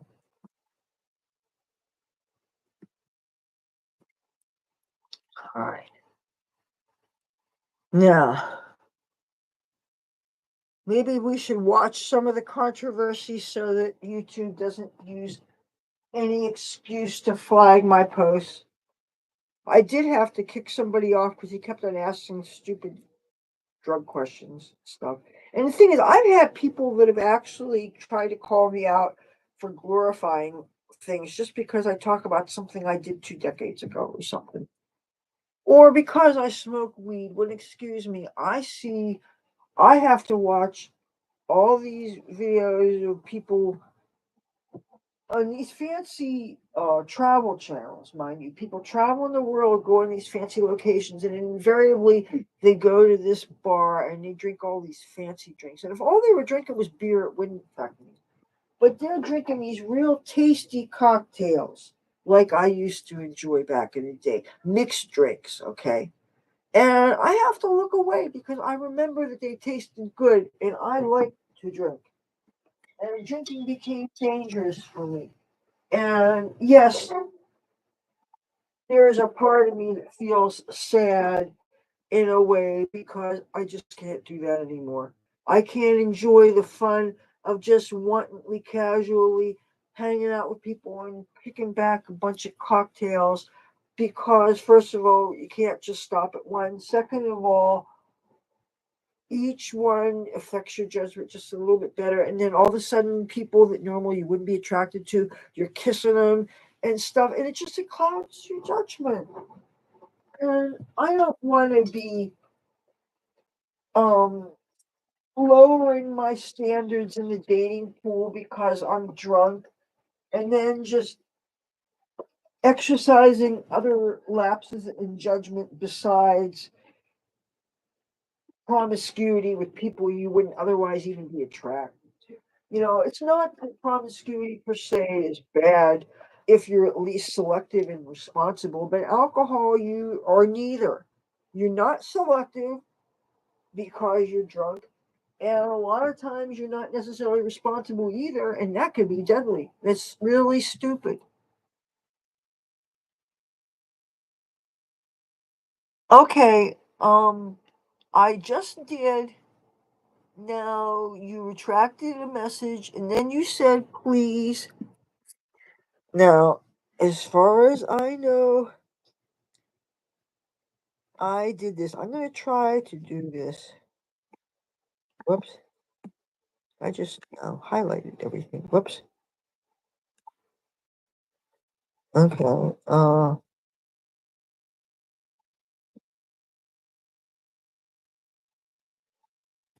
Okay, now when I go to decent guy, it gives me options. One is pin message, the other is report, the other is remove, the other is put user in timeout, the other is hide user in the chat, the other is hide add as moderator. Now, I already took you out of timeout, which means you shouldn't be in timeout to begin with. Now I'm going to press it again, and I'm going to press where it says put user in timeout. Now, when I do that, it says timeout duration 5 minutes.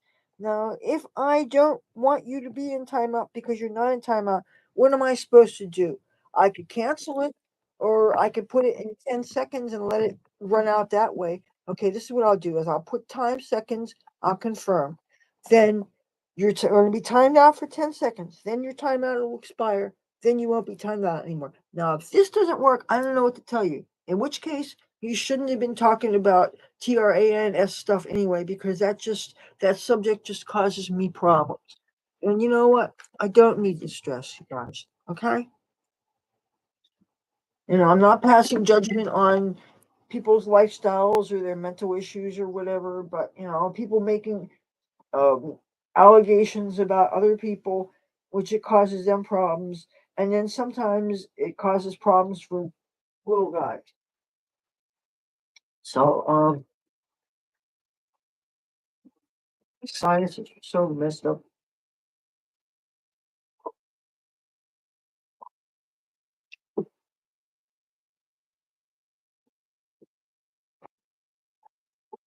Yeah, our landlord's a real dick.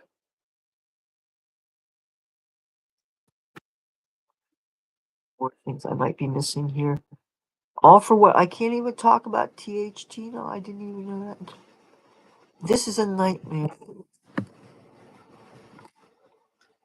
You know, don't I, as a creator, have any rights at all? Don't I have rights about my channel, about the subject matter that I want to cover on my channel? I would think that I do. I mean, this channel has a name. This is the name of my channel. You know, that's not only a channel name, that is my name. You know, I when I first got on YouTube, I could have given this channel any name. But in the beginning, I didn't know what the subject was going to be like. I started filming my cat and showing some groovy gothic jewelry that I got at Claire's. That was my first, and showing some workout routines with my cats while I'll be lifting weights and stuff. Those are my first forays into YouTube videos. Then I started showing some trippy things around town stuff. And I called it my name because I figured since I don't want to confine myself to a specific subject, if I just put my channel as my name, then I could film about anything I want. And in the beginning, I wasn't a serious creator. I was just doing this because it was fun. And because I had this acting, dancing, modeling career in Los Angeles. And then after 9/11, I came out here. And then I had an incident happened. I had to sue some bitches, and so I was out of the public eye for a while. And I finally decided, you know what, YouTube, give me a taste of my old Hollywood life. Let me do this. So I've been doing this, and again, I am not a team. I am myself, and one of the things I love about doing this is like when I was a dancer in Los Angeles, and I was a stage dancer, and I had complete artistic control. I controlled where I wore. I controlled my music. I would bring my tapes in. I know I'm dating myself here. I don't care. I didn't have to give 10% of my tips to pay for a DJ and a security and this and that and a head bartender. No, it was none of that bullshit. I kept my money. Okay. I had control of everything. I guess I'm a bit of a control freak. I like to be in control of my image, my makeup, my clothes, all that stuff. My channel is my own. So that said, I want to cover when I want to cover. I know I'm taking chances, mixing a little bit of political content with all this other stuff. And I know that a lot of times politics is the one thing, because it's so divisive, it can turn people away. So right away, that causes me to grow much slower. I've been doing this for over 12 years. And because I have so many interests that I cover in the same channel, that's a very slow growing. Just to get to my first 1,000 took me well over 12 years. I mean, that is slow growing. Most people get their 1,000 within 2 or 3 years. Most people. I watched people grow that when I started watching their videos, they had 200, 300 subs, and they grew, and they're 3 times better than I'm doing now.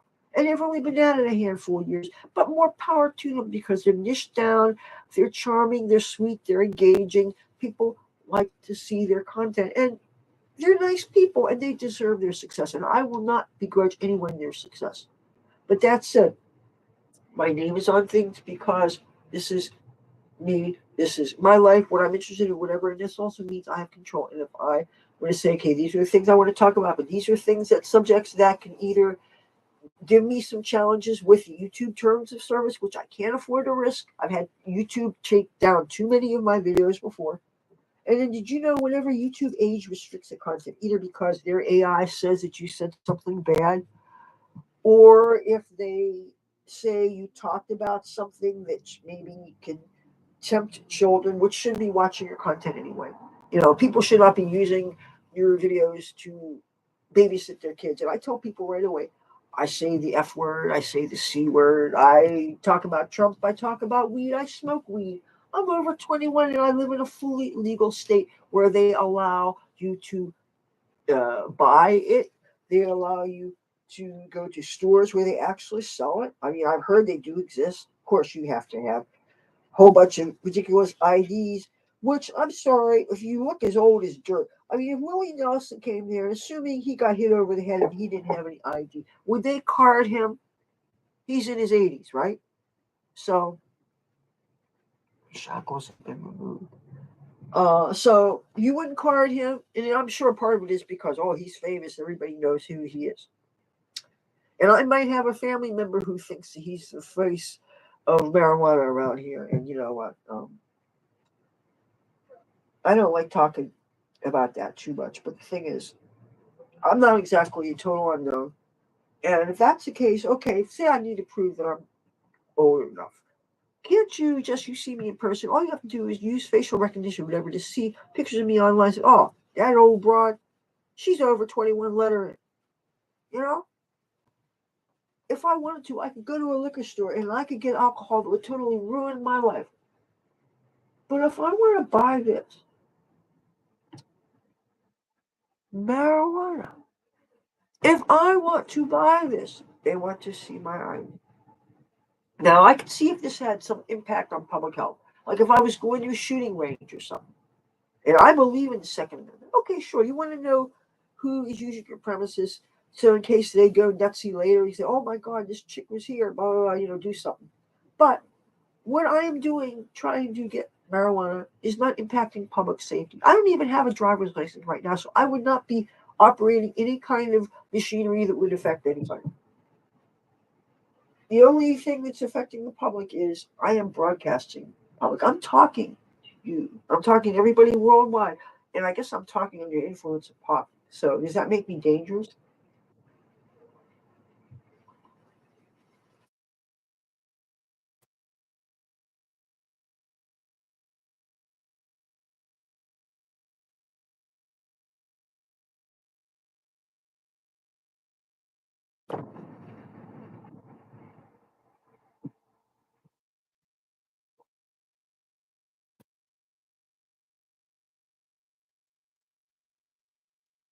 Got my eye on you. Yes, I do. Oh, I have something funny little anecdote to tell you about. The other day, I was in my organic garden talking to an acquaintance of mine. Let's just call him my Jewish prince. That's kind of an inside joke between me and my mom. Well, he'd been drinking beers and he had a little bottle of fire water. Or what's that? Firecracker, fireball, whatever. Some kind of hot liquor, right? Sees my ring, asks me if I would sell it to him. And then he only offers me $10, which is kind of an insult because all those cheap ass rings that I got at wish.com, I paid $2 or $3 for, that are made of junk metal. That I have in here, by the way, all the cheap ass rings. So many of them I got a little too small because it was cheaper that way, and they only fit this ring, this finger that I really don't want to take this ring from because this is really my favorite ring. And this is not a cheap ass ring. This is actual real sterling silver, and it was given me by my BFF that lives in Southern California right now. And he wanted to buy it off me. And he finally offered me 15. And I tried to say, dude, I finally made him count the points. He thought it was a Magen David. He thought, in other words, the Jewish six-pointed star. He thought that's what this was. I'm like, dude. And the thing is, if he'd offered me like $50, so it's 50, I probably would have sold it because it was worth nowhere near that much. And in that case, now this is what he wanted. And I got this for free from the National Conference of Christians and Jews or something. I think that's the name. Oh, yeah, I'm scientist. Let me see if I have the information. No, I don't have it, but I have something real special. This is a little, I don't want to call it old, but you know what this is?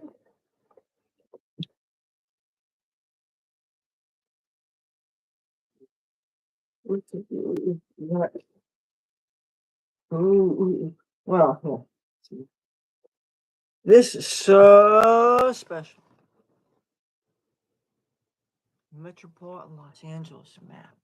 You know, I heard there's a lot of people that don't know how to read paper maps. That is incredulous to me. How could you not read a map? This. Oh, my place. Oh, the place I love so much.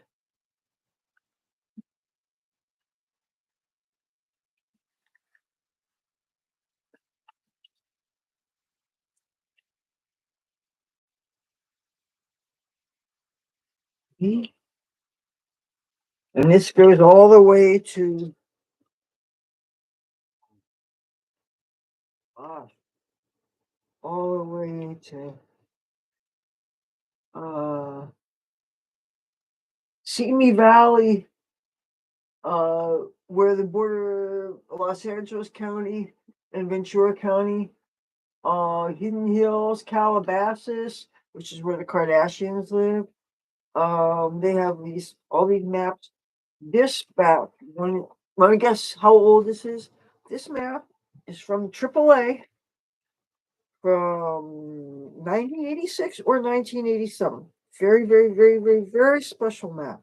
There might even be things that are wrong about it now. You know, some streets turn one way after a while, and maybe some earthquakes have done some damage and have rerouted some things. And plus, now I could tell you one big difference in this map.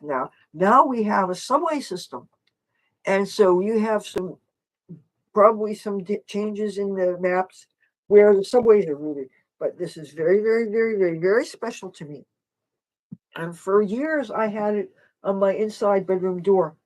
But, you know, a couple years ago, I took this down because I wanted to protect it. Because, plus, I have been packing up for years. Every time I get into a big fight with the other roommate, so many times I start packing up my things. But then I realize, okay, I get my shit packed up. But then where am I going to go? Because having stuff packed and not having a place to if somebody came and got me, I would just what could they do for me but offer me a place to put big bags full of my clothes and boxes of shoes and stuff while I still bag and box up. I have some real big storage buckets like sterilite things that don't have lids on them, and I have to go through papers and stuff and try to consolidate things. And there's things that I still can't find. I have a real big YouTube organizer notebook that I usually use them to help to organize my videos, my channel. And I used to use those big desktop calendars. I used to be able to get them at dollar stores. And I had this really groovy um, book.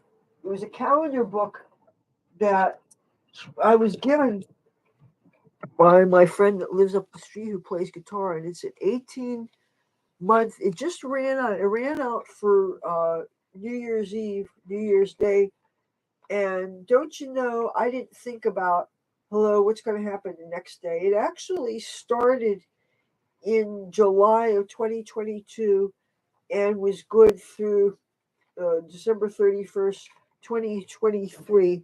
So, but it has one of the things I love about this is that it has full calendars, so you can plan theoretically, you know, weeks in advance. And it also had every day, so you can each open page was a week. So say I filmed 6 YouTube videos. I did a batch recording. I could list them all. I could do a big F for filming, and I could do a big P for posting, and I could notate other things like I got groceries this day. I cut my mom's hair this day. I went out and played guitar this day, or I could put little in the corner I play guitar and how much I made, different things. You get space for all these things. If all I have is a rinky-dink little calendar, I don't have room for all those things. All I have room for is to note one thing, like the video I posted. And the thing is, some of this information I could just go on my YouTube channel in the back end. I could see certain things. But one thing I'm religious about now, though, is whenever I do my live streams, which are not as frequently as I would like, seeing other people's live streams reminded me of how much fun they are to watch other people's, especially when they're free to really talk about what they want to talk about, and when you don't have to deal with too many miscreants in the chat room. That's the thing, is that can be real stressful when you don't have moderators helping you, or when the moderators sometimes don't understand what's going on, and you can not understand, and you can think that maybe somebody's being trolled when there's more to the situation than that, and it's easy for people to interfere. And that's another reason why it's good to not delegate responsibilities if you don't need to. Anyway, bottom line is I've been running blind without a bunch of calendars. I have this one calendar now, which I happen to get from a local church that occasionally gives dinners to poor and hungry and homeless people. And sometimes I've gone to them. But anyway, this is where I got this calendar from. But this has such small, tiny squares. I only have room to put video that I posted. And then maybe with a different color ink if I made a purchase, since I very rarely spend money on things. But let's see what happens when I get that new electronics. But then, of course, there may be a learning curve on this. Because one thing I remembered about tablets, the camera, you see, with this, one thing I love about computers, your laptop is this oblong thing, and the camera is right in the middle, which is where it should be. I don't have to worry about where the camera is. I can look straight on, and you see me. When I'm dealing with a tablet, the oblong thing is here, and the camera is either here or here. And so I'm thinking the camera should really be in the very middle of the screen somehow. That doesn't make any sense to me, because invariably, when I'm filming myself, it looks like I'm looking that way or that way. I don't want to look like I'm looking to the side. I want to look like I'm looking straight on. But if the camera is to the side, then it always screws up how I see myself. And I noticed when I was taking pictures, selfies, and stuff with the last two tablets I had, I was always looking like I was looking to the side, and I hope this isn't going to be the problem with what I'm about to get in the mail. Oh, and I hope that iPad isn't too old to. I don't know if it has this iCloud thing. I know nothing about it, except I thought that they just discontinued it, or maybe it was limited to 5 GB, which is literally nothing. But the iPad that I'm buying is only 16 GB. It's this tiny little, and I know they don't have ports, so you can't add stuff to them. So that would probably do well as a live streaming device. And plus, I remember iPads always take beautiful pictures. My friend in Washington D.C., he films exclusively with iPads. He gets old ones, maybe even refurbished, but he gets them. And so far, the biggest complaint he ever has with the older ones is they don't hold as long a charge on their batteries. But I mean, he is in that hippie tent in Lafayette Park across from the White House, and he takes pictures and he edits them to bring out the colors and the glows. He gets to look at the White House half the week. So, Washington, D.C. is a special place. Yeah. And but the thing is, the way there's so many Trump haters and stuff, it's just not. I don't feel safe or wanted or appreciated there. This is.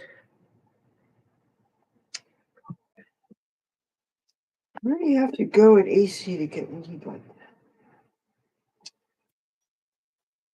This is supposed to be stuff that was bought on the street.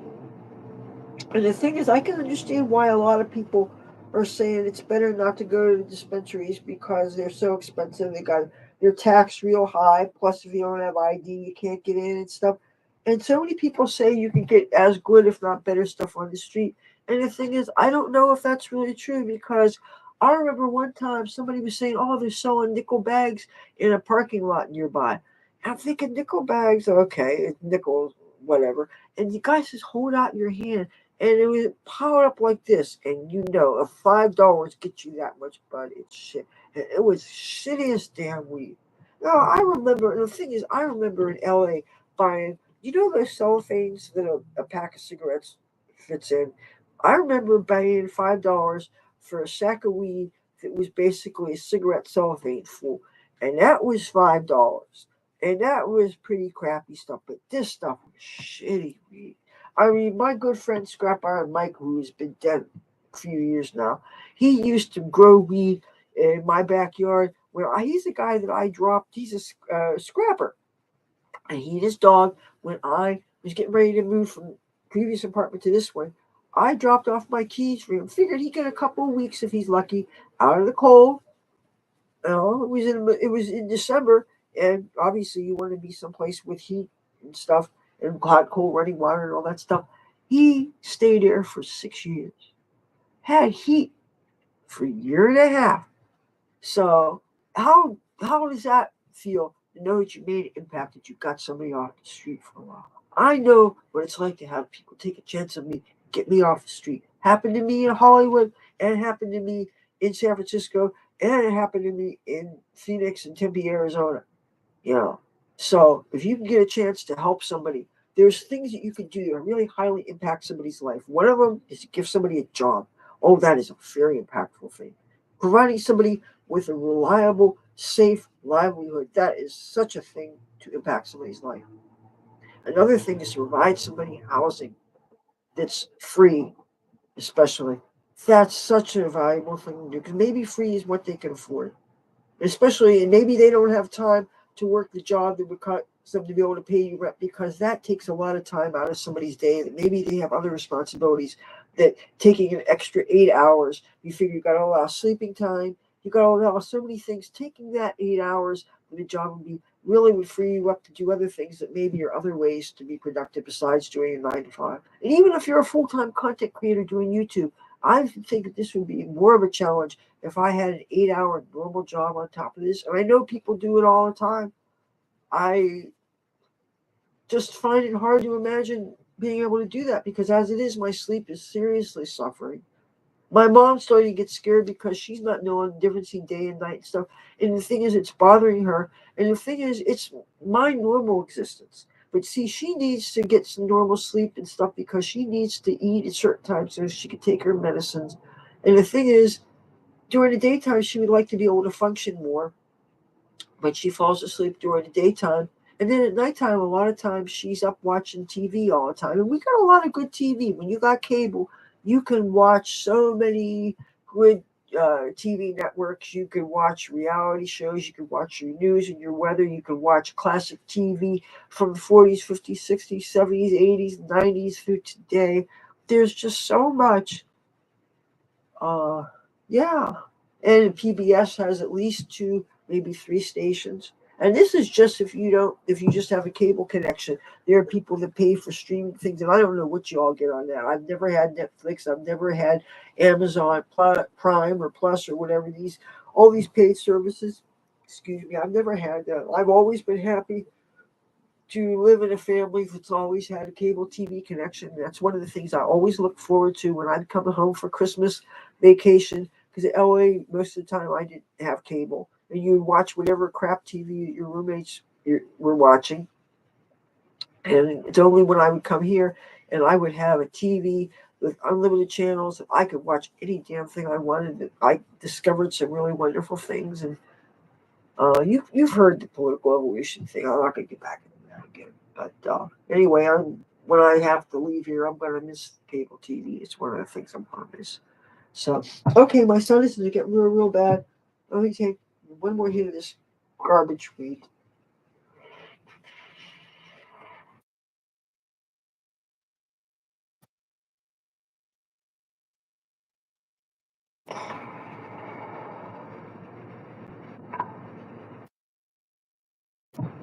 Such crap. Boy. Blah, blah. Terrible weed.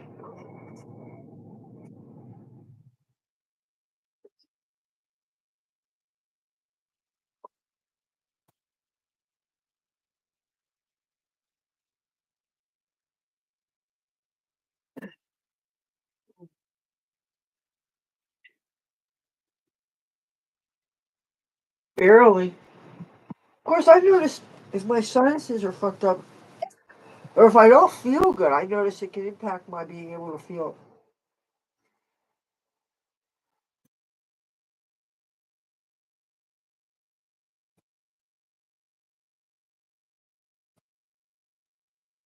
It doesn't taste as bad as this stuff from Farmer.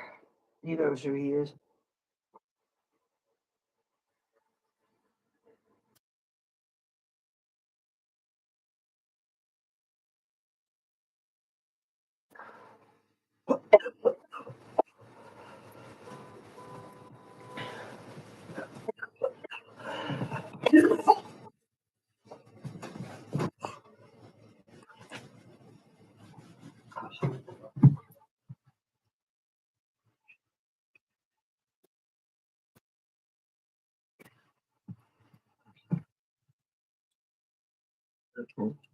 Anyway, this thing is not real gold.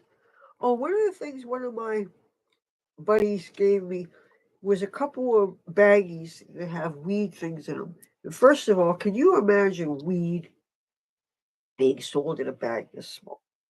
Even if it was really good, that's such a tiny ass fucking bag. Oh, you guys want to laugh about how, you know, I love my eyeshadow. And oh shit, I have to bring some extra white eyeshadow as well as my palettes and stuff because I like to wear white above my brow bone. So I was thinking how to not carry too much weight in my bag, right? So I was thinking, say I get a palette. I'm not going to use these palettes because they're real big, but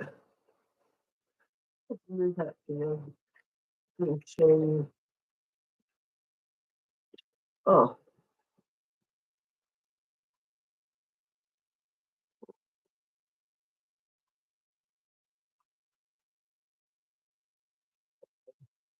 yeah,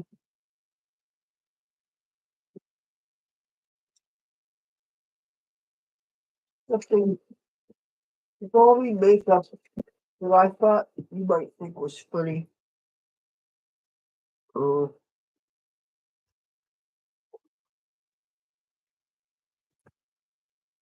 oh. Maybe, maybe.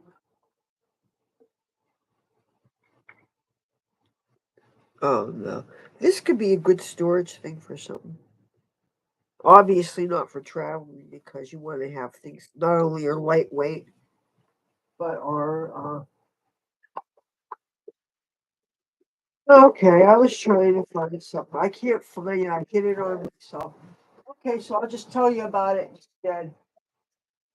I had one of those little baggies, and I had this palette that's almost all neutrals, but it had a white. And I actually had two of those palettes because some junkie whore, I think, left behind one year where they shoot up and stuff around here.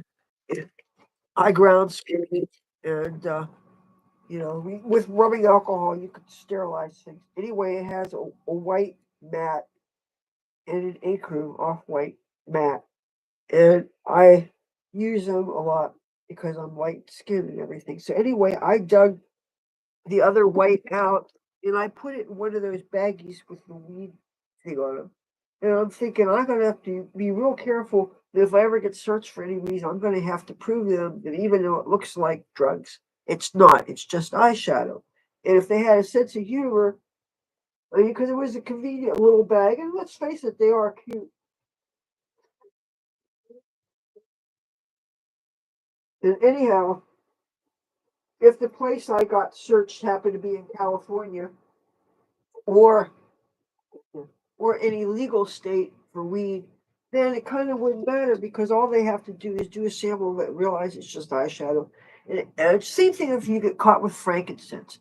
That probably looks like some kind of a rock or something. Frankincense is a resin that comes from a tree that you burn it. and it smells like incense. Oh yeah, I should bring some of that. They really laugh. Matter of fact, I got some for oh ooh. I just spilled the thing. Now this is oh no, this is copal. Copal? Oh, copal looks like some okay, this has some frankincense thing in it. This has some green colored frankincense that they call it money because they figure that by giving it green color, like with food coloring or something, you can burn it and you can visualize money. But it's actually frankincense that is colored green. But you need to burn it on charcoal in order to bring out the scent. Now this is copal. Doesn't that look like a tooth? The copal, usually it's these things. And copal actually comes in this rock here. You break it open, and it's like a geode. It's got the yellow stuff inside. Now, this right here,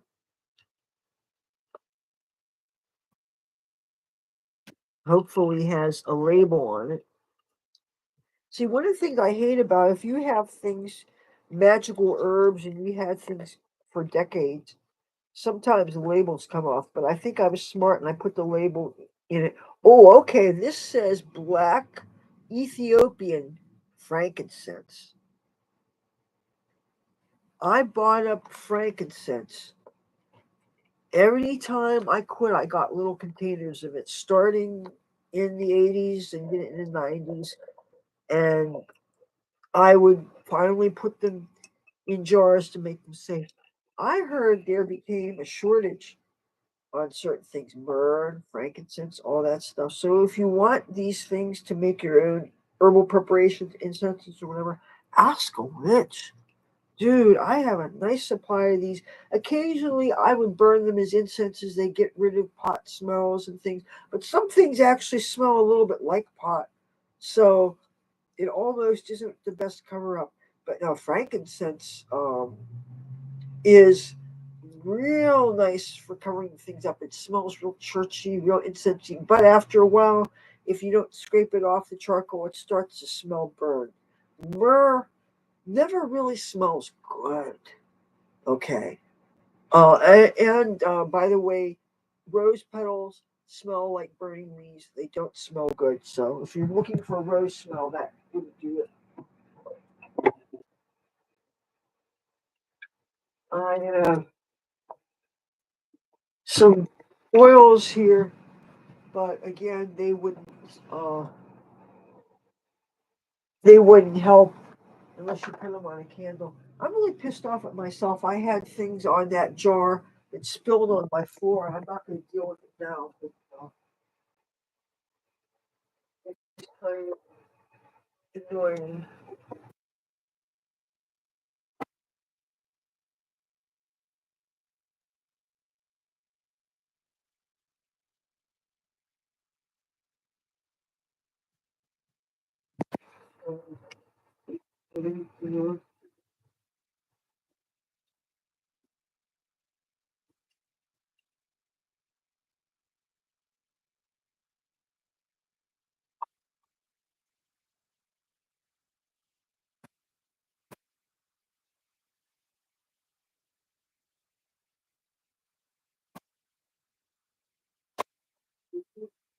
Okay. Oh, rubber gloves.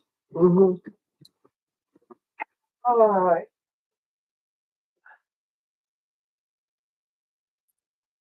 All right. I've got a whole lot of mess to deal with, and it's raining.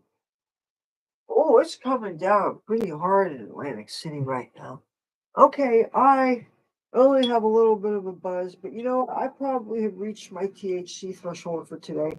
And if it just would be a waste for me, maybe I should just like leave it alone and put some stuff away which I really got to do. If you saw this room, it would look like it was really ransacked or something. But I have a combination of I have started somewhat to pack for Los Angeles, but I'm going to have to take things out and actually put things down, write things down on in a notebook. And I actually have a certain process about this that I think I would actually like to make its own video about, and because I like to use my life as a little bit of a bellwether uh, for my channel, and I like to loosely base it on there's things going on in my life, and of course, world events will shape certain things, and sometimes will something will be so interesting it's going on in the world, and if there's a news item that pertains to one of my big interests, I will probably talk about it. And these news commentary streams have gotten me into a lot of trouble. So, another reason why I think I should go night night now. But thank you for watching me. In a few minutes after I close this, I'm going to post today's video. So, and it's probably very different than my live stream. So, thank you for tuning in to watch me. I'm going to give you one more close up. And I'm going to be taking this stuff down for the rest of my other videos. So thanks for watching me, and thank you, Nikki Haley, for getting the fuck out. And Trump haters, come on, man. I'll talk to you guys tomorrow. Bye.